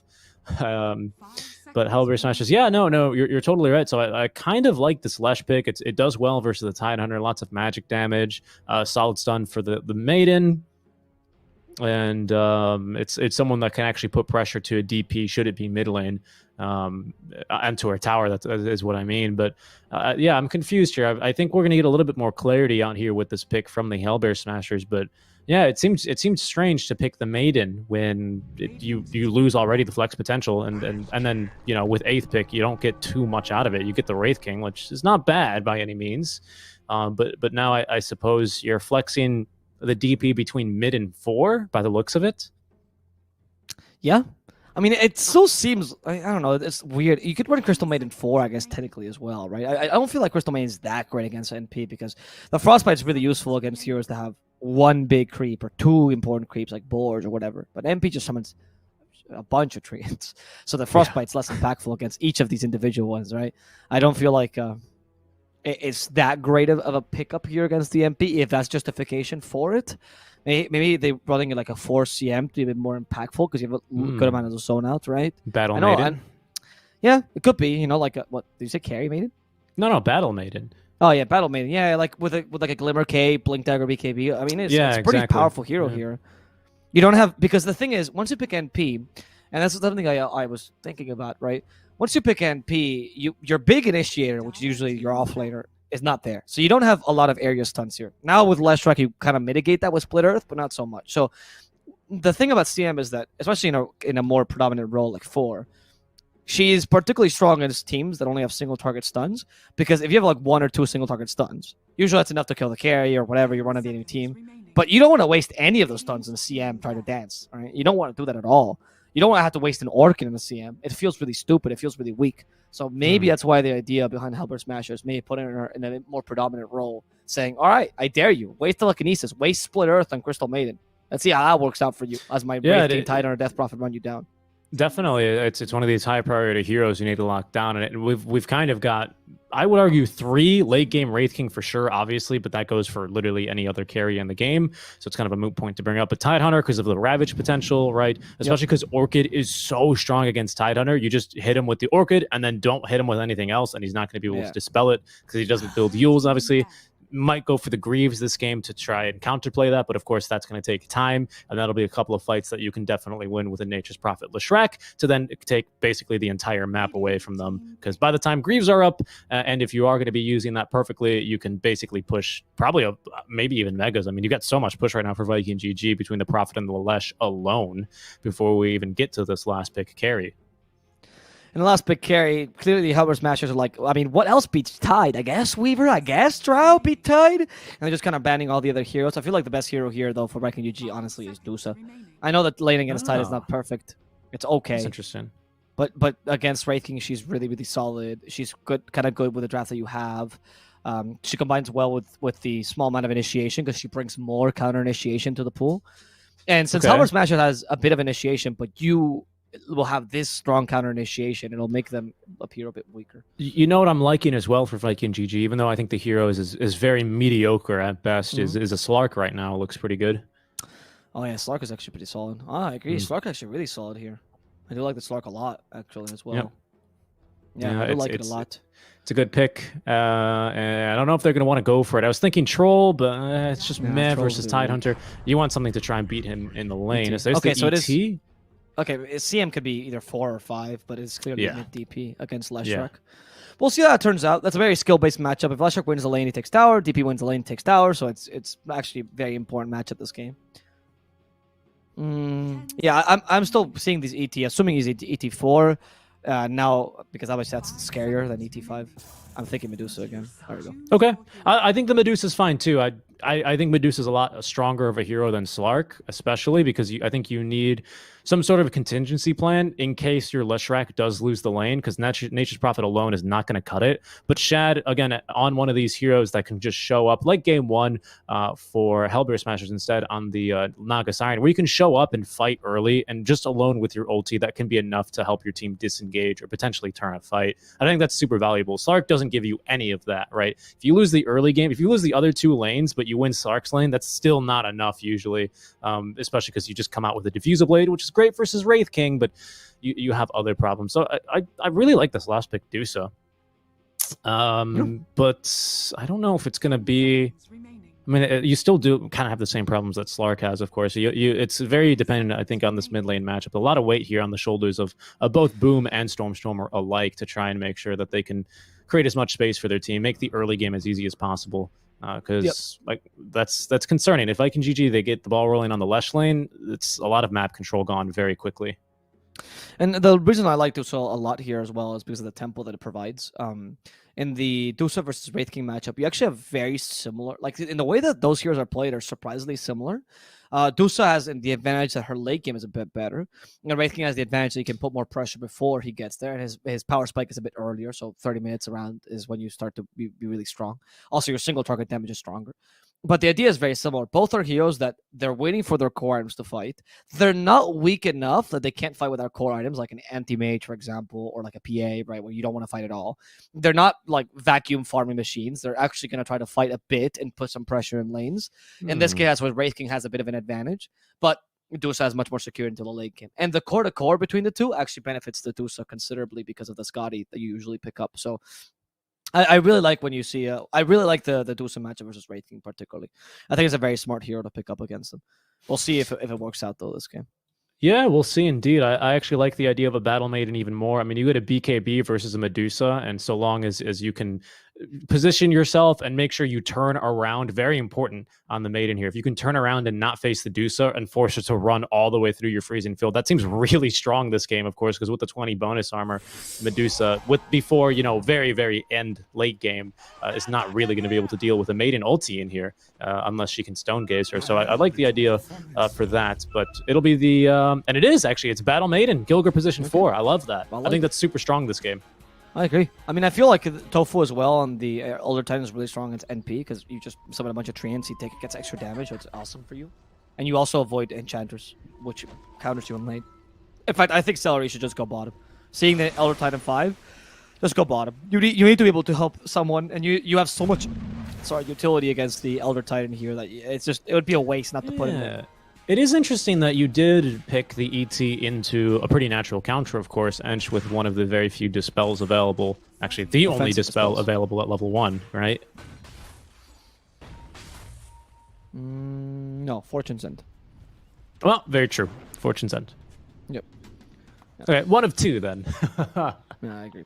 Well, or also, if we're going to be technical, Chan can go for Holy Persuasion, take the Purge Creep. Oh, okay, sure. I'm just saying, dude. Can you take it at level 1? Yeah, because he's the weakest creep, right? Okay. They're going to be able to get a couple of runes here. I think Viking GG might come out of this one with 3. As HELLBEARSMASHERS are going to be on the losing end of this one. Indeed, Tofu is going to be able to grab the only rune, but Kezu's going to be taking a lot of damage. Wraithfire Blast level 1, as all of his treants, nice, but there's going to be the Purge. Yeah, so now they might even be able to turn. Stuck? Yeah. Actually? Oh my god, he can't go up to the high ground. That was hilarious. His team is like, Tofu, get up to the high ground. What are you doing? Stop playing around. Tofu, guys, I can't. I'm too big. He's too slow. These guys with spears are poking my ankles. This is my favorite treant skin, by the way, by a long shot. I think this is beautiful. The little coconut warriors, it's awesome. It reminds me of like Crash Bandicoot levels, honestly. Yeah, it's super PlayStation, isn't it? I was about to say there used to be a game that was meant to be played co-op, but you could play it yourself if you had no friends, and that was me. It's called Cookies and Cream on the PlayStation 1 or PlayStation 2. It was a really interesting co-op platformer. And they look like the enemies from the first world. Anyway, there's no follow-up for that. It's just, anytime I see those guys, it reminds me. And since you brought up PlayStation, I thought it was a perfect segue. We have Tomba as well. It was very similar to Tomba, if you ever played that game. They're adorable. They're adorable. I think any Terrain Protector's favorite treants are going to be the Mushroom thing set, because I think they're still bugged and there's no greater treants. So that's basically 3 wins in your pubs. What? This early? Just, okay, I guess he dove Boom a bit, and he took a bunch of hits from the tower and just got punished for it. I think Boom just guessed the Split Earth correctly there. And the tip from Boom, by the way. Nobody tipping him. Well, I mean, this determines your lane. I mean, we were talking about how important this mid lane matchup is. Getting a solo kill, first blood as well, you getting all the experience from it. Even if you lose the last hits, you don't care. You're 1 whole level above him now. Yeah, it's massive. It's really, really big. Definitely can't be understated. Gives you that first stat item, right? The first null talisman, and when you basically only do magic damage to the DP, and you're already very fast. The Celesh, of course, with he always makes fun of the 2-legged abominations, but he's a 4-legged man himself. So they're actually tri-laning this for now. Not too effective again. They need to. Oh, you know what? They're tri-laning because they want to force Celery down bottom. That's why they're tri-laning. Yep. Because they know they want to put Titan probably up top to put him in more harassment. I mean, it's great against NP to secure your lane, but you feel like this lane is good anyway. So maybe up top he feels a bit more useful. Like NP's gonna have a bad lane no matter what. And now though, the issue is that if Rasmus has no friends, well, Rasmus cannot really do much aggressively in this lane. Now Gilgir actually joins in, going for Celery. It's the ideal situation is getting Crystal Maiden against Enchanters, so she can't use her creeps, right? This is a much higher counter to Enchanters than it is to Nature's Prophet. So I feel like this is the right lane for Smashers. This is the perfect setup for them. It is. You might not like it, but this is what a peak setup looks like. Yeah, indeed. I was about to say the same thing. Battle for Maiden up top lane is definitely what you're looking for here, especially because the Rubik, you might say, yeah, but Rubik reduces your damage with Fable. Yes, but he only reduces your base damage, not the bonus damage you get from things like the Spirit or from items. So he's going to have still a pretty decent time, despite the Fade Bolt being quite annoying. Fade Bolt's super great against the Wraith King, though, of course, because he does all of his harass and CSs with the Critical Strike, which is going to be reduced greatly by the Fade Bolts. No, not Critical Strike, Richie. What are you talking about? Complete different Mortal skill. Strike, Mortal whatever. Strike. My bad. It's a critical, isn't it? It's a crit. It's a crit, right? I was being sarcastic. I was making. No, I know. I know. I wasn't making fun of you. It was the fact that no. Don't worry. I know. Okay. All right. Thank you. Back in Dota 1, we didn't have all these fancy names. When Phantom Assassin used to go on people, it wasn't called Phantom Strike. It just blinked. This was a blink, dude. There was no Phantom stuff. Everything was blink back then. That's what it was called as well. I had a bunch of them. A bunch of like the same abilities. Everything was Impale. There was no Earth Spike stuff. Stormstormer. Okay, I don't know if you can win this. I think you're going to lose this, actually. There's multiple supports here. I love that Aramis, even though he's ranged, he decides to put himself in range of the Spirit Siphon. And he still gets the kill there. Celery actually gets the kill, which I think is completely justified. Yeah. He ganks with the boulder. Level 2 enchant already, so he's able to get the mud golems. A lot of liberty that you can leave your lanes alone, though. I mean, the Deuce is suffering because of this. I don't think Kezu matters as much, but he's still doing a decent lane. I mean, as an NP, he can pretty much solo this lane. But the Deuce did suffer a fair amount. Yeah, that's true. He'll still get his farm, luckily. So that's an important note. Careful here. Lots of damage. We got one more boulder to be hurled, but no, they're not going to go for it. Shad, though, is, like you said, oh, they do have another boulder. As there's going to be the Wild Wing Ripper letting loose with the Tornado. Unfortunately, it doesn't move very fast, but neither does Rasmus when he's affected by the Mystic Snake. As nice deny there onto the Wild Wing Ripper. Well, you shouldn't have any more mana for boulders. I think you can only, when the boulders spawn in, you only get 2 of them. The shards. Oh, actually, his ace is going to die bottom. From the gank from Boom. He's being pummeled by Tofu. At least Boom might be able to get a counter kill with Pulse Nova. Tofu a bit too fast. However, yeah, that buff is going to expire soon. And they just give 2 kills to Boom, which ends up being pretty good for Viking UG. Because, again, it's just all about this mid lane matchup. All about the impact that Leshrac can have. And for now, Boom is, I would say, winning, at least in terms of impact, that mid lane matchup. Yeah, Rasmus, at least Celery is back, but Celery only has level 1 in the Impetus, so he's not able to actually get the harass damage onto Rasmus that actually keeps him away from the lane. Yeah. I mean, you'll see he'll probably eventually, when he's got Anchor Smash ready to go again, and he's a little bit low on mana, so he does need to save some just in case they go on him, but he's been able to basically just walk up to Shad many times and Anchor Smash him in the face, and Deuce, not really such a big fan of that. She's got that serpentine tail, which is useful for swimming in the water, but not really great on land versus the monster of the depth, as Tofu is going to try and walk up to the high ground, nearly pulling an SSA Spartan there, but he does have the additional move speed from the what's it called, the Remnant, so he's good to go. Not the Remnant. I'm surprised, I'm surprised by the way that the Enchanters decided to go for this build, particularly against a CM and Tide, right? Because they're both particularly strong against the Enchant.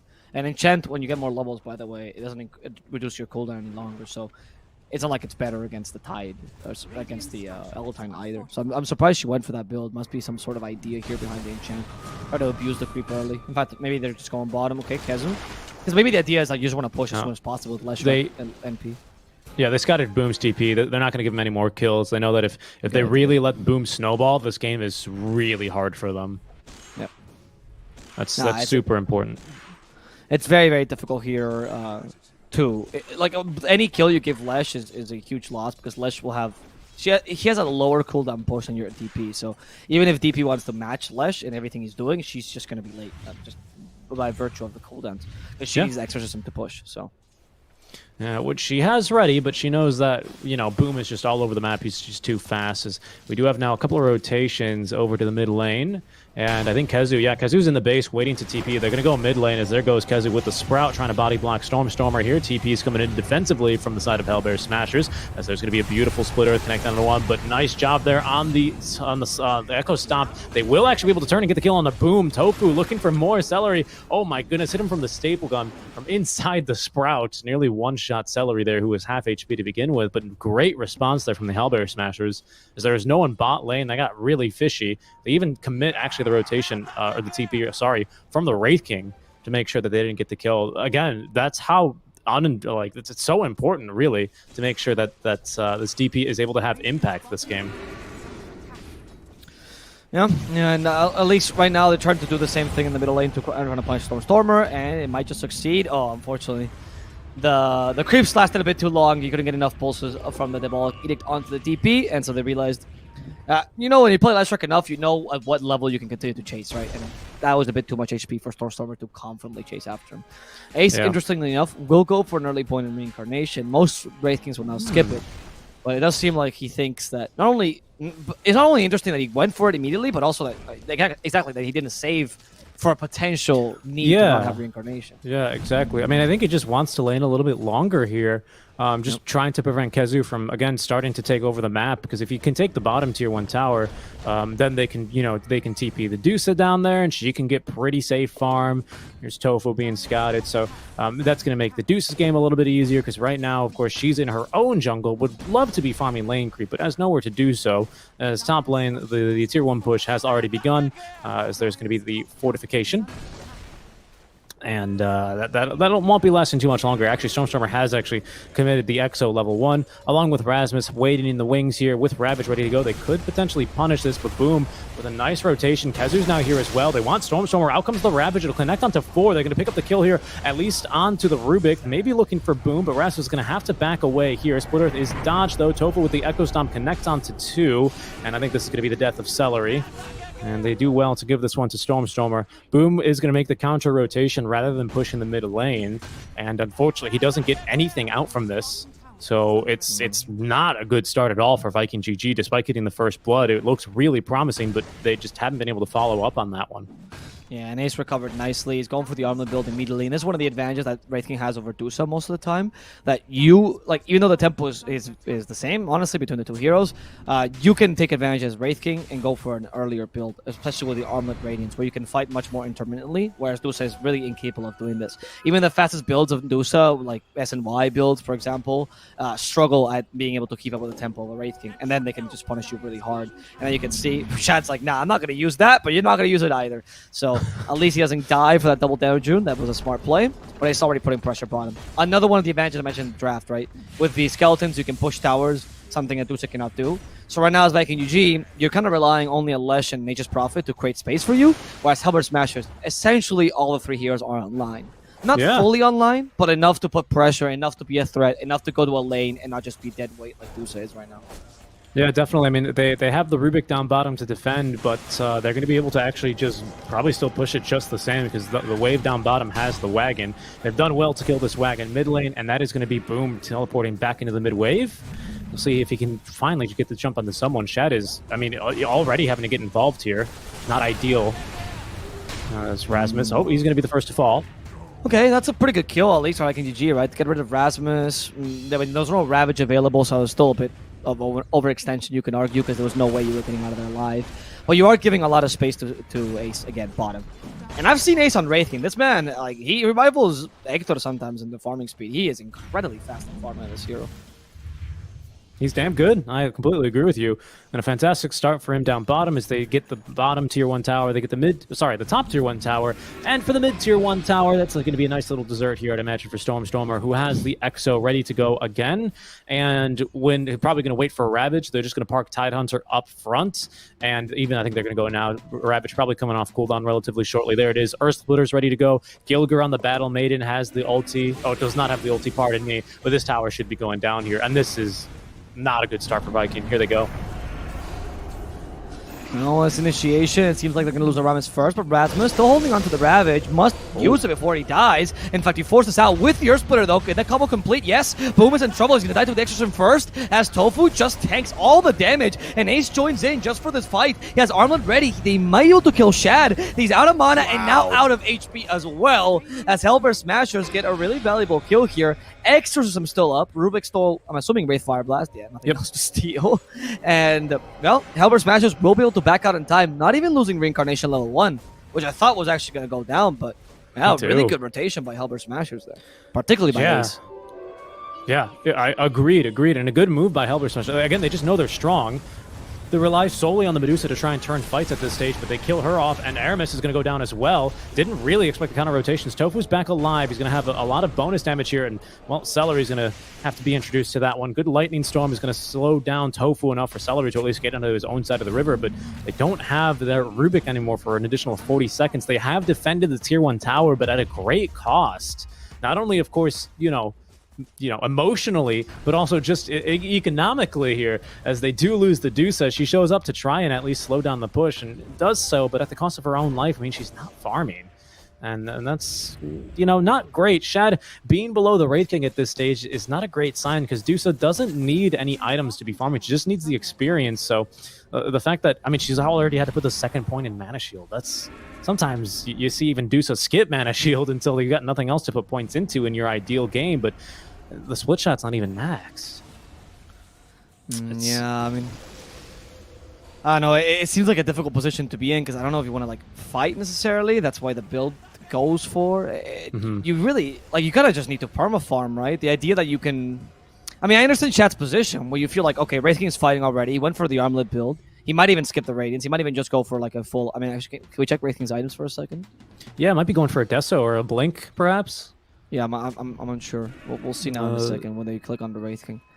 But yeah, if you go for that temple build as DOTA, you might feel the need to like fight with your team. There we go. Oh, he's still Radiance. Radiance. Okay. I mean, that still doesn't matter though, because it's still armlet, right? So my point still stands. Not as extreme though, but maybe that's the idea. That DOTA feels like you need to just do more here. You know, getting the second point in Mana Shield, so you can at least stand your ground in fights. Because NP is just not the best space creator. You know, he's kind of a pseudo farmer in the offlane, which is a benefit sometimes, but a curse in this game. Because you have 3 heroes, all of which are somewhat greedy, and none of which can create space.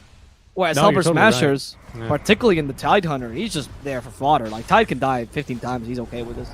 And as opposed to some other drafts where you go, well, it's okay, they don't push towers real fast, so we can just kind of show up, push them away, and then win a fight and push a lot of objectives. That latter half is still true for Viking GG, but the former is the terrifying part where they push towers, right? They can come for you guys, and they can invade your jungle and find your DOTA killer. They've done so already, and like you said, very little space creation here until Boom is really tanky. Unfortunately, this would have been like a great Lesh game with the old Ags, where with the Lightning Storm during the Pulse Nova active, right? Because then you go for the Eul's BKB build, and you just do damage by existing. But now with the new Ags, of course, you don't have that same amount of utility. Boom has to kind of take the dangerous farm because the safe farm has to go to the DOTA. There's no question about it. And you have got Kezu trying to apply some semblance of map control. He's at least gotten Tofu to deny the bottom tower, so that opens up a little bit more of the map for Viking GG to relieve some pressure. But you can see there's still 4 heroes in this holding pattern in the mid lane because they have to defend this tower. It's crucial. Yep. Because you know that if this tower falls, then Medusa pretty much losing all her farming spots. And you can notice she went for the build I mentioned earlier, SNY, to try to be as fast as possible on DOTA. But like I said, even with this build, you're still a bit limited. Luckily, Kezu is an NP, and so he can at least still push effectively, unless he gets caught like this, Earth Splitter. Awesome. They even used the Gush in the beginning to try to amplify the damage. He does silence the Tide, though. They can't cancel his TP because they were lacking the Anchor Smashes, and Rasmus could not go in because he doesn't have a Quelling Blade. So, not bad. Not bad. A small win there, of course, using the Earth Splitter. Long cooldown, something like 100 seconds or something like that. So not bad whatsoever, especially because it's a little bit spicy to have that one. Well, actually, you don't have any strength heroes, but of course, since it's percentage-based damage, it's equally good technically against every heroes, but it's equally better against strength heroes because you do more damage. Going to the BKB next here for Kezu, as he is wont to do. Not going into the Witchblade like he would normally like to, because honestly, the game is not really heading that direction. Someone needs to be the space creator, and if at least he can be the big target with the BKB active, then that's some space created for the DOTA, but we're likely going to see him burn these BKB charges just to probably leave and escape these ganks. As here's going to be Rubik Aramis with a very... That was a spicy play to make. Obviously, he wants to try and get vision on the high ground, look for the D ward, but he's going to lose his life for it, and they can't defend this tier 1 tower now. There's just no chance. He's already bought back earlier, so his buyback even is still on cooldown, even if he had the gold for it. Yeah, now that you lose a tier 1, now it's time for Smashers game to really begin. Like, you already hit level 12 as well in DP, which is the biggest point of inflection for this hero. You doubled the spirits, or the ghosts, I guess, on the exorcism. Yeah. And with this... Viking GG is going to start to lose a lot of ground unless they can make something happen soon, right? Against the Ravage Exo, you still struggle. Particularly this mid-game is a time where HELLBEARSMASHERS are strongest, right? Viking GG's lineup should have worked better earlier with Leshrac and NP, but unfortunately we're unable to do so. Particularly because, honestly, Stormstormer just played a really solid game on this end. He did? Which was surprising because I thought we were going to see like maybe a stomp here by Boom, especially after First Blood, basically, I don't want to say for free, but Stormstormer I think misplayed that one. And now Ace is, oh no, Stormstormer rather actually with Aegis, of course. You know, Ace has got his own. He's got to share with the class, right? Mm-hmm. So they're going to give one to the Stormstormer now. Oh, and Ace, he's got the Relic, and with this creep wave, he'll have actually Radiance, so they're ready to fight here. They'll probably they're going to wait actually for Exo to be back up again, I'd imagine. But we're not really in the same position here for Viking GG. We at least now have Boots of Travel Yule's Scepter on Boom, so he's a lot faster, a lot more mobile, able to help his buddy Kezu out here with the split push. But we do hunt a Dream Protector rather nicely here. Not only, of course, with Battle Maiden, but mostly with the Astral Spirit here, which, of course, ignores Pathian, and there's nothing to stop it from giving vision. It's a great thing for sieging high ground, for defending high ground, for hunting a Tinker, and hunting other split pushers here. It's a really decent lineup here for the HELLBEARSMASHERS to actually stop this sort of split push game that Viking GG still have the potential to do. So even that avenue is littered with traps for them here. Yeah, it's just a difficult game to try to like accomplish anything here. Like your best bet, honestly, is playing super passive right now and just trying to farm on Dusa and protecting Dusa while like tanking ganks with the supports and stuff like that. Like, honestly, it's a very passive playstyle. It's like it's the stacks best being thing you can stolen. accomplish, I mean, they can't defend it. And this is even with little skeletons for extra stuff. Rasmus, you don't need to do that, but okay. So we're just going to take it all. You kill Celery, which is not that big a deal, but the stacks are actually quite a big deal. Because now, just Medusa has no jungle anymore. You can only really go triangle. If Smashers are smart, they can now take the tier 2 up top as well, and then you just lose all control over your jungle. Even the high ground jungle is not even yours anymore. Yeah, and then they can just start ganking your triangle. It's really bad. Luckily, you've got the tier 1 tower. You can see Kezu, he recognizes us, so he's going to go down bottom. What he wants to do is really open up the map, force rotations. He's going to get Gilder to come over. Not really who we'd want. He wants one of the cores to waste their time down bottom. But any chip damage he does to this tower, the closer he gets to it going down is going to really help the Dusa. Because if he can take that tier 2 tower, and probably the tier 1 mid lane as well, that's at least going to open up the Radiant jungle for the Dusa to farm in. But right now, that proposition is simply too risky. And yeah, the Dusa, like you said, she's in the triangle, getting farm where she can, but it's at a severely reduced pace here. But at least she's getting good farm. I mean, 10k here is commendable given all the restrictions that Shad really has upon him here. Going straight actually into the Eye of Scotty after the SNY. He can always dissemble one of the SNY to go for the Manta style, so it's not the worst idea here. So if things are really starting to hit the fan, he can do that. But honestly, what's he got to dispel this game with the root? And I guess Gush, Root, Gush, Anchor Smash. There's a couple of things to dispel, I would say. Yeah. I mean, but I would say Silence, maybe probably the biggest thing. Oh, yeah, true. I was going to say, like, I was thinking, yeah, Gush is pretty good, but Silence? But how about the Silence? You ever consider that one? Yeah, I just did. It's a pretty good one. Rasmus is just going to run into Kezu. This is a bit awkward. He's got Silence, of course, and Kezu's just going to TP right in front of his face. Literally nothing that the Rasmus can do there unless he's got a Guardian Greaves or I guess a Yule Scepter. But there's Blink now. So Ace is just going to look to keep up the pressure here as they recognize late game. They've got decent late game still for sure, but you'd rather not test the Dusa, right? You'd rather just take your early game lead where you have it. And yeah, exactly. Because she only has counter initiation, so she can't do anything to you, right? She's only going to answer, right? She fulfills the traditional gender role of the Dusa here, and she's only going to answer whenever you attack her. So as long as right now you are just going to continue as HELLBEARSMASHERS to farm and to try to close the map for the enemy and choke them down, you don't need to try to force anything, really. Until the enemy team makes a mistake and then you punish them. That's when you really go. That's when you go ham, right? Yeah, but that's the thing. I mean, and credit to Shad where it's due. He's not making any of these mistakes. Okay, see you later, Rubik. They're fighting, though. Shad has been scouted. He might just have to use the ulti here to run up to his high ground. I don't know if he's got much of a choice. Yep, there they go. Kezu's considering a TP in. He's trying to scare him away. That goes the ulti. Rasmus is going to go in and Ravage. That'll catch Celery, but it's not going to do much else. Okay. I mean, he hit 2 people with the Ravage, so statistically, it was a good Ravage. No, it's not that bad. I mean, you took a tower with it, which is what matters the most, right? I feel like you being able to zone them out and taking a tower. Are you really going to go with a high ground? I mean, you have Exo up still, but why not? They go for the Enchanters first. The Enchanter's been smashed, literally there.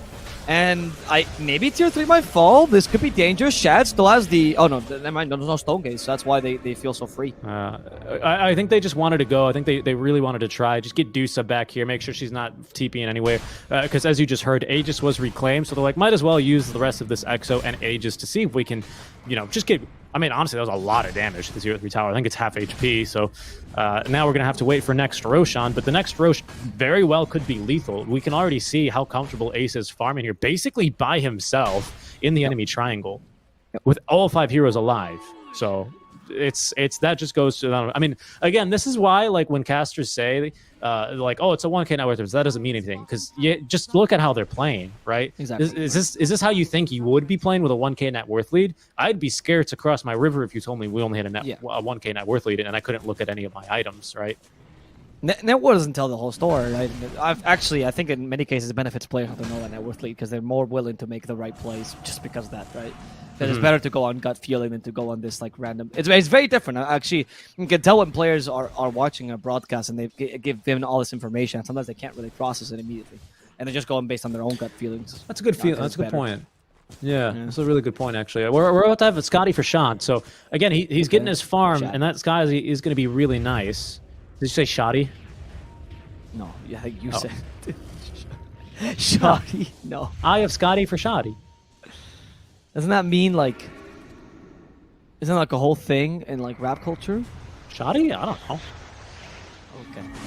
Someone in the channel will probably tell you. Don't worry. Aramis will get bursted down. Gush to just make sure that you guys in one crit for extra damage, right? Extra flashiness here. And you can push. Exo's almost up. Yeah, the Blink Dagger build's very much of a North American build here for Storm, which I love, by the way, that Blink Dagger build on DP. Very solid at dealing with things like Medusa, for example. Oh, they don't have a Fortify. I mean, the Eye of Scotty is super annoying, but without the split shot attack modifiers, if you can just get the bodies in there, you can pretty easily jump her, but there's already 2 or 3 towers down. You have Ravage, though. So I think you can just continue this. And you have a level 3 reincarnation as well. I feel like you just put pressure on this. Okay. They're a bit afraid. I understand, because you're thinking, you see the Scotty. That's why. They got Kezu. Yeah. Okay. I mean, at least you got a kill out of this, but Kezu, I think, is happy with this. Oh, especially if he TPs. I mean, yeah, that's a BKB, but as an NP, you've did your job. You forced I agree. Face, dude. I agree. That's what I was saying earlier. He's going to have to use these BKBs to basically do exactly that. Just space created, and it's space that your team is going to have to live with. You can see Dusa immediately into the triangle, not wanting to waste any time here without hitting the creep. There's wards set up, though, by HELLBEARSMASHERS in the enemy triangle. Those are going to be immediately dewarded. Those never last too long after you're booted off the enemy high ground. But 10-second BKB charge there used by Kezu. As careful here. Boom. They might just be able to jump you. He does have Yule's Scepter, which means we have to commit the Ravage. There's no other way to cancel that TP. Good silence here as Rasmus looking to try and body block him. Yule's used defensively, though. Now it's going to allow Stormstormer to head right on in. Echo Stomp canceled, however, last second, which is going to allow Boom to continue running. He's got his Disco Ball out. Rasmus scouting him, so they know where he's gone. Battle Maiden is here with the additional cast range, and she got the Boom kill. It was necessary for him to do that, but it still sucks for you to lose Boom, right? Like, I feel like you need to make these plays, otherwise your game is going to go really difficult. In fact, Ace wanted to play aggressively against Aramis. He's not scared of anything. They show they have a sentry here, although he matters to them. Ace? Oh my god. That was even that Gush. What was that attack range? That's absurd. Got Commando. What was that? Was that Monkey King? He's a one-man army, man. Wow. That, I mean, it's again, 3K net worth lead, but not telling the whole story whatsoever. I really like that you draw the comparison to sometimes pros don't really know what to do. You're like, oh, is it 3K net worth lead? I mean, yeah, I don't care. You know, Rasmus has Blink. You know, yeah, exactly. Like that's literally what they'll say. Yeah, they're on 3K, but like, who cares? They have Blink BKB. They're ready to go, and they're totally right. Whenever you quote a pro, somehow they always sound like Eternal Envy. Anyway, they can go for the Medusa here. Shad, a lot of reduction armor, but there's a Stone Gaze. They just want to waste Ace's reincarnation for now. As long as his team is surrounding him, do we have Ravage? We do not just yet. As the reincarnation, or Splitter to save him a bit. As the Mega Silence Stormstormer from behind, together with the Exorcism as well. He's trying to just rout the enemy team as Viking UG, afraid to fight this Tofu, will be sacrificing his life for this. Yeah, does he have Ags? He won't be getting anything because the Ravage are still too far away for you to be able to use this. That was a bit of a mistake there, unfortunately. But do we have Ags on the ET, or was that BKB? I think it was Ags because he hit all 5 heroes. But my goodness, is that some farm on our Elder Titan? Even if it is a BKB, that's a position 5. I mean, kind of. Went for BKB over Ags on Titan, right? Well, I mean, they do kind of give you the same thing, right? Exactly, that's why. And one that's just cheaper. So, yeah, so he went for the Ags. Yeah, there's a dead Titan. I don't understand the play either, because you don't have, again, you don't have Ravage, dude. I don't know if you thought you did, but you don't. Gilgir will TP in time. Ace will be able to make it out alive. But that was just really odd by Rasmus, honestly. There was no need for him to do that whatsoever. I know you want to play aggressively here because you don't want to let this go late against DOTA. That is pretty scary. I get it. So that sometimes that pressure mounts up. But still... Sorry, they both look at each other, they both turn around. Boom's just like, nah, I'm not letting you have that. Anyway, so that was an odd play by HELLBearSMASHERS. You really cannot give any leeway to like these kind of lineups, because if this goes late enough, of course you've lost, and any sort of leeway you give is more time for VP.Prodigy to keep on farming and to make this matchup, well, as good as they want it to be. Whoa, Ace going in. Okay, they have no follow-up, though. I guess they're waiting for Tide to come back in 4 seconds. Ace does have reincarnation, so he's okay with dying. They just have to keep DOTA in place for now. And DOTA is really close to being out of mana. Ravage committed and catches 2. Pretty good Ravage. And they can just kill the DOTA in the process. She's been silenced for now. They go for the supports first. Freezing Field is going to condemn Shad to a surefire death as the Enchantress is sent for a trip up in the skies. And she's going to come back down with a bunch of broken bones. That's going to be VP.Prodigy losing 3 heroes, but more importantly, losing DOTA. Yeah, and the big benefit from this is now Roche is up. Of course, there's no objectives to take here in the mid lane. You can push along with the creep wave, and that's all fine and dandy. Actually, they're just going to push. They know Roche is up, but why bother? No Exo, but who cares when the Deuce is dead for a full minute without buyback here, picture in picture. They are still, of course, going, as there's going to be the jump now onto Boom underneath his tier 4 tower. He's got to use the Yules to purge off the silence. Kezu is coming on in. There's the BKB activated, but he's going to die. Stormer, he's got the kill there. I think he's actually got Ags on the Stormer. I think he's spawning way too many ghosts here that are just popping in and out, but now there's going to be... No, it doesn't even have Axe, just Exo's ready to go again. Wow. And that's going to be not Exo stolen, luckily, but Wraithfire Blast, Gilgir, Battle Maiden, blinking forward. He's going to find the support. Rubik, Aramis running, but can't run far. Cut down by the Battle Maiden. And that's going to be now likely a second lane of barracks taken. DOTA is respawning in 3, has the ultimate. But how do you fight into this? Oh, well, I mean, not with the Enchantress dead, that's for sure. Shad coming in the middle, Stone Gaze hoping to at least route them away. And it's difficult. They don't know how to escape entirely, so at least they'll find Rasmus in a really bad position, and they might be able to punish him. Yeah, there should be an easy kill on Rasmus, so at least they get a counter kill on the enemy offlaner. But you didn't kill the carry. You've lost all your 2 lanes of racks. Well, the range rack's still alive. Nobody cares. Yeah, 1.5. I got you. 1.5. Basically 2. You got the important ones, and that's what you're happy for, and that's going to now severely limit the farm that VP.Prodigy are going to be able to come back with. Roshan's now available for the taking. Without Stone Gaze, I don't know how you fight this. I think this draft for VP.Prodigy works at 30 minutes in. Right now, this would be like the ideal handoff period. You know, if you ran track and field or watch the Olympics, they do that little baton pass. It's called a relay, I believe. And I don't know why I'm explaining this like it's high culture. It's just people run and they had each other a stick. Normally, this is the point where Boom would be handing the baton on over to his safe lane carry, DOTA, and say, okay, now it's your turn, you know, Shad, carry us the game. But he just doesn't have the farm here. Not yet, even. And he's already queued up the Divine Rapier. It's gotten that dire here. If you had talked about the Olympic torch, I'd be like, oh, that's a pretty cool analogy, but the baton just makes it sound like such a, like, I feel like DOTA here is playing her high school games or whatever. All right, well, you know, the Olympic torch, the thing is, it's all just showboat, you know. That thing goes out so many times. You know, that thing is actually never fully lit. It goes up many times. Did you not see in Barcelona, though? They use they do shot and arrow into... Oh, SpongeBob did that too. Yeah, but he copied the Barcelona game. That's how iconic they were. That was the first time that was ever done. I'm sure it was from SpongeBob. In 1992, was SpongeBob a thing? No. Let me take my pride. We don't do many great things in Barcelona. That was one of them, okay? So that is Sagrada Familia. They're looking really good, though, here. I mean, they're going to smoke up. They don't even need to take a Roche. I mean, they could. It's basically free. They've got the scan. They know that they're going to smoke here after they farm. Yeah, and if they can catch DOTA, I mean, this is the perfect target, seriously. Shad, oh my god. If Shad loses his life here, it's GG pretty much. Earth Splitter slowing him down. They're going to settle for Celery instead. They did force Stone Gaze, though, which is a win in itself. And going for the supports. Rubik dying is quite major. Celery will actually somehow survive the backlines. LTP. Yeah, oh, look at where Ace is going, though. Ace just actually blinked into the enemy base.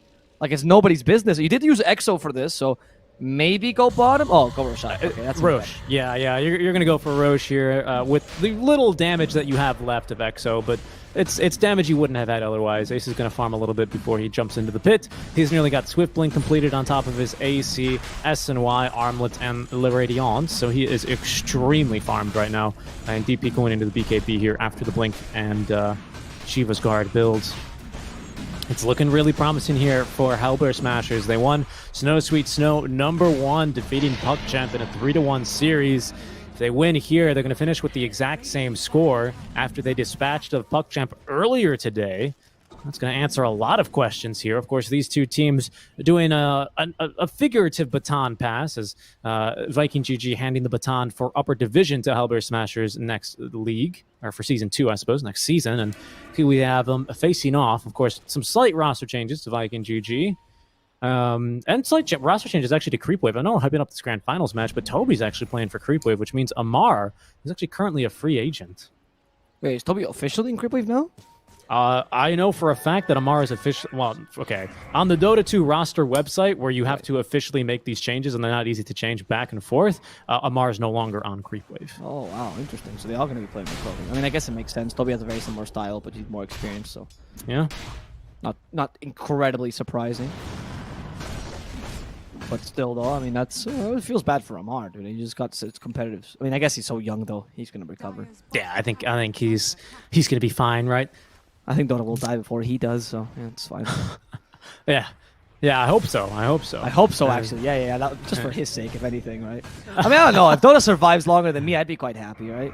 But then again, I'm hoping it's not because I lagged like 30. What do you think? Maybe then Dota Plus is what are they going to add in 45 years for Dota Plus? Oh, in 45 years, we'll get level 35. Ah, there it is. Okay, Divine Rapier time. It's going to be a bit spicy here for Shad. As it's really all come down to this. The issue is not so much the damage the Deuce is able to do, it's just that she dies in these fights too quickly. So hopefully the Divine Rapier is going to be put into good hands and into good use, because it's all left really in this bottom fight here. 2-1 victory, or 2-1 lead right now for the HELLBEARSMASHERS. They're going to be pushing up high ground here versus the Medusa. That does solve a big issue they have been having, however, which is now, of course, Divine Rapier does give True Strike. So you can completely ignore the Radiance Burn and any of the other sources of evasion that I think we don't have on HELLBEARSMASHERS, but just the Radiance Burn, which is annoying enough, I think, to warrant this True Strike here. Kaz is doing his best to just split push other lanes, going for the Vlads, just for the lifesteal. Again, HELLBEARSMASHERS, they're going to play this one out. A slow, methodical push. Two big items here. Swift Blink now for the Wraith King.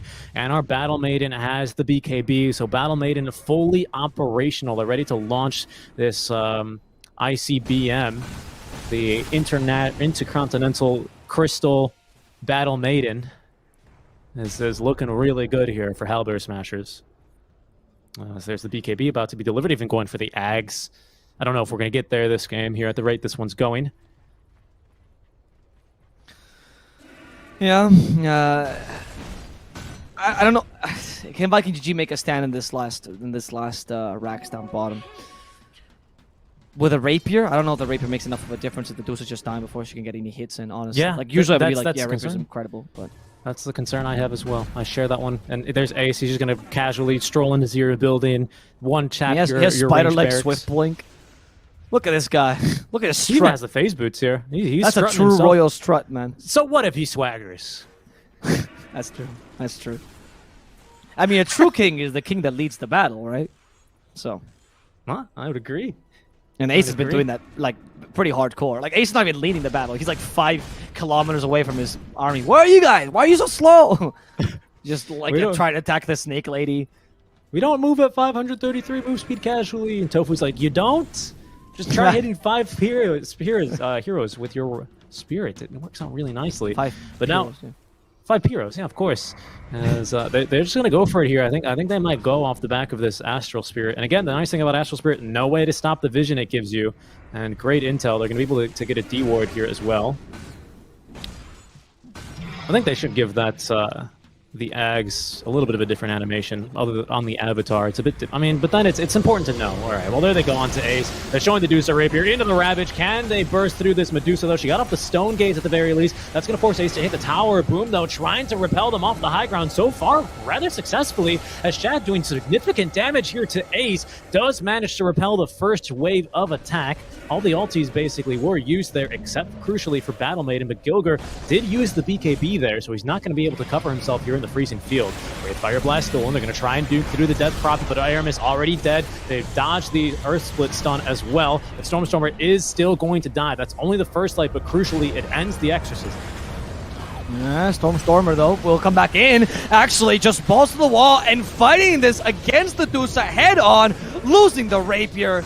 Now this should be GG in favor of HELLBEARSMASHERS. I can't imagine VikingGG turns around, but they're going to try with the last few efforts. Ace trying out that new Rapier, and it's working wonders as he gets a godlike triple kill, but they're not going to give him the Rampage. They're going to call the GG, do it Misery style, and they are going to give the final win of this tournament to HELLBEARSMASHERS, taking this 3-1 against VikingGG, not only winning this tournament, but also getting revenge for the upper bracket game they played earlier, where they actually lost 2-1 against VikingGG, and showcasing that these two teams are more even than most people think.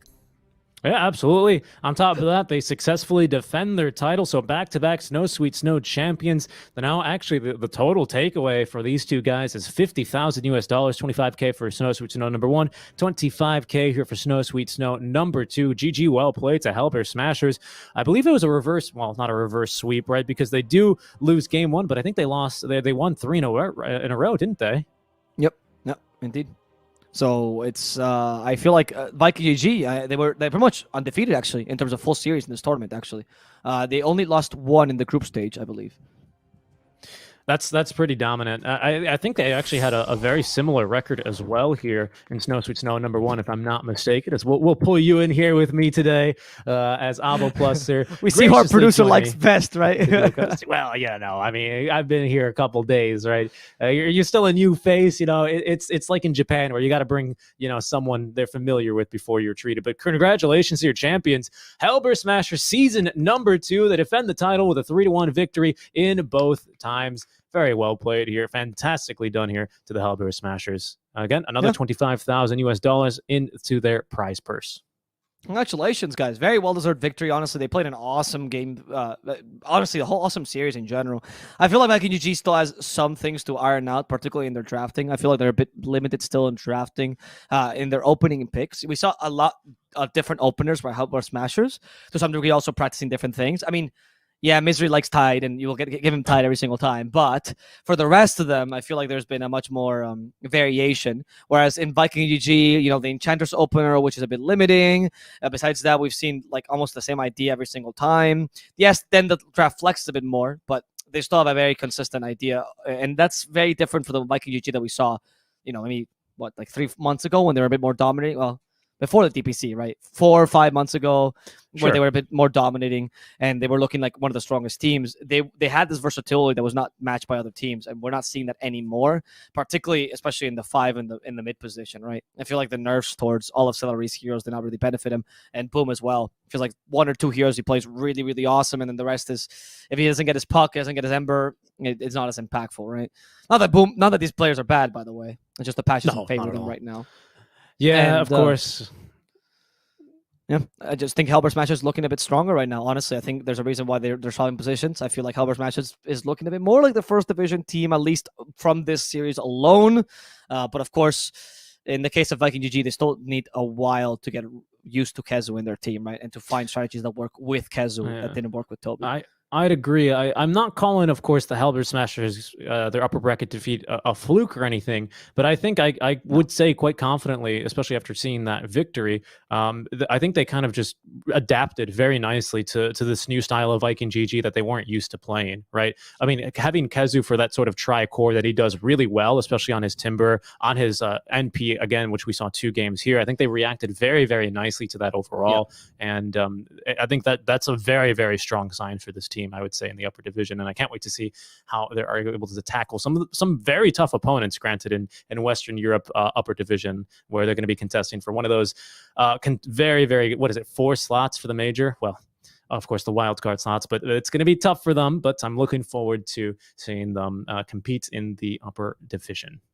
Yeah, it's going to be very exciting to see HELLBEARSMASHERS, and hopefully also a good season for Viking GG next season. I'm really excited to see how they improve, even if they're not going to be against the most top teams in the world, right? They're going to be in the lower division. I still think it's still top, 18 in Europe, right? Like, oh yeah, or, yeah, 16, but yeah.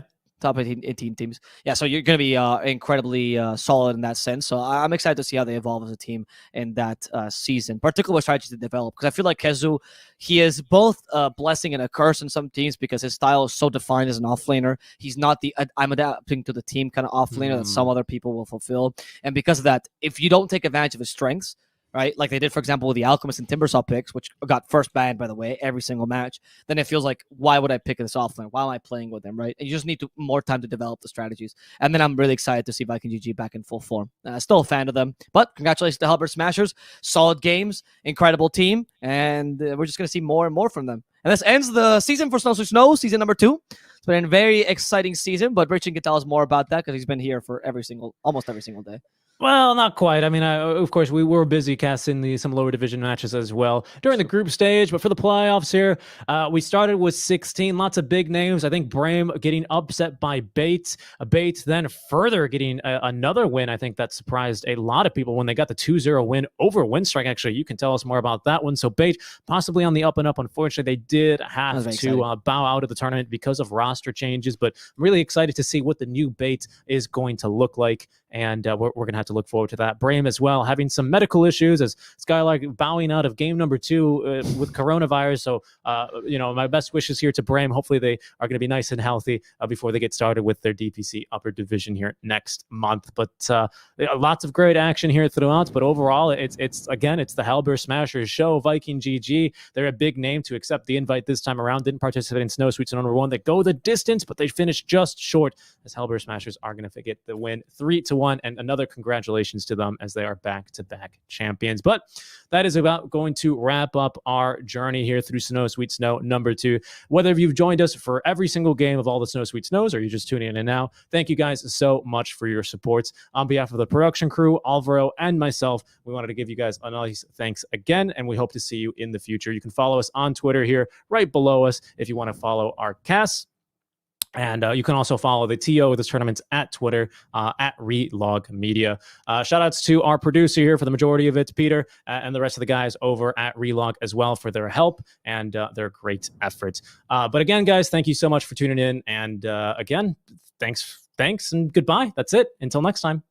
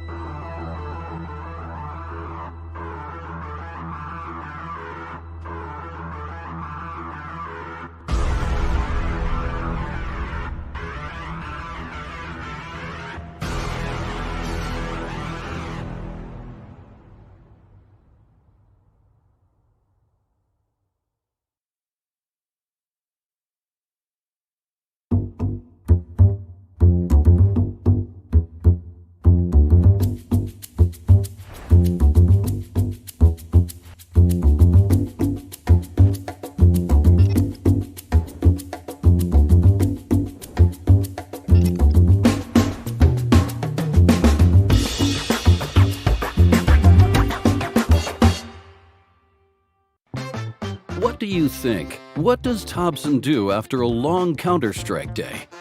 Polish his trophies? Finally, play challenging games. Or does Thompson do the accounting for big? Wrong.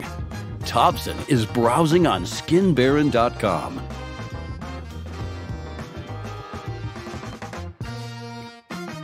Skinbaron.com, your marketplace for skins made in Germany.